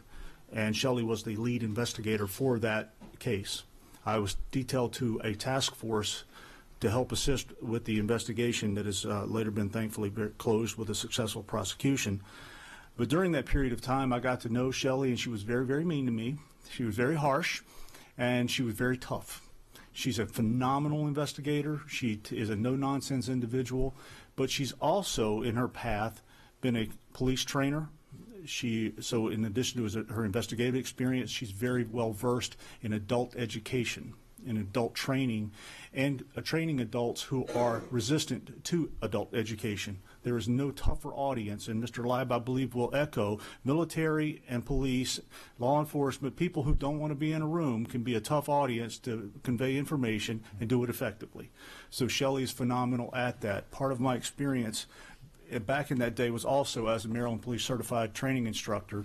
So that, too, is going to come into play when we talk about how this office does business. Primarily, I specifically am the primary liaison to the police department, first responders, the fire department, Fort Meade, other emergency responders, the EOC, in matters of public safety as it pertains to the school district and how we can fit in and be good partners with our colleagues throughout the county, throughout the state, and throughout the nation. Those partnerships extend to the FBI, the ATF, all of the lettered agencies, and anybody that we can support and who helps support our mission to keep our students and our staff safe in our schools. We oversee the initiatives for training, drill preparation, emergency response in schools, and we also oversee and have input in certain elements of hardware within our schools that I believe this board may have questions about later. We can address very specifically, but things such as cameras and fencing and some other physical hardware, we definitely play a significant role within that, but we are also a liaison and a coordination unit between other intra-agency partners within this organization as well. So we are not all-encompassing. We have a role. We are part of a system. We're part of a overarching organization. So I want to make it very clear that I in no way ever want to be dismissive of any questions, but we try to stay in our lane to what we know best. And there will be some things with bullying, school discipline, things like that, that is not in our lane. But as we go along, if there are questions along that line, I'll be sure to try to answer anything that I possibly can. If you notice in the graphic there, that is me standing with Frank DeAngelis, the principal of Columbine High School, within the lobby of Columbine High School. And as a lieutenant and with my partners in that environment, I was with my predecessor, Mr. Bob Yatsik, who was very progressive in his approach as well to school safety. As part of the reason that I'm here today is the nature of training, professional development that not only we have sought as school leaders, but partners with police through not only state, local, but national opportunities to learn and to physically go. We, as in Anne Arundel County, we're the only police and school-based partnership standing in Columbine High School for the Colorado briefings, the first of its kind debrief of 5 active shooter incidents from 1999 going forward, with all the stakeholders that were involved, the responding officers, the media, the legislative individuals, things that not only they learned in that day, but how they applied years later, how things evolved years later. And not long after I returned from Colorado, the shooting in the theater at Aurora occurred. Again, advancing certain concepts that we as police and in law enforcement think very, very diligently about, that are not uncommon to us, such as the introduction of chemical agents that individual in that act did. We had been having this conversation long before that occurred. So there are things that we consider within drill preparation, drill planning, drill response that the average person would lie awake at night and it would be their worst nightmare, and we talk about it over coffee. It's just a different mindset, and I hope that you guys believe we're on your side. There are people who aren't, but we're on your side, and we want to do everything that we can to further that opportunity. With the emergency preparation, with that specifically, I'm going to talk a little bit more about drills and things like that. But before I go on, criminal investigations, the Maryland Center for School Security and the security directors, we are actually a very integral partner with MABE, with the MABE security directors. The Maryland Center for School Safety, Dr. Arlotto, is very heavily invested in that organization as well. And we're not just a tangent partner. We are sought by the leaders throughout the state because of what we have been doing for more than a decade and what we have learned. And we don't wait for other people to tell us what we should be doing. We solicit actual case studies, debrief on case studies, actual police tactics, actual school-based information, synthesize that information, and we seek to test and apply theoretical knowledge that vendors and other hardware companies and people who would like to sell us product, although people have to make a living, we have to make very, very critical choices about how we spend resources in the aftermath of critical incidents that may or may not have any hope of ever working. That in those resources, as we take them away from textbooks and things that actually do work, we test what does and what doesn't work all the time. We'll talk a little bit more about that as we go along. I want to tell you guys so far what we've learned. What we've learned is what has been echoed again in the Marjorie Douglas Stoneman report that is just out January 2nd, that technology and hardware will only take you so far. What we have to have are responsible upstanders, not bystanders, adults and students who are able to guide others during emergencies for things that are unprepared, unplanned, inconvenient, and do not care whether you have the capacity or the ability to defend yourself or whether you have the ability to even understand what's happening to you. An all hazards approach does not limit itself to active shooter, which is the conversation that most are limiting themselves to at the moment. That is horribly unfortunate because in our world, that is the statistical improbable outlier that's very emotional. But the day-to-day activities in our environment and in our world present a whole host of hazards that we have to plan for as a district, from our youngest learners, 5 years old perhaps, and maybe even younger, our parents, and our staff, who all have a wide variety of special needs.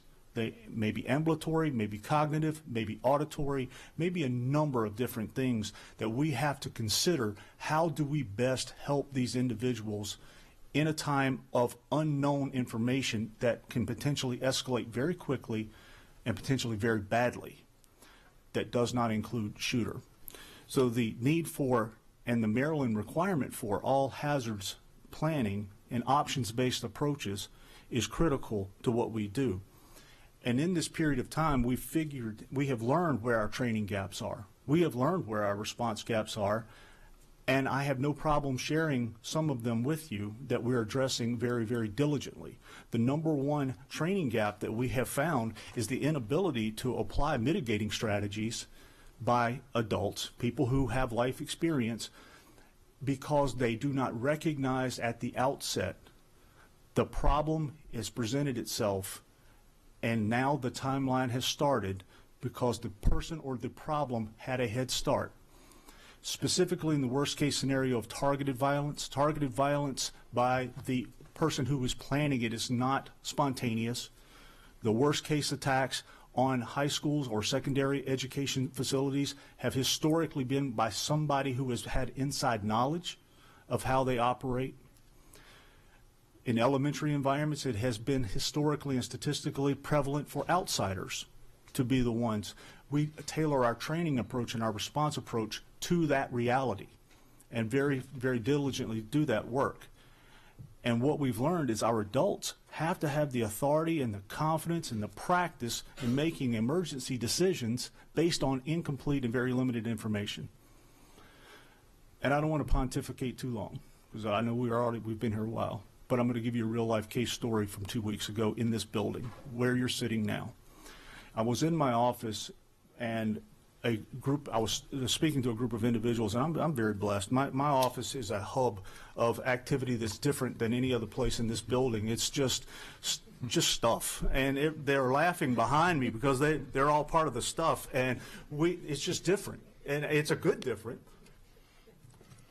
but it's just different. And as we were having a conversation about whatever it was, one of our good folks came over very, very wide-eyed and said, "I don't have any idea what just happened. Well, we've had an explosion in the building on the roof of the building next door. There is smoke, and there is fire, and this person dead old and serious, and I have no idea what's going on. And we got people over there." Now, most people in that environment go right back to the normalcy bias that says it's probably nothing. Maybe it's fireworks. Maybe it's something. Maybe it's something else. The difference between, and the good difference between what we do is that's not the mindset. My ability to get up on the cameras was instant, and not being able to see anything within that, it immediately goes into the emergency ICS model, incident command system model, that we take and train to school building staff. I've received information. I'm going to seek more information, but I have to have an ability to communicate back to this building what I find and direct people on what to do. Because I have adults coming to me saying, "What do I do?" They have no idea. They have no experience in this. Thankfully, it all turned out to be a transformer.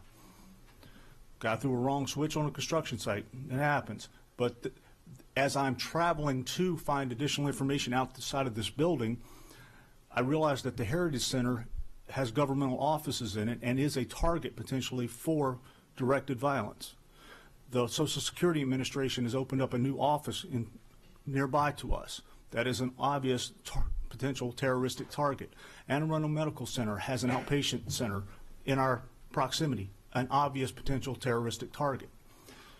We don't have the luxury of assuming that it's okay and working that in retrospect and laughing, we can laugh it off because it all turned out well.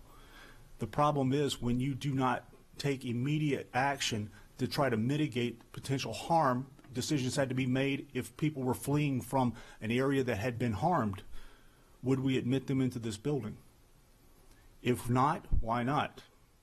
Do we know who's coming? Do we know what happened over there? Is our responsibility to protect the people the best we can in here? And then how logistically do we do it? How do we evacuate the top floor? How do we separate people to two ends of the building with the most egress points to mitigate any collapse in this building if something had already been in this building that we didn't know about? These are all considerations that have to be done while I'm walking to that radio tower on the high ground trying to find somebody. So again, that's applied knowledge. That's from somebody who's done it for 28 years professionally and is comfortable with it.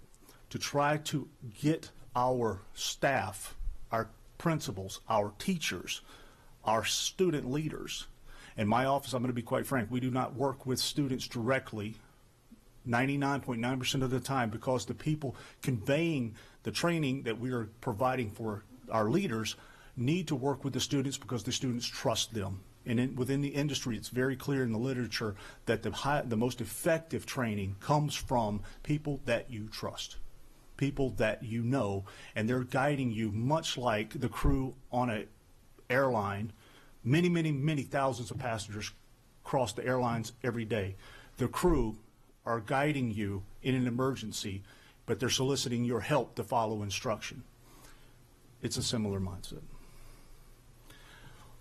Before we go away today, if I leave you with nothing else, I want you to understand the terminology that we use, and the term lockdown has been misapplied, misappropriated, and hijacked by a wide variety of individuals, well-intended or otherwise, but it does not mean active shooter. It simply means we have an emergency inside the building that a group of individuals, such as me, on the example that I gave you, need to have the ability to respond quickly to find out what it is and what needs to go from there, what needs to happen next. That typically means clearing the halls, putting people into safer areas if we can. If we cannot have people in safer areas, such as this room, we have no ability quickly, if the problem is upon us quickly, to maintain a safe environment in this room. So lockdown for this building may require, and most likely would require, us evacuating this space to an outside space because the problem is inside the building. If you do not apply those concepts correctly, you have chaos and panic. That is what we strive to avoid. Evacuation can be a part of lockdown. Evacuation may be something as simple as a fire, or in the Stoneman Douglas episode, in one building where the violence activated the fire alarm, persons on the third floor evacuated as if it were a fire drill to them, and then meanwhile found themselves in harm's way, that people on the second floor heard things that the people on the third floor could not. The second floor is in a traditional lockdown approach. But even then, within the lockdown approach, from a training element, people who were not out of the line of sight of the individual there to do violence were harmed. What our part of our training goes into, and one of the terms that was in that report, Dr. Arlotto and I had extended conversation about hard corners into rooms. Although we haven't called it that, moving individuals on their feet, ready to move, ready to be responsive to changing and adapting circumstances in a way that you're out of the way of the door so that the teacher can go and see what's happening, go hear what's happening, get information, and make decisions, ready to move, not hiding under tables and hoping for the best. That is not what we advocate. Like I said, I told you guys I try to downplay my intensity a little bit. I try to walk it back a little. As you can, I don't try to scare everybody that I talk to. We try to have a lot of fun with our professional development because we put people in situations they've never been in for a day in their life, and it's fun for me. It's awesome. You learn a lot about people that way, and it's great team building, even though it's a very serious conversation. So our PD, as you can, and this is just a indicative example graphic, it's for staff and it's hands-on. It's an actual physical act. Even though you didn't learn to drive a car by just jumping behind the wheel on 695. You had some classroom, you had some instruction, then you started to apply concepts and knowledge. It's a physical act. You can't learn to type by reading a book or by an hour's instruction. So we intentionally start slow, and we work with all levels to include staff, teachers, bus drivers, custodians, and my personal passion is the front office for secretarial staff. Because I'm going to give you another real life example how I know it works. When you have someone who ignores your protocols in a school, which we had in an elementary school that had a graduated entrance, what commonly folk like to call a security vestibule. There's nothing secure about a door that can be opened by fire code and somebody coming out and somebody can trail in. It slows down. It's a graduated entrance. It's a lot of things, but it is not a fail-safe security issue. And this particular parent followed in another parent, and it was a custodial dispute, although nobody had any idea why. Both people went into the office. One had followed every protocol that we had asked. The other did not, walk right past the other custodial parent, and with the secretaries sitting at their desk doing their normal task had less than 5 seconds to make a decision when that person ignored them and walked straight into the main area of the building of an elementary school with no idea what to do next. They took immediate action. They communicated effectively throughout the building. The chief custodian came running. The principal put the school on lockdown, sight unseen, did not wait to be that one to say, I have to make that decision. We have empowered our folks to say, you see it, you say it, you make the call, trust your instinct, and then we'll work the problem. They did that. The school, what we have learned, if you tell them to do something, less than 5 seconds later, the school was upper floor, lower floor, hall secured, people responding to the problem and got the problem rectified, and we were back to business in normal in 10 minutes. Doesn't take a shooting to do something preventative that mitigates your problem, and that's what we emphasize. We have over 8,000 cameras in the district.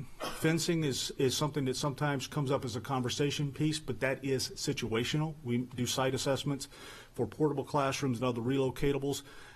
One thing with consideration with fencing, as what happened with Las Vegas was nothing more than a big outdoor room without a roof, had fencing, and what we talk about in that concept is taboo space.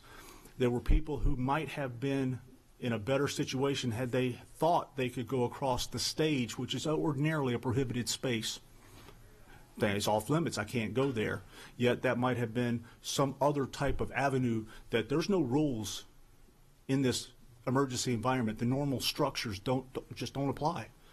We emphasize that in our training and our drills and our feedback, which I'm going to be candid, I cannot share with you the exact mechanism and what feedback we do give schools, but with every one of the state mandated drills for every one of the sites, we strive to take video of what actually transpired during the drill and give feedback directly and specifically to that site so that it guides our conversation for general trends and what we need to do as trainers to move forward. With that, I'm going to turn things over to Ms. Jackson to talk about our partner agencies, not only internally but externally as well. Good afternoon again. As with any successful organization, we do rely on partnerships. One of our main partners is the Anne Arundel County government, specifically our police department and our Department of Health. It's my pleasure to recognize in our audience today Ms. Karen Siska-Creel, Director for Nursing for the Bureau of Health. It is through our partnership with the Department of Health that every school is equipped with at least 2 trauma bags. In collaboration with the Anne Arundel County Fire Department, the chief of their EMS division, the number of bags needed was based on student enrollment. Each elementary school has 2 bags, each middle school has 3 bags, and each high school has 4 bags. And Glen Burnie High School has 1 bag per building, totaling 5. The medical supplies that were in the old bags weren't designed for mass casualty events, and so the change was made in collaboration with our partners. The bags now include items that are needed for first responder use, and that's a key point, for first responder use. These items in the bag include chest seals, bandages, scissors, trauma shears, dressings, waterproof tape, oral airway, gauze, blanket, tourniquet, duct tape, door stops, pen light, flashlight batteries, gloves, Sharpies, and among other items. The location of each bag was determined by the school nurse after he or she consulted with the school's principal. We wanted to make sure that these bags were in a secure location that is easily accessible. And so we purchased red breakaway locks for each bag. Each school nurse is required to check on the trauma bags in their school once a month to make sure it is still in the designated location and has not been tampered with. Again, the purpose of the trauma bag is to assist in a quick medical response to a mass casualty event. And as such, our community emergency partners are aware of the existence of the trauma bags. They have shared this information with their essential employees, and the location of each bag has been entered into their particular database. In the event of a mass casualty, all of the above listed agencies would be able to quickly access these trauma bags in every school. The school nurse and the backup responder are required to be trained to administer CPR in each of our school buildings. But the partnership does not stop with our Anne Arundel County government. It continues with our Division of Curriculum and Instruction here within the school system. Hands-only CPR is taught to students as part of their high school health education experience and is a graduation requirement per Senate Bill 503. We have several teachers who are trained as trainers who can further certify their students to receive full CPR and AED certification. However, all students receive training to administer the hands-only CPR component in our health education and sports medicine high school courses. This past summer, the high school health education curriculum was updated to include a lesson which discusses the components of the Stop the Bleed initiative, as well as contact information for Anne Arundel County Fire Department and the Anne Arundel County Health Department nurses, who may be utilized as guest speakers. To date, our teachers have either decided to deliver the lesson on their own or solicit the support of the aforementioned guest speakers to facilitate the program within their health education classrooms for our students. On October the 8th, our health educators at both the middle and the high level received training and earned certification along with our partners from the Office of School Security. Each of the 12 comprehensive high schools has received a kit that contains supplies to implement this particular program. The kit includes a Z-Medica Quick Clot trainer, which is used to model packing of a wound, the tourniquet application information that guides the student in how to appropriately stop the flow of blood, as well as all of the assessment materials to ensure that our students have the knowledge and skills to confidently provide the first response to those in need. The kit also includes 6 PVC swim noodles or foam rollers for tourniquet practice and 6 tourniquets.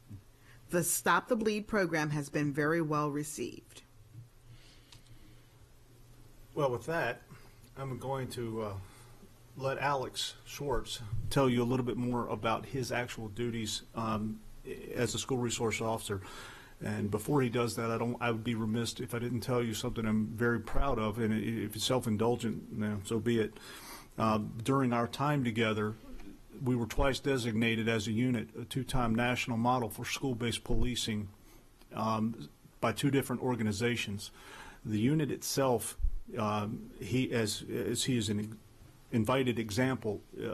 Not only they squared away, and know what they're doing every day, but they're sought throughout the nation for their guidance and how we do business as a well-trained, well-organized, well-disciplined group. So with that, I'm going to turn it over to him to let him tell you what he does in his day.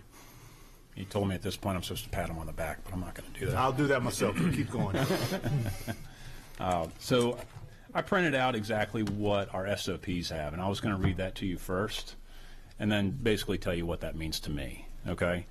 So there's 8 things that have listed in our SOPs. Number 1 was provide a uniformed, visible police presence to deter acts, threats of violence from inside and outside of the school. Address calls for police. Number 2 is address calls for police service in school when on duty. 3, serve as a counselor, mentor, and educator for students. 4, serve on school improvement teams and assist developing safe school plans. 5, serve as a resource to school faculty and parents for police-related issues and programs. 6, we can assist school faculty in formatting criminal justice education programs to teach the role of law enforcement in society. 7, inform students of their rights, responsibilities as lawful citizens. And 8, promote a positive image of law enforcement to students, their parents, and overall community. And from that, I mean, the nice thing is that the school resource unit is not a statistic-driven unit, whereas on patrol, the only way to really judge whether an officer is doing his work is the work he turns in. How many reports, how many tickets, how many warnings, how many citations, how many arrests did you make, who did you catch doing what. With the school system, we are judged more on what the school says. You know, between our administrators and what Lieutenant Batten, I'm sorry, I'm used to saying that, what Doyle has heard from them and reports back to our lieutenant, that's how we are told whether or not we're doing our jobs. So for me, this is a more meaningful career as a police officer. You know, when I worked patrol, when I worked on the road, I generally had 20 minutes to an hour with any given person to try to get in their head, figure out what they were all about, why did they make that poor decision that led them into my hands. And during that period of time, I'm trying to complete the arrest paperwork and everything that I have to do, booking process. So it's very hard for me to get into this person's head and then also counsel them to give them ideas on how to change their path. Obviously, they're not too good at what they're doing because they're getting caught by me. So with that, the possibility of staying in touch with that person at a later point in time after the arrest is slim to none. You know, they go to court, they go to jail sometimes, they get out. I'm not informed of that. I don't know where they are at any given time. I don't stay in touch with them. But as an SRO, basically I'm given 4 years with every person. And being that I'm not stat driven, I have that choice when I deal with a student to figure out, is it best for me to be involved police-wise, or is it better to me to be involved as a mentor, counselor, leader, and work with the parents and work with the counselors within the school, work with the administrators. Those are all the choices that I'm given. And knowing that I have the next day, the next week, the next year with that person, I don't have to move forward with an arrest.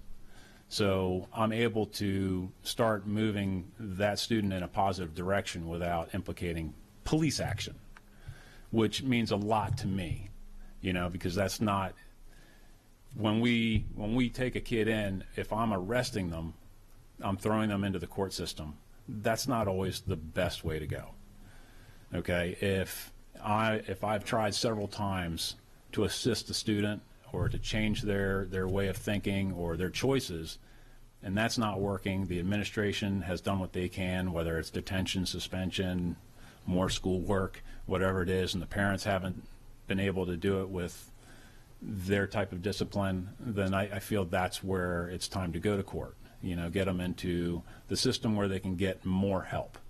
And with that, I'm in touch with Tamika Perkins, who everything I write and every SRO write goes across her desk. You know, you have teen court. You don't have to just go to juvenile services, so there's other options there. So if I'm writing a kid and I feel there's a possibility that this student would benefit better to sit in front of a jury of his own peers, literally his own peers, then I'll make that suggestion, and Tamika Perkins takes that into account and figures out if that's a good avenue. I have to leave here by 4:30 today to go to assist with teen court tonight. That's something I do on the side as well. So with that, I get to know the students over a period of time. I get to know what they're about, who they are. I get to know their parents, their families, the siblings as they're coming in. So I have more knowledge of where the student's coming from. You know, I get other students that come to me and tell me what's going on. I have social media. That would be a whole nother hour of conversation. But that, with social media these days, kids document everything. Pictures of everything. There was a party this past weekend. I'm still finding pictures of that party. I've already talked to the officers that responded to that party. I'm talking to the parents that own the house who were out of town when the student had the party. You know, I get to take my time to get to know every aspect of the issue. And as a police officer, that's unheard of anywhere else within the police force. And beyond that, I actually get to go talk to teachers. My administration works very well with me, whereas we can bounce things off of each other and figure out what is best for that student. When teachers allow me into their classrooms, there's several teachers that teach criminal justice, they teach history, anything social-wise. They ask me to come in, and as they're teaching something, I get to refer that to what I've seen on the road. So I have all of my personal experiences with criminal behavior, or even just bad behavior that I've dealt with on the street and then even in the school system, that I can teach these kids, this is what happens when you do X, Y, Z. And it opens their eyes a little bit. And it gives them a real life scenario rather than somebody teaching them on the board or through a video. And they ask me a lot of questions. I think that's probably one of their favorite things is the Q&A time. And, you know, it's all about how many people did you tase and all the goofy stuff. But, you know, there's always some good questions about their rights, what they're allowed to do, what they're not allowed to do. As juveniles, you have different rights as an adult.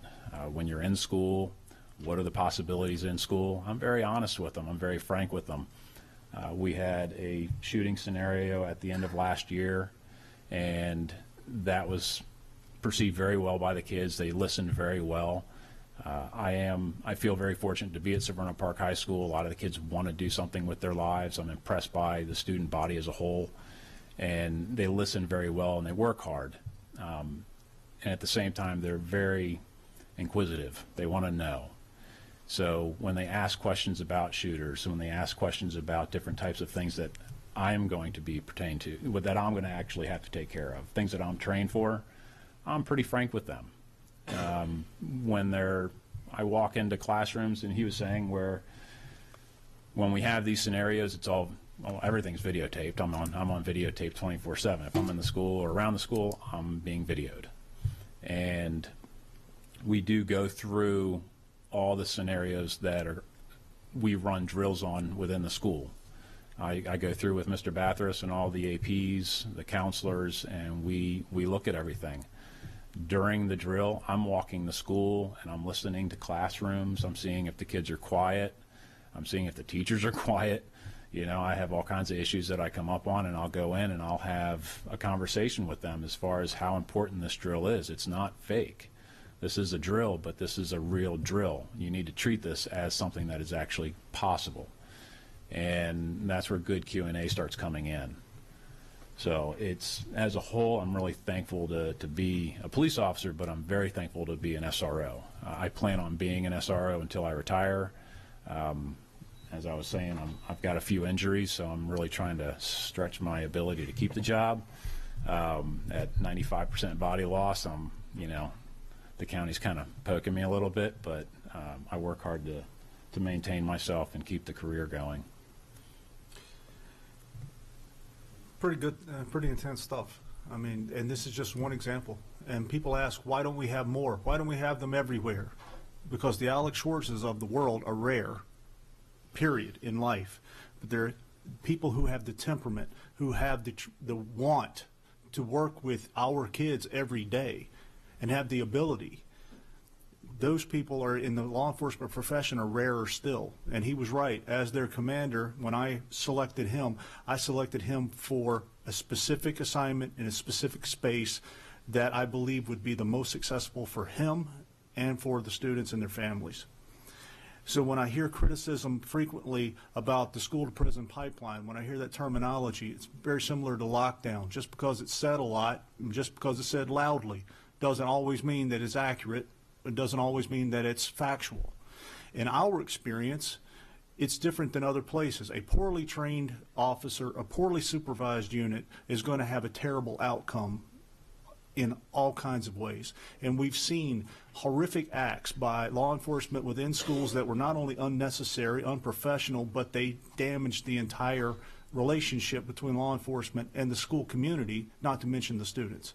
It called into question some of these acts so bad that it calls into question the need for law enforcement, or should we even have law enforcement involved in schools at all. And yet sitting beside me today, you hear what law enforcement, properly trained, properly selected, properly supervised, how it goes. We have our officers, our coaches, volunteer activities before and after school, a wide variety of things. These officers frequently work the school detail, large football games, basketball games, and things in their after hours. This is not a Monday through Friday, summertime's off job. They are involved all year long. So with that, it's a lot, and it probably didn't touch on everything, but I'm going to conclude my formal remarks by telling there's always an avenue for our students to say something to somebody. They can say it anonymously. They can say it to an officer. They can say it to a teacher. They can say it to a staff. And when they do, things happen, even though you may not see them in the public eye. Things are happening all the way to when I did a presentation recently at Arundel High School for CRASC. One of the impactful statements that I heard back was important was we can put boots in your living room anytime, day or night, if we need to, not only as a school system, but our partnerships in law enforcement. And that's with the city police, the county police. Anytime that we get information that we need to respond to, our partnership allows us an opportunity to investigate thoroughly. And by thoroughly, it's a different look when it's your mom having to answer the door in the middle of the night on Christmas Eve. And that happens. But we're going to get to the bottom of it and do everything we can, so long as somebody says something to a trusted person and that person does what should be done in the aftermath. Can I add one thing? Absolutely, anything you want. You noticed you stated on duty and off duty. We, as a unit, were not strictly just on duty at that time. With the school resource unit, we're given county phones and we're expected to have them on at all periods of time. We get phone calls at whenever in the evening or on the weekends, and if we don't pick up, we get written up. We are expected to be able to help patrol at any point in time. I've gotten several phone calls over my 9 years. I mean, a lot of phone calls from patrol that say they have a student that's missing. It's one of my kids. Do you know anything about them? And right away, I can go into my notes or I can go into my bank of memory and just tell them these are the kids they hang out with. Look up this, look up that. My sergeants and my lieutenant are all available. They're hooked into the what do you call it now? The program as far as all the students' information. Power School. So they can get into all of that. So we'll be contacting our supervisors to get information on different students, so that we can pass that on to patrol, so they can go try to find a missing kid or somebody that has hurt somebody if there was a fight, and they have a first name and a last initial. Most of the time I can figure out who that is and get them pointed in the right direction. It doesn't only stop just with the students. I have 3 kids that have dropped out, all due to drug behavior, and I still stay in touch with them. I have one that I finally got him talked into getting his GED. He doesn't really have parent role models. Dad went to jail for beating on him. Mom left him and went to Atlanta just to get away from him when he was 17, and he was on drugs most of his life since he was, what he says, 12 years old. And he had to drop out to start working so that he could survive because he didn't have anybody. I was the one person that he maintained conversations with, and I've walked him through as far as getting his license, different IDs, how to get a job, how to do taxes. So it keeps going even beyond high school, and that's something that, again, I take to heart, and that means a lot to me because even though I had arrested him a couple times, I do it in a way that he understands. You left me nowhere else to go. This is my last thing that I could do.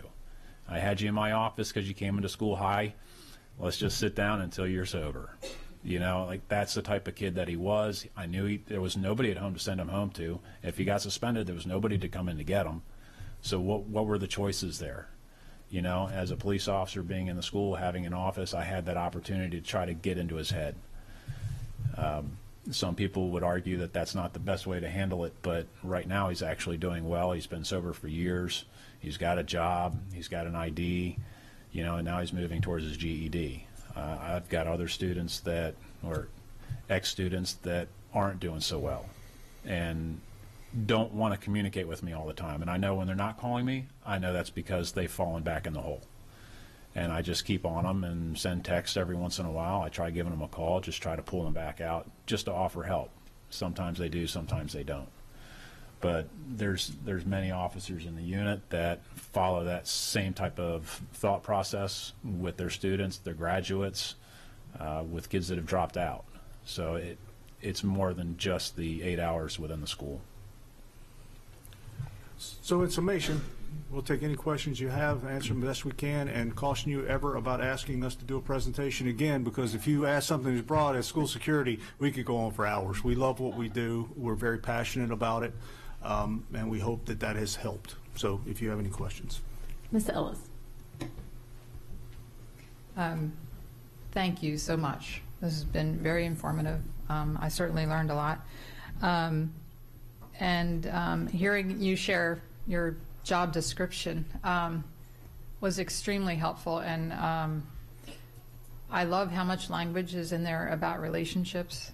The human aspect of your job is so important, and as we all want to ensure the safety of our students, it is crucial that our schools do not feel like prisons.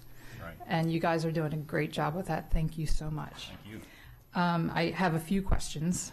I recently attended the TAC-SAAC legislative breakfast, and it was brought to my attention there that there's a concern that perhaps we should have a panic button in the front office. Sometimes there's situations where someone doesn't have the time or opportunity to communicate. Has this been discussed, and do you have any information on that? Absolutely. Again, I want to caution anybody about the over-reliance of technology because, and I don't want you to take my word for it.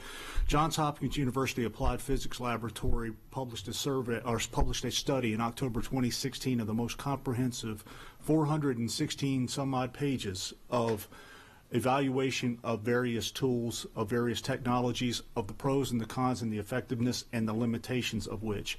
And we have studied, and not only does their study echo what we are seeing, but the false positive rate for panic alarms, simply hitting a button. I'll give you an example. Hitting a button, there are buttons that people have the ability to press, and alarms go off, and you go try to scramble to find what the problem is. It is the enunciation of a problem is and a further description, what it is, where it is, and how it's going. Yes, we know that the initial alarm has to be sounded. The downside is when you sound it because you bump into it, burglar alarms, bank alarms, things of that nature. When you have a false positive, the minute you have one or more, the human element is to discount it as a false positive. So we have taken when we do training with folks, we understand that there are different approaches to different things, different technologies, and different ideas. But what we have tried to emphasize with our technology and our training is eliminating those elements just because of niche technology that has, even according to the literature, proved less than effective or at least contradictory in results. So there is literature on those in existence elsewhere. I mean, I'm not aware in banks that there's a problem with false positives. So I'm just wondering, is there? Well, there's a tremendous false positive rate in bank there. alarms, Okay. home burglar alarms, and a number of, and again, these automated systems, things that rely on technology that can either fail in an emergency or can go off and be the false positive. Again, I just want to caution the over-reliance on that. And now that a reputable institution such as Hopkins has published an open source that's easily available to find, the cover of which I have in front of me today that I'll be happy to share, October 2016. Again, that's the most comprehensive review of a wide variety of technologies, not only what you're speaking of, metal detecting technologies and other technologies that really illustrate the limitations and the over-reliance on automation when the most powerful element ever created is the human mind and the ability with a well-trained, well-versed individual to respond and do what needs to be done. So that's where we're at with that. There are other technologies that we use. That's just not one that I've been an advocate for. Thank you. Do we have feedback on the emotional responses or impact to students following shooting drills? Can we get information broken down by elementary, middle, high school?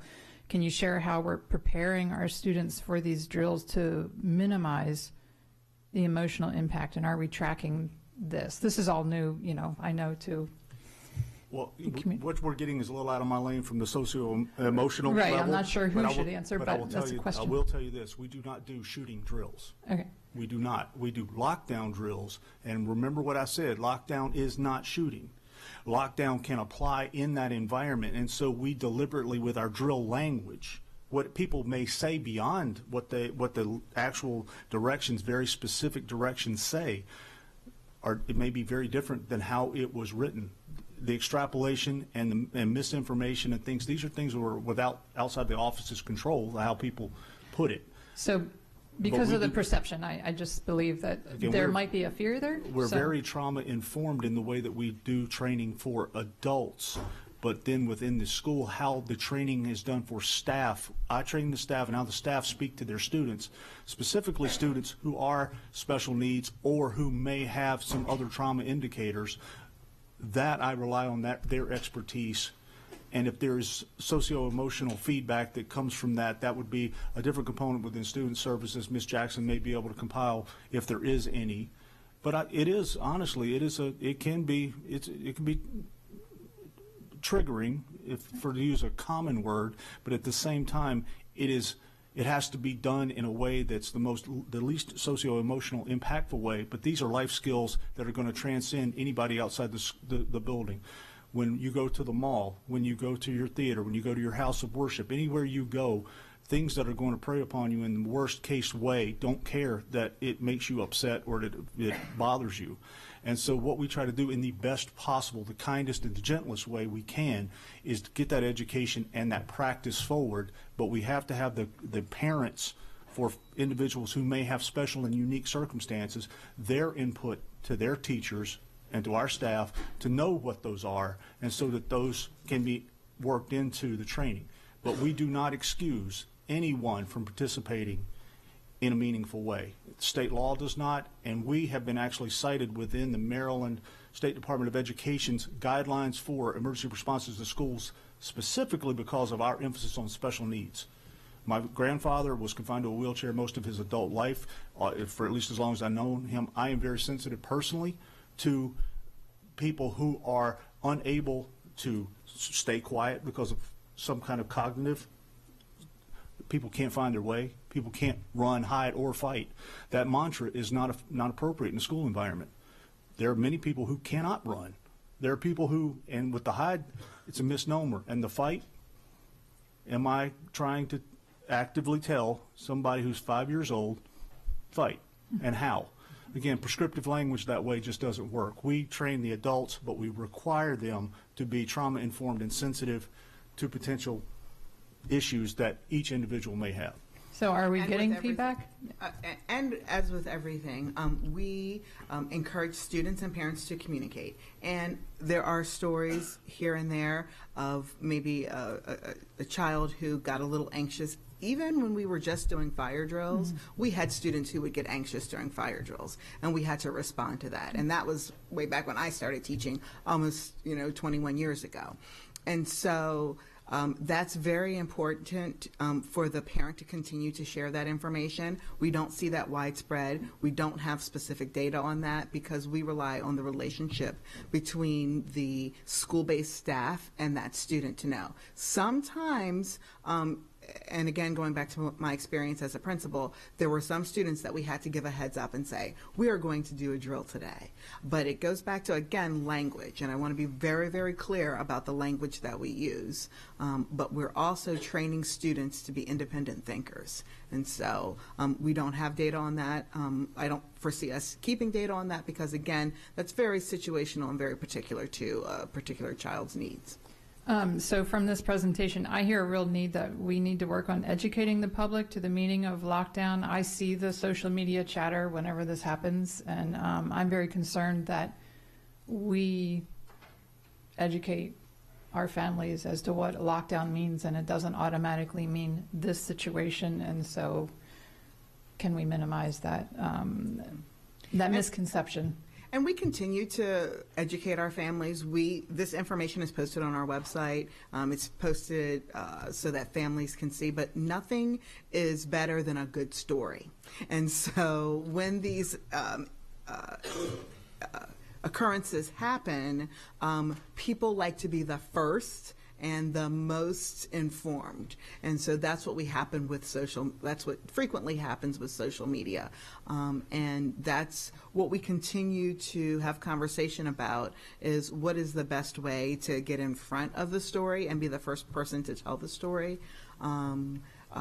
But again, sometimes it's information we can't share. Sometimes it's information we don't have. So again, we just continue to, if our parents and our parent groups continue to be partners in helping the community when there's something that's posted, instead of responding, perhaps waiting for something official from the school system. So. If I could give you a real-life example very quickly, Bob Mosier in the communications office, we are in a direct line of contact in any kind of critical incident.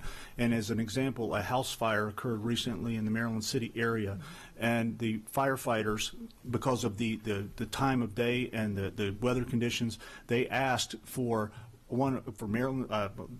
I believe it was Maryland City Elementary, to be used as a temporary refuge point for dislocated and dislodged residents. Now, that is completely out of the scope and pale of what we would normally do, but because we have that relationship and because we are able to, with not only Bob Mosier communicating to the external community as to what our role is, why do you see extra police cars in the area? Why do you see fire apparatus in the area? Why are people that we don't recognize coming to our building? How can we segment with police support to provide security within that very limited time and space? But we accomplished all of that with minimal intrusion to the workday for the school, and we provided a good community partnership public service in a way that was non-threatening. But the information source out, Mr. Mosier is, and the communication office, they are the reliable source. So anytime we have anything happen, we had one time a boiler backfire or misfire, and by the time the fire department arrived on scene, it had already gone out on Twitter that the building had exploded, which it clearly hadn't. The first information that you typically read, if it's not from us, is probably false. It's probably something happened, but whatever you read is probably not what really happened.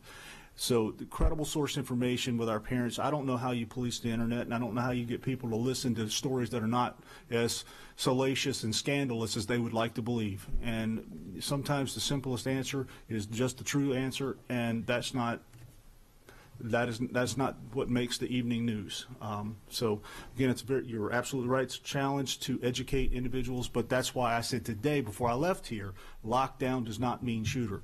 It is an emergency in the building, and we're dealing with that, and we're going from there. So It could be something as simple as a child is choking on an item in the cafeteria, and we need to clear the cafeteria, hold everyone in place in the building, get responders in, and we go back to business.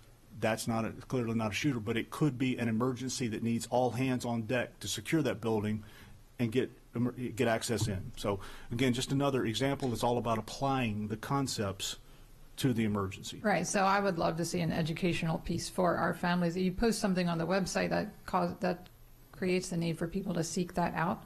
So I would love to see our schools do something where we reach out to the families and say, look, this is what lockdown means. It can mean a variety of things. So please remember to, wait for information before you make assumptions. And then one final question, as far as the ability for students to report. You had the hotline up there. I saw a fantastic presentation on the Text to Stop, I think it was called, program. And having students, I have 4 kids, and I know that that's their means of communication. And from the presentation, it seems to be a very effective, more effective means of students reaching out and reporting. So do you have information? So far, no, it is not. Okay. So far, I'm going to be candid with you. We were the first in this agency to create a two-way mobile application years ago that allowed students to directly communicate with their SRO. It is no longer in existence because it failed miserably. Students would not use it no matter how much we publicized it, and we were the first literally in the world, according to Apple Store, that had done this as a law enforcement agency. Now the state has a tip line. We locally have had a tip line for a very, very extended period of time. The actual use rate of what we get into that tip line is extraordinarily low, comparatively speaking, to what individuals in schools receive in person all the time. Again, not one thing is not better than any other. All these things supplement each other, not supplant. So it's options based. You have options to do things, and as we go forward, we will be publicizing more of the state's tip line, but as it stands now, our local that we've had is on the back of their student IDs. It's in the parent handbook, it's in the student handbook, it is plastered everywhere. So we have an avenue that is anonymous, but it allows individuals, now with the state's new mechanism, but throughout the state there have been, at least last count, I believe they said 7 reports throughout the state, not all of which have had anything to do with schools. Somebody mad at their neighbor, for example. But in one case, the most progressive case here in Anne Arundel, somebody reported that there was drug dealing in the vicinity of Broadneck High School, and the police became involved because of that tip, and there was an arrest for felony drug violations near Broadneck High School. So it does work. There are a lot of mechanisms that work. It's just one option. And along those lines, the best mechanism to work is as soon as a child comes in contact with information is to let the adult know. Frequently, we deal with things in the evening that a child comes home and it's dinner time and they have delayed telling an adult about something that they've seen or heard. And so that's, again, if there's nothing that you take from this, is that we'd like to encourage students that if you see something, especially if it's during the school day, to say something immediately and not delay that response. And not to repost it to social media under better safe than sorry.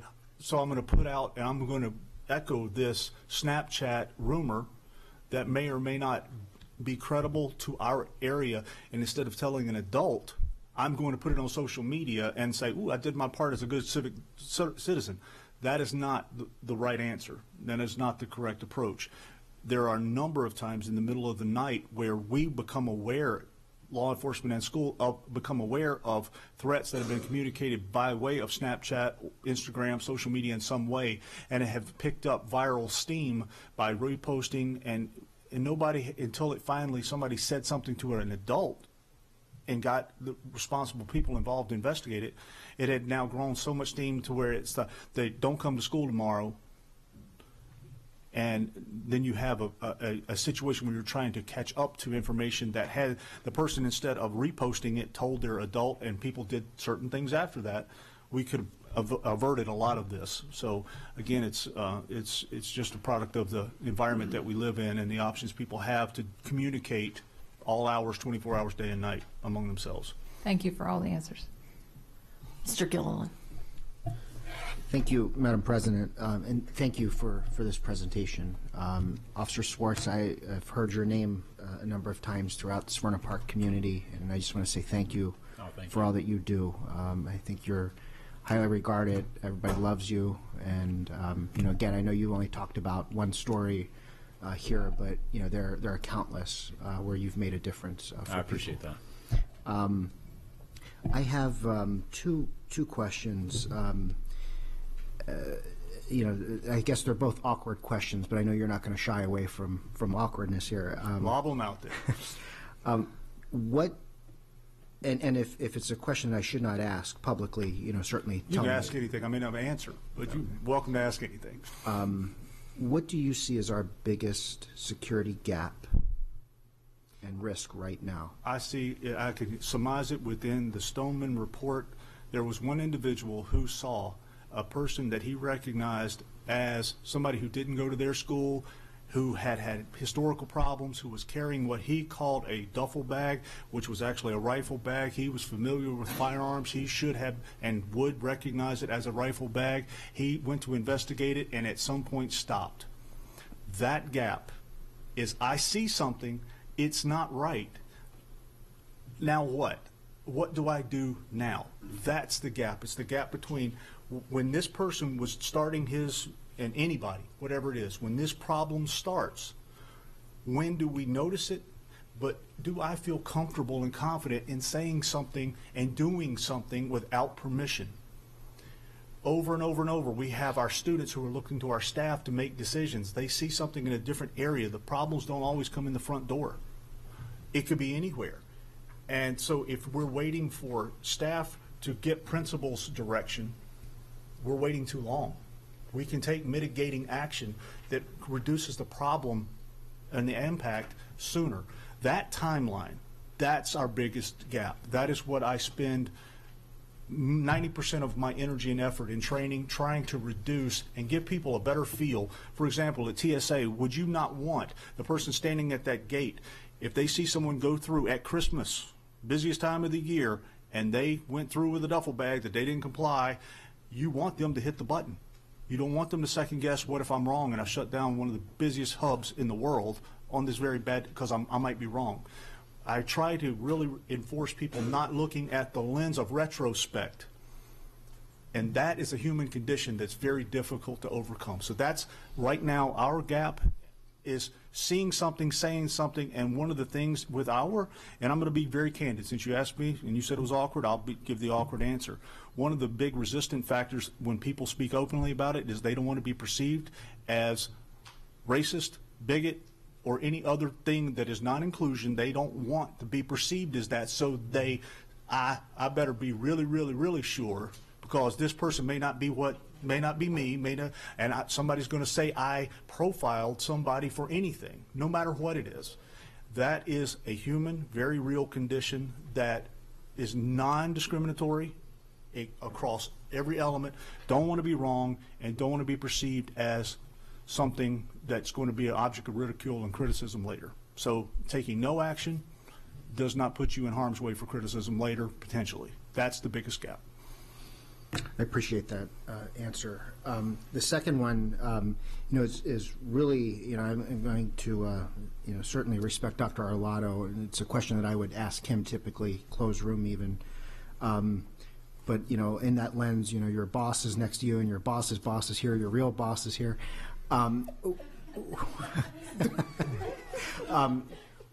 What resource, whether it's financial impact or not, what resource do you need, or resources do you need that you currently don't have? Honestly, it is more people that can communicate this message more effectively in a rapid period of time. But that doesn't mean necessarily school people. That doesn't mean bodies. That means it's not competing for resources against classroom teachers or counselors or any of those things. It's the ability to take messaging out, to actually have it go consistently out. And we're working we're absolutely working that problem with Office of School Performance. It's a matter of time and it's a matter of audience. And we are absolutely working that, but that doesn't cost us a dime. And most of the things, very, very clearly in the Hopkins study and other things, most of the things that are very convincing evidence that the things that don't cost a lot of money are our biggest assets. And so it's just a matter of shifting the conversation that this is a very critical element of the school experience now in this day and age. And we don't want to take away from any other thing. We don't want to compete for resources, and that's not even what we need right now. But what we need is just time and opportunity, and we're getting that now as we're here today for this extended period of time talking this conversation, but this conversation's been going on internally and to schools for much longer than this. And Dr. Arlotto is without a doubt the area, if not nation, leader in progressive thought this way, because that's what led me to leave the police department to come here to this organization, is because he's here. If I did not believe that he shared this vision and he shared this intensity, I would not have left where I was to come here. And so I think that's the biggest testament I have. We're getting what we need. It's just now time and a matter of the ability to change a culture that used to think could never happen, and now we know it can. That was the most politically correct answer. You have no idea how long I've practiced that, so your evaluation will reflect that. I do want to echo, and I didn't know you were going to ask that question, and certainly always allow my staff to answer openly and honestly. Time is critical, and I think that's something that we struggle with. I opened my superintendent's comments now many hours ago and talked about professional development and how we're trying to change professional development. It takes time and access for professional development. And this is a great example of something that is critically important, literally critically important. And we have to have time with staff to do training.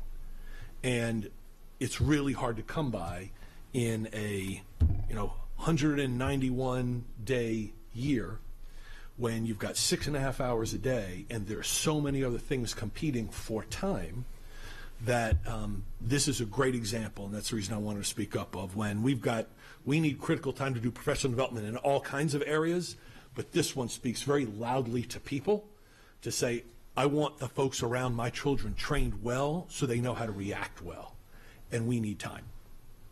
I appreciate that. The last thing I'll say is more of just a comment, but along the lines of what Dr. Arlotto just said, I think we need that here. And I certainly, up until about a year ago, roughly, you weren't always present here because we didn't have that need, and that need's arisen. Shelley, and others who are here all the time now because the dynamics in this room have changed over the last year or so. And that being said, I still think, I'm saying this somewhat tongue-in-cheek, but it is serious, and we're sitting ducks. I know you're observing, constantly, but, anybody can come in here and sit here, and, You're not quite as vulnerable as you think, and that's the backstory that we don't share with the public. But you're right that there are a lot of things that we've considered on your behalf of ways to do mischief. And the good news in that is we have at least an intuitive plan for the first stages. So I don't want anybody thinking at home you can come in here and make mischief and do harm or be disruptive. There are certain things that we do and we have in place, even for you guys, without you knowing what they are. But again, we're the upstanders. We're the people who are here to guide and look after you and anybody who comes to do the business of the school system to make sure that they can be heard and in a way that's not dangerous or disruptive to anybody else at your direction. So we got your back. Ms. Antwine. So first of all, thank you guys, not only for being here to do this presentation, but for what you do every single day. You give parents like me the confidence to drop my son off every day at school, knowing the real risks that are out there for him. Your SROs, I can tell you at Meade High, are just absolutely, I would say the best, but after hearing you, I think they're among the best. And so that is to be appreciated.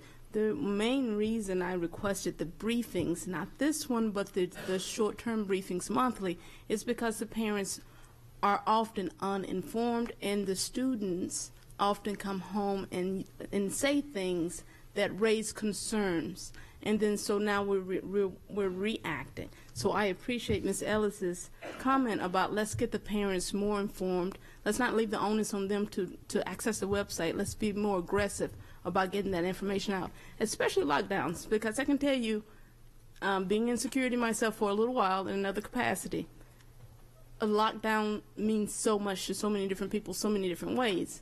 In addition to that, though, it is important to point out that those lockdowns are comprehensive, that they include a variety of protections, supports, and knowledge that should be promulgated out to the public and to the students, so they understand that this is the scenario you can use in almost any varied scenario.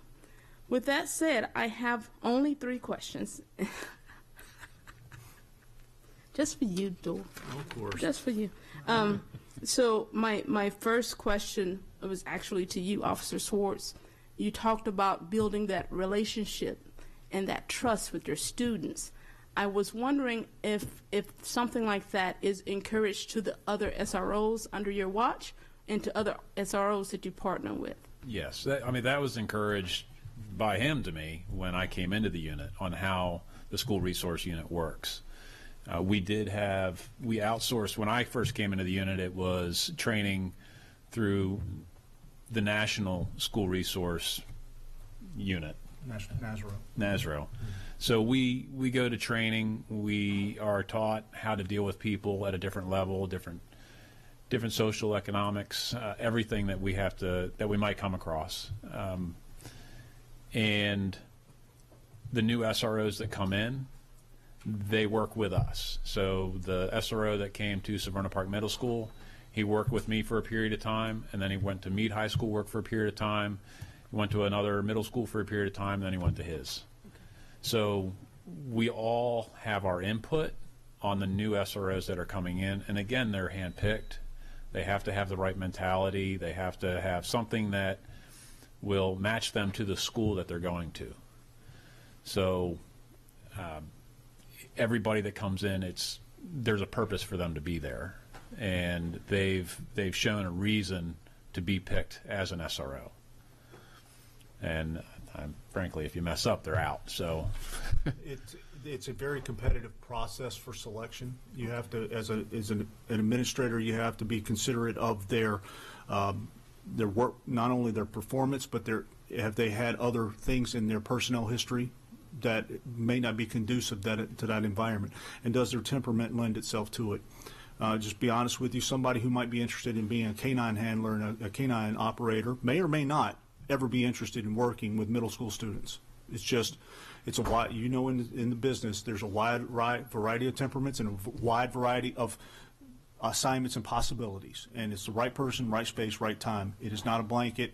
Not everybody who applies is selectable, and it's very competitive, and we've been successful because of that.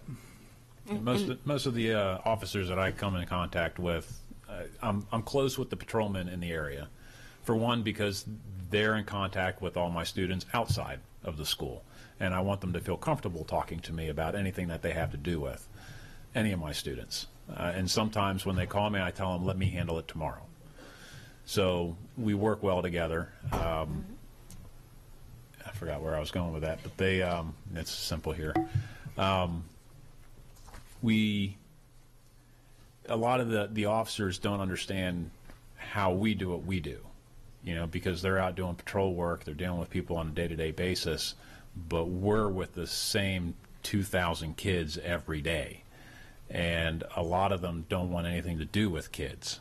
And my comment to them is always that they're dealing with people that are acting my kid's age. I'm dealing with kids that are acting their own age. So it's the same types of issues, but my people are learning. So all the 2,000 people I'm dealing with, I expect them to mess up. I expect them to be kids. I expect them to test the limit. And that's what I tell them when I catch them doing something wrong. I tell them, I get it. You're a kid. This is a learning process. You know, unfortunately, sometimes they push that limit a little too far where I actually have to write a report or I have to do a citation. But most of the time I don't. Most of the time I can sit down and talk to them about what they're doing and why that's not the best choice for them and others. You know, the biggest thing for me is, you know, by far the most important thing of my job is to protect the students, protect the school, protect the faculty. When the students mess up and they're doing something wrong in the bathroom, they're skipping class, or they left the school and that takes my time away from securing the school, I tell them that. You just took 2 hours of my time from securing this school. I couldn't be in the main office or in the main lobby in order to watch and make sure nothing is happening as a whole. I'm taking care of one issue. And most of the times kids at Severna Park they're pretty sorry about that. I mean, they apologize and, all right, I get it. And like, I shouldn't be taking up your time. So it's good. One thing I want to clarify, that these guys are police first and foremost. They are paid, trained, equipped, and everything by the Anne Arundel County Police Department. They are not school system employees in any way, shape, or form. They are not involved in school-based discipline. They have no input whatsoever on whether or not his kid is suspended, relocated, any of that. All right, so I just want to make sure that that comes out there. And they are governed not only by the rules and regulations of the police department, which, when printed, is a document approximately a foot tall, but also by extensive special operating procedures and by COMAR, elements in COMAR, and by memorandum of understanding that they will not deviate from that with disclosure of information that might be confidential otherwise. And on top of it, the courts have recognized the hybrid nature of school resource officers. By courts, I mean federal, state, and so on, to do what they do in support of the parental aspect that schools play in a student's day. So they are well aware of all of these things, but when we say you know, whatever that it is that they do, that they might catch a kid doing something, this or that or the other, they're bringing this to, unless it's an actual crime of violence or something that needs their immediate intervention, they're bringing this to attention of administrators so that they can do whatever it is that they do administratively. What we find is that these officers, when they're introduced into schools, the reported incidents of anything, wide variety of things, goes up exponentially because they're now available to talk to, and they are required by their rules to document certain things. And so those numbers spike right off the bat. But historically, when you do a data analysis of it, as I have done, you see that drop off exponentially in years beyond, because the level of accountability that they bring into the equation, and when and I know he's downplaying, you know, what getting the courts involved does, but sometimes the courts are the only way to hold parents accountable for not only their students' behavior, but the home that these students are growing up in that's led them to the school environment in the first place.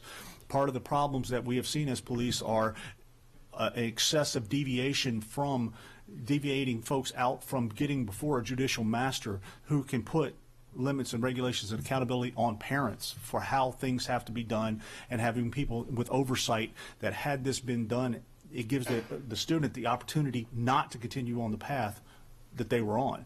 So the schools, our environment, what we're finding is we are a tremendous stopping station to stop people from deviating off into a level of crime and disorder and other things. We bring resources to the table. This board, student services, officers, everybody brings an inordinate amount of resources to try to avoid persons going from birth to prison or untimely death. Everything we do is to try to keep that from happening. It doesn't always happen, but for anybody to misnomer it and say that this role or anybody here's role is to take a child from school to prison, that is just absolute nonsense. And I will never agree that that is, at least in our experience, the way it is. That's my rant. I apologize. So my other question goes back to text to stop it. I understand and certainly appreciate that this was tried before, but I believe now is the time to try it again. Well, it's underway. So a program like Text to Stop It is also state supported, and there have been some fixes, so to speak. So the things that may have been done previously may have been augmented or changed or updated or whatever the case. I understand too that being the mom of a teen, my son never talks to me, but he will send me texts like nobody's business. So I believe that program would be essential, and I request that the board actually considers at least piloting that program to allow the options that you spoke about before for the students. I'm going to jump in. I'm hesitant to add yet another level of communication, like text to stop. There are several jurisdictions in the state that are using it, but it's the only thing they're using. So I've talked to the superintendent of Talbot County, for example. That is their mechanism for communication. We've had something. We've had a communication system. We've had a reporting mechanism for years in this county, and that's what we've publicized. That's the number that's out there. It's on the students' IDs. Now come along, the state has mandated that there is a reporting mechanism. It is also on the phone. You can get an app, and students can text in and report things to the state, and the state monitors that 24/7, just like we monitor ours 24/7. So now we have two competing, and we're not ready to take ours down until the state is fully supported. Now, to bring up a third text to stop, I think is confusing. And so we've talked about it. We're concerned about putting a third up. I serve on the Maryland Center for School Safety and the Governor's Advisory Board for School Safety. And right now that recommendation, put text to stop or yet another mechanism, is out there. The governor wants this state mechanism to get up and running. And so that's what he has pushed us around the school system, around the state. Unless I'm incorrect in that, that's exactly what they want us to do. And so we have two competing right now. And I would worry about Ms. Antwine adding a third to that. And what I would like to add is the state is their system is linked into the Maryland Center for Analysis and Coordination for a 24-hour police responsiveness and evaluation. It is new. We don't want to take ours down until the state has been able to work any bugs out, and we're a part of this. We receive these same tips as well as our police department partners, and there's a lot of good things that are going on there. But we're letting these two run in parallel right now until we're assured that there's this option, there's this option. We're not taking options off the table, but that text to stop option through the state, we are still working to market this and to publicize this and to be that role, but it's there. It's already up and running. There's no reason for Arundel to take on yet a third iteration of this when it already exists in a way that we would not have the ability in robustness to do what the state is already doing literally right now today. Sure, I understand that, and I appreciate that explanation about the bake-off to understand the variables, the pros, the cons, and otherwise. That's to be appreciated. I recommended a pilot, not necessarily taking anything down or making it the forerunner, but a pilot to see how a program like that has also been scrubbed by the same governor and approved for use in the schools. I believe it will introduce some variables that the other two to this date, and we're going into the second semester, has not yet shown us. So with that, I'll move on to the very last question for me. The cameras that are throughout the schools, I think, are great. On the campaign trail, I actually had elementary, middle schoolers, and high schoolers say we need more cameras. If hallway 4 or 5 had that camera, that wouldn't have happened to me. So I appreciate that the cameras are there. I wanted to be able to better understand the sustainment of those cameras for vandalism purposes, for whatever the connectivity might be shortened for whatever reason, or the blind spots that the cameras. You may have a camera here, a camera there, and there's still a blind spot. So how are we assessing the sustainment and the use of those cameras? Cameras first came online many, many years ago, preceding me, and the way that they were selected for the locations and where within the locations that they were selected, I can't honestly say. But I will tell you, when I came here 3.5 years ago, the very first thing that I asked was, how old is this equipment? How much equipment do we have? Where is it? And what is our ability to refresh aging equipment? And what I promptly found was that some of our equipment was more than a decade old and it was failing. Time is the biggest problem for technological equipment. And that is not just the cameras, that is the servers, the hardware, the pieces that make it all run and work. We have right now in the district over 8,000 pieces of equipment. As every place, as a kindergarten addition comes online, a new school like Severna Park came online, this all adds to inventory to the equipment. This impacts operating costs for not only service from our vendor, who we've had a phenomenal relationship with. They're amazingly responsive to our needs. But my first task was to see what we had and see what was already failing and figure out with our available funding, because everything does have a limit as to how much you can allocate to it, what do I need to replace, what do I need to get so that it works the way that it should.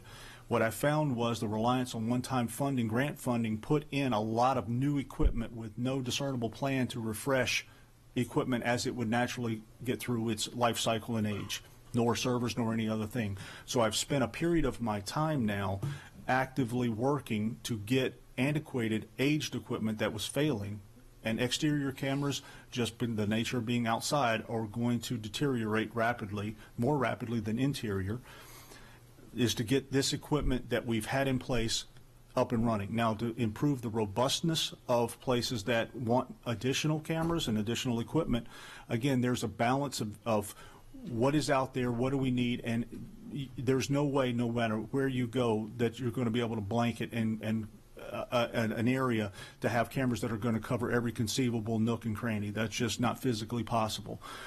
We rely on the school-based individuals to tell us, this is where we're having these problems. I'd like you to evaluate the ability to add or to readjust or to relocate or any number of things. So we work very closely with schools for those additional requests.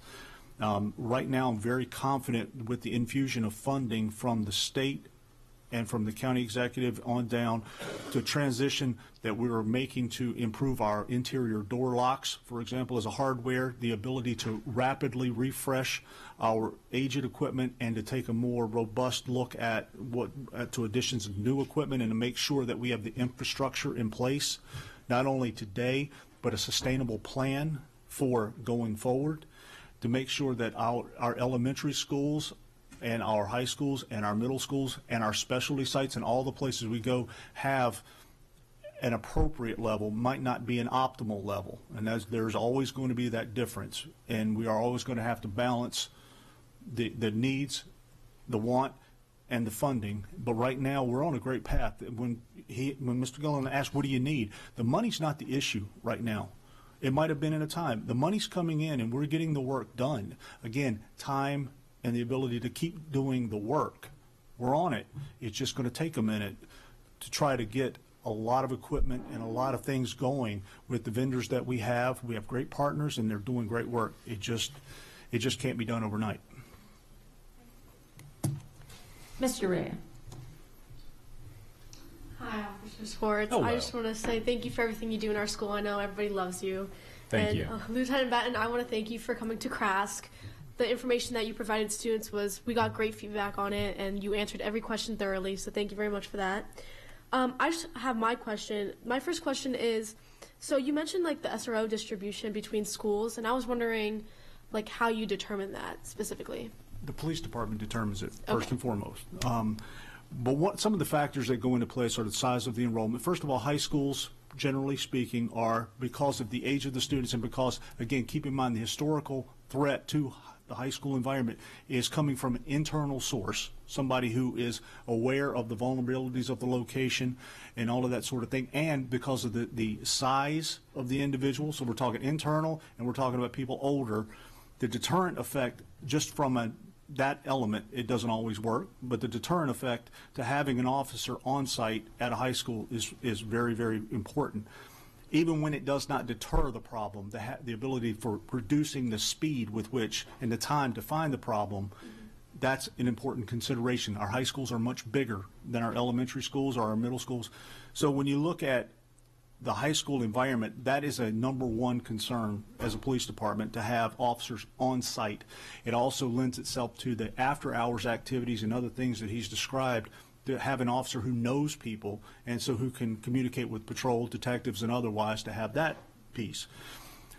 As far as other sites, middle schools, our county has moved forward to trying to have officers assigned to each of the middle schools. However, numerically speaking, that is going to be a challenge, if ever, to be accomplished because of the limited number of Anne Arundel County police officers available for these assignments. There is a minimum number of officers that have to be on patrol on the street every day. And this unit, the county police department, has been an amazing partner to detail these officers to this unit for this task that is the size in excess of a normal patrol platoon that would be available to serve on a daytime and a 3 to 11 shift 365 days a year. These officers have been taken out of that role, and the most experienced, most highly trained, every one of these guys and ladies, every one of them is capable of being police supervision, if not command. They're that good. So you're taking the best of the best and removing them from patrol. So when we say we're hiring new officers, that has no impact on the SRO for the most part, because we're taking from experienced officers and putting them in locations. So how do we select those? How are they put? Calls for police service normally for the areas that have a lot of calls for police service in the community typically have an increase in the school itself. Whatever's happening outside those walls comes in, and whatever's in goes out. So there is some reflection there. So again, it's a wide variety of variables, but it's also, bottom line, is predicated on how many officers are available through the police department. They get injured, they get sick, they move on to other assignments of their own volition. I mean, it is a career. It is a law enforcement career. You don't just become an SRO sometimes and stay that way. Look at me, I left, did something else. So, and many of the officers have gone on to other things, other assignments, and gone on to promotion and things like that. So again, the attrition rate, in my experience, has been very positive in the attrition. It's not been because it's bad. It's been because it's good. But then how do you replicate that? It takes a lot, and the selection has a lot of variables in it. Elementary schools, I do not perceive there ever to be a time within my tenure that officers will be available by sheer number to be available to elementary schools. I just don't perceive that, and that's just being candid. The numbers just do not support it. So that. But the selection itself, again, we try to be equitable not only in the size and scope of the school, the type of calls for school service or for police service, and how close they are to a local police station or another officer that might be able to assist in the event of an emergency. Okay, thank you. You've been very thorough. You actually answered a couple other of my questions. But my last question essentially was, you mentioned that the role of an SRO is to have relationships between students to create this positive view of law enforcement. So I was just wondering if there's any opportunities available to parents to come in and maybe speak to the SRO or get that relationship as well, so that they have this good view and that they don't perceive it as adding to the prison pipeline. Actually, I deal with a lot of parents that have not even had anything to do with the school. I've had parents call me just because their kids come home and say, "Oh, Officer Schwartz helped me with this, Officer Schwartz helped me with that, and my kid was telling me this, that, and the other, and well, I've got this issue and it has nothing to do with school or my kid, but could I throw it off of you?" So it does happen, and I've heard from other SROs the same thing, and it really is all about community. I try to be involved in all the games, sporting events, whether it's sometimes the bowling, to basketball, baseball, whatever it is. I try to attend whatever I possibly can. I have 4 kids of my own, so I'm a little taken up for the other 2,000, but I do try to get to as much as I can. And it's not just sports. There's dance, there's art programs, things like that. There's the sci-fi club on Fridays at Severna Park. I try to stop in to get to know those kids. So it's a little bit of everything. And with that, they're going home and talking to their parents and discussing what I've done and how I work. So I do get a good bit from parents. I think that's the only contact I get as far as Facebook goes is from parents, because that's like the old person social media now. That's what I always am told. But I do get communication from parents. Thank you. Ms. Corkadell. I just want to reiterate my fellow members' gratitude to you guys. I wanted to have a brief discussion, so to speak, with the mobile crisis units. In a separate role, I've had the fortune of working with Ms. Corbin and Lieutenant Thomas from time to time. And what is definitely clear is that those numbers of responses and their frequency of the school is exponentially continuing to rise. And I know that some additional dollars have been sent over for mobile crisis. My question is there cross-training or the ability to inject cross-training as the frequency increases for these teams? And there's very few teams, just like SROs. These are, chosen teams to possibly add additional training so that they're better prepared, because you have the relationship. And then we're bringing in a person to address a crisis, clearly. But it seems to me like that could possibly go smoother if there was that additional training that you guys have added to mobile crisis. Has there ever been a discussion on how to get them trained a little bit more in education and school environments?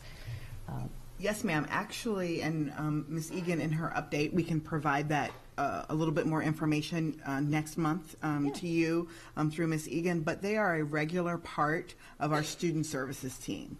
I will frequently walk over, and Ms. Corbin is there to, just make sure that she understands our world and we understand her world. So Ms. Egan is really our liaison between mobile crisis, Ms. Corbin and her team, Lieutenant Thomas as well. Not saying that they don't talk a lot to Mr. Batten, but primarily because of the nature of the issues and the family support that they provide, they work with Ms. Egan and her team. Okay. And so we can provide an update at a later time to give you some specifics for that. But to tell you how close the relationship is, I have a great picture of Jen Corbin with her feet up on my desk, smiling broadly. We're friends. Steve Thomas, we're friends. We're not just colleagues. We're friends, and we're very close. And so there's the formal relationship, but there's beyond that. We all work very closely together, and you definitely will hear more about that going forward. Yeah, I bring it up because I know that as they're going to be expanding that unit, I think the intimacy, my fear is that the intimacy of those relationships may be diminished inadvertently because we need more of them. As we get more of them, then these are new people coming in. I just wanted to make sure there was a process there for the new guys, not just Jen can't continue to work 24/7, although she does try, I think, and she really does. But I mean, at some point that's got to give, and I know that they're working towards it on resources. But like SROs, they're not just somebody you just pick up off the street and hire or blast through an academy. I know all the original SROs. We've just got a bunch of new ones, but all the originals have all gone through her training. We've all taken the CIT class and are CIT qualified. They've all had mental health first aid for youth and for adults as well. So that was another element of advanced training that preceded the entire police department having that level of training. Gotcha. Well, that's exciting to me. And that's part of why you're seeing the rise in the calls of them, is because we're trained with them. So we're trained in how they work. We know better what their qualifications are and what they have available as far as resources outside of the school. We can't, as SROs, get all of that done all of the time. So that's where we'll pull them in.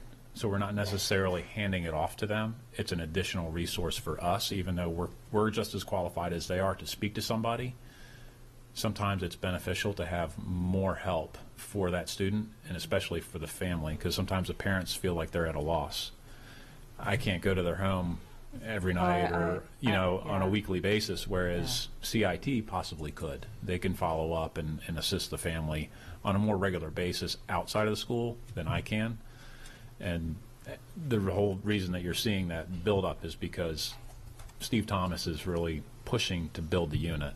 And he's doing a great job, and he's doing great. There's another class coming up for more officers to get qualified.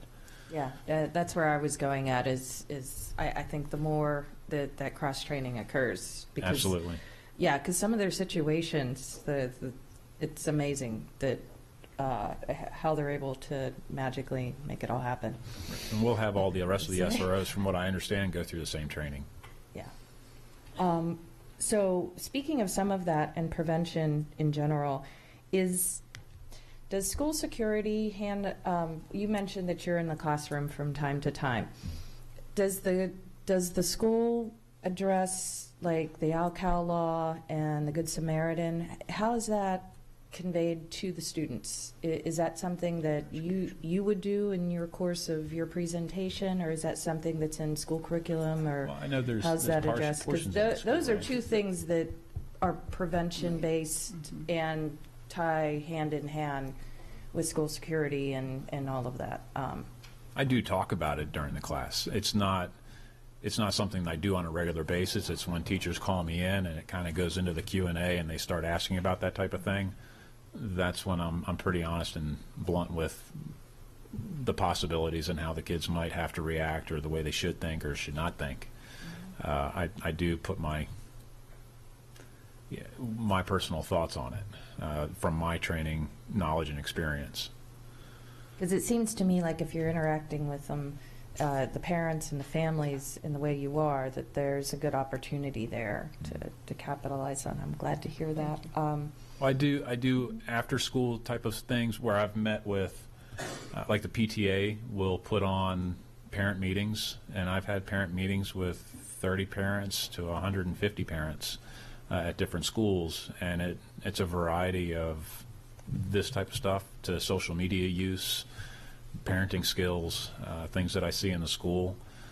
So it seems to go over well, and that also helps me get in touch with the families, and I get to know the parents that way. They get to know me. The last time I did one was towards the end of last school year, but I'm already scheduled for another one in March, and we're working on another 2 at some point in this year. Lastly, I just had a question. So most of our buildings in our schools, even if you have a cell phone and are allowed to use it, it doesn't have a connection. And recognizing how we communicate when an incident occurs, and we're talking about investing in apps and everything else, it makes me nervous as a parent, always has, that there's a strong possibility that there's a connection lost.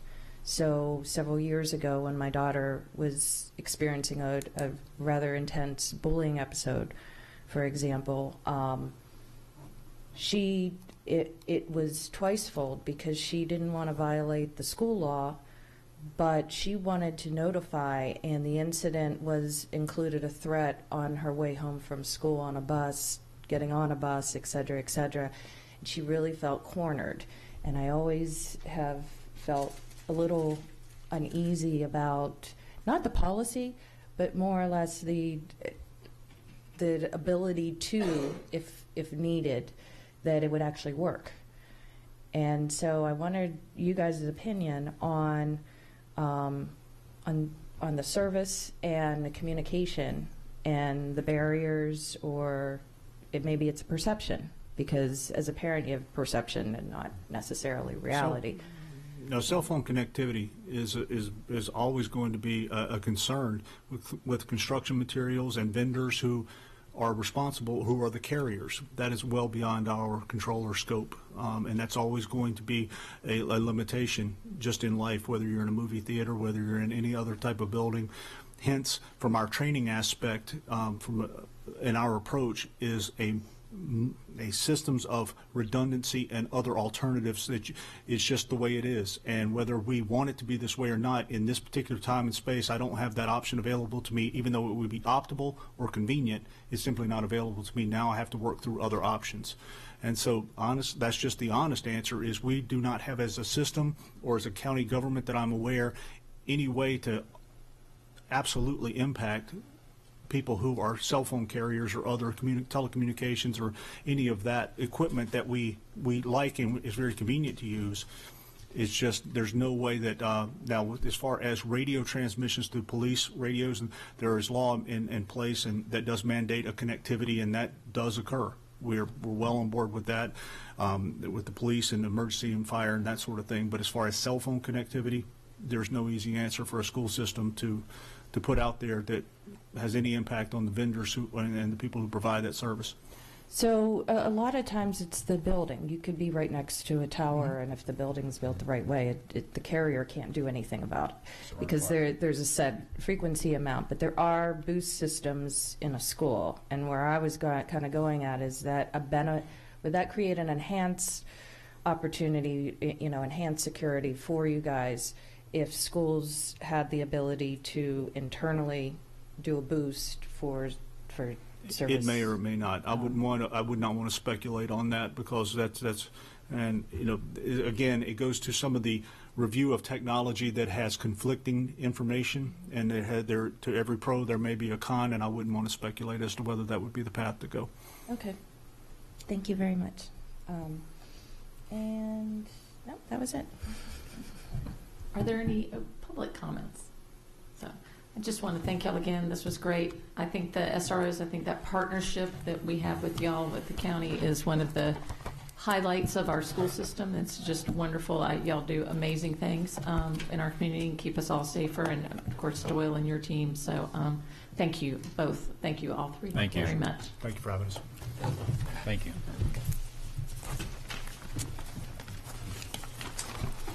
Item 6.03 is a review item, award of contracts. Are there any board questions or comments? And I hate to do it, Mr. Shaknovich, I got a question for you.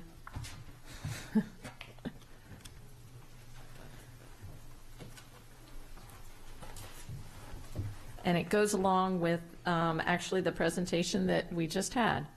One of these items is about the vestibules at the middle schools and for Magathie and Severn River. So how many of our middle schools at this time have the double vestibules or are in process? Or is it easier to say how many don't? I don't know. Alex Shackno, Chief Operating Officer. I can get you that information under a separate cover, and I'll just provide it to you for all of our schools, elementary, middle. I'll get it through Ms. Connolly, and I would prefer that you receive it that way rather than me answer the question right now. Thank you. That would be great. I'm just curious because I know we just approved some for high schools, and I'm just interested in the numbers. So thank you. I appreciate it. Yes, ma'am. All right. I think that's all. I don't think there's any other questions. So that brings our meeting to an end. Our next general board meeting will be Wednesday, January 23rd at 7 p.m. The next policy committee is Wednesday, January 16th at 1 p.m. There is a budget hearing tomorrow evening here at Riva Road at 6 p.m. Sign-ups begin at 5 p.m. There's a budget workshop next Tuesday, January 15th at 6 p.m. here in the boardroom. The public is welcome to attend, but no public testimony will be taken. Mr. Gilliland. Madam President, I move that the board go into closed session to consult with counsel to obtain legal advice on a legal matter and to conduct collective bargaining negotiations or consider matters that relate to the negotiations. All right, we are adjourned.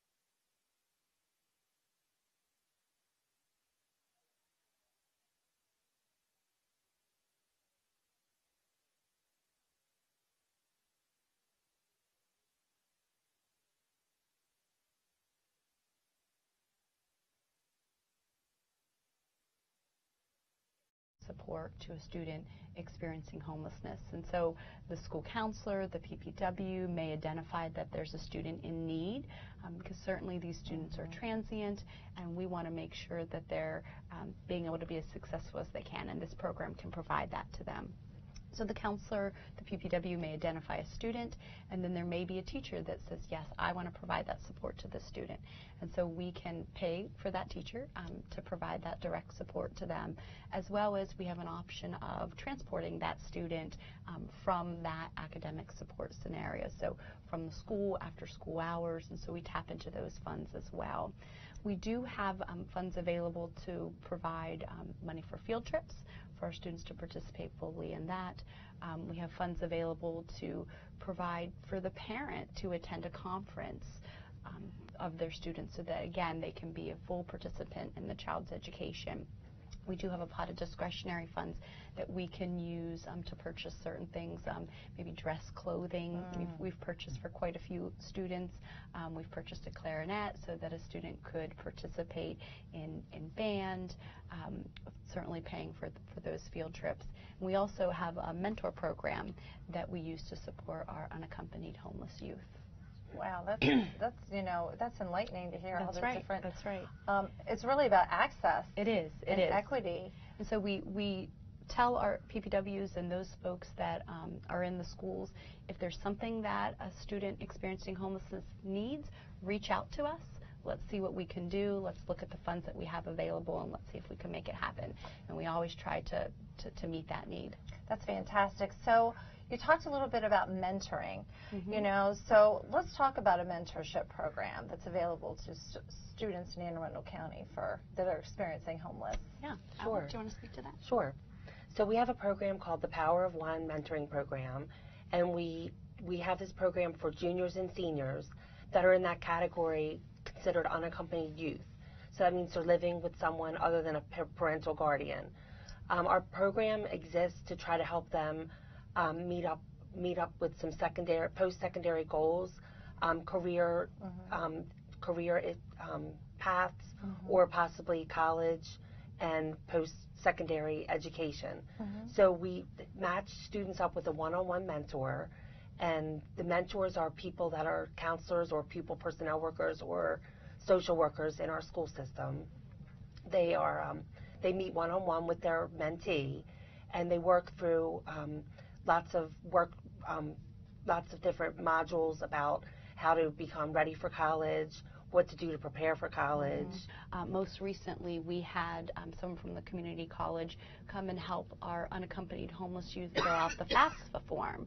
Because in the state of Maryland, if you are an unaccompanied homeless youth and you go to a state college or university, you receive free tuition. And so that's really important information for these kids to know, and they may not know that. And so we're really trying to get that information out there, because they will then have that opportunity to seek that post-secondary option. And so our program is really about building those relationships, and we're using our AACPS employees to do that. With the support of our grant funds, we're able to put this program in place. And we have seen really excellent results. Last year, we had 18 students in the program, and 11 of them had improved attendance, as well as we had a large chunk of them with improved academics. So we're pretty proud of the program, and we're still definitely a work in progress, but we've seen some really great results. We have. And it's probably the one thing that Allie and I love doing the most. I can tell. Yeah. I can tell. So I know that the students for the Power One Mentor Program also go on and they'll do some Naviance work as well with their mentor, their mentee. And so it really seems to be growing this year. This is what, year? So we're in year 3. Okay. It was a pilot. Our first year was just a pilot program. And then I came on board last year with Allie, where we expanded it to more schools. And now we're in our 3rd year. We are at about 18 working mentor-mentee relationships now. And certainly each one of them are very unique in how they're working together. But yep, so they do some college exploration. Some of the students may not be interested in that post-secondary college, so we do a workshop for our mentors to learn about other options that they can discuss with their mentee. So we're not always saying that you have to go to that 4-year college. Here's an apprenticeship option, and sort of allowing our mentors or giving our mentors that information so that they can then relay that to their mentee as well. That's fantastic. What have the some of the mentees, have they communicated to you all in terms of the benefits of the mentoring program, or just some things that they've gotten from it? Yeah. Have they talked about that? Yes. I would definitely say so. I think being able to develop that one-on-one relationship and really getting to know their student has been beneficial and powerful, and being able to direct a student who doesn't have that parental guardian to kind of be that guide, and here now they're able to be that person for them, and that's a pretty powerful relationship to have, and knowing that they can count on that person, that they're going to show up for that person, and I think that says a lot. Each year we invite the mentees and mentors to come together to go to the Broadneck College Fair, which is a huge college fair, and when the kids, both years that we've done this now, the kids have been a little nervous about going into that big, huge auditorium and walking up to all those different college reps. But when we do the evaluation at the end, the most powerful thing they say is that having that mentor with them to approach the table and shake a hand and ask the right questions, they felt so much more confident going through that college fair. So I thought that was a really great thing. It's that wonderful, because even though they're high school, they're children. Right. They're adolescents and they're kind of on their own and they have their own struggles. But having somebody, even if you haven't been priorly exposed to a college fair where there's 100 colleges, it can be pretty intimidating. It can be. So I think that is that connection is really is vital for our students, and just to help support them to that post-secondary option. That's right. And then someone just to be able to continue to have that conversation with that has went to the college fair, experienced it with you, and now you can just continue to have that conversation.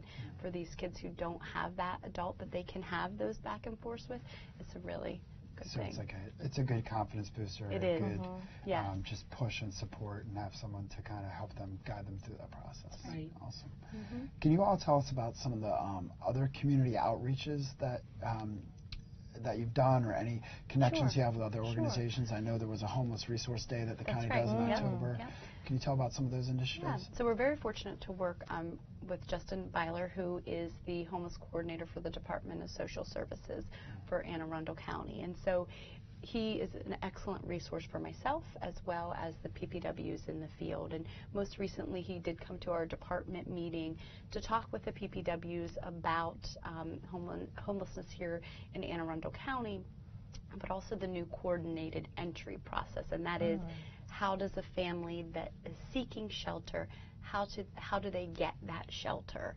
And so he was able to share with us the new process for families to do that. And basically what it is our families can call any of our shelters, Sarah's House, Lighthouse, Department of Social Services, and our Warm Line, and they can say, I'm seeking shelter, I need support, and they are put on the shelter list.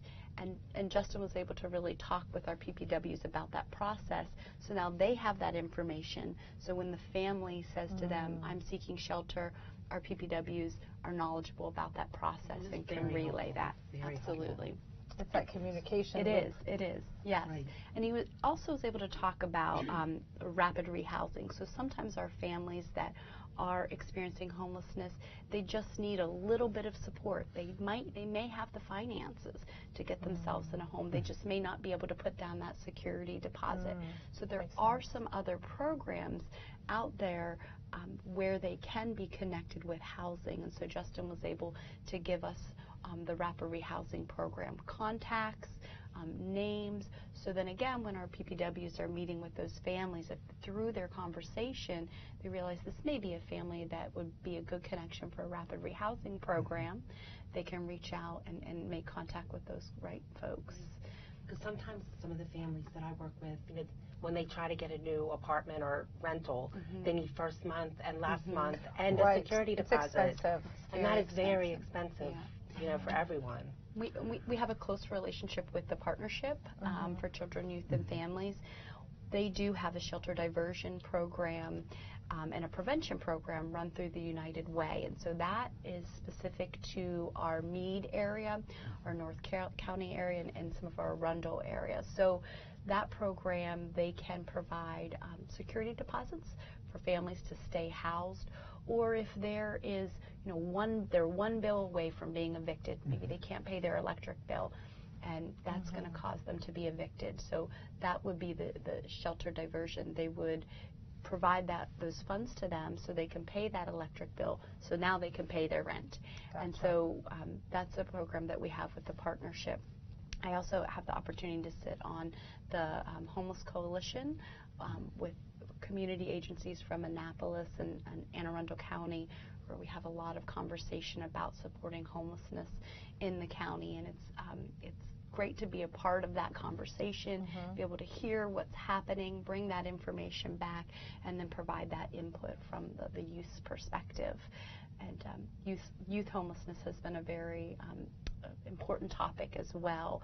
And Anne Arundel County participated in the Youth Reach survey the last few years, where that's a survey that's given directly to unaccompanied homeless youth.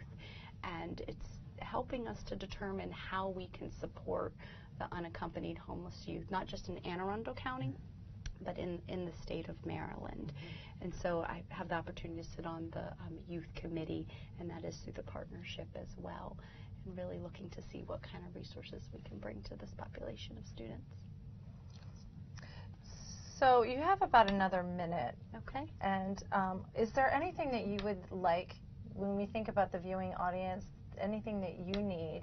Because there are people out there that are always willing to help.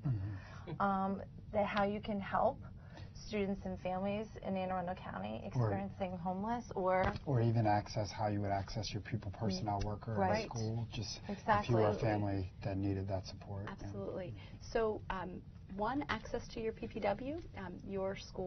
Our schools know who's the PPW assigned to them, and so that would just be a call to the school and asking the name of that PPW so that then they can reach out and connect with them. When we talk about what we might need for our students, we are fortunate to work with our 21st Century Education Nonprofit Foundation, and through 21st Century we do have a pot of funds where people can donate to that nonprofit for students and families experiencing homelessness. So you can access that on our AACPS website. Go to the 21st Century Foundation, click on Students and Families Experiencing Homelessness, and we will take any donation that you're willing to provide. Thank you. Yeah. Well, thank you, Ms. LeKay and Ms. Matthews. We really appreciate your time and for this informative discussion. And we'd like to thank the viewers also at home. And this has been At Your Service. Thank you.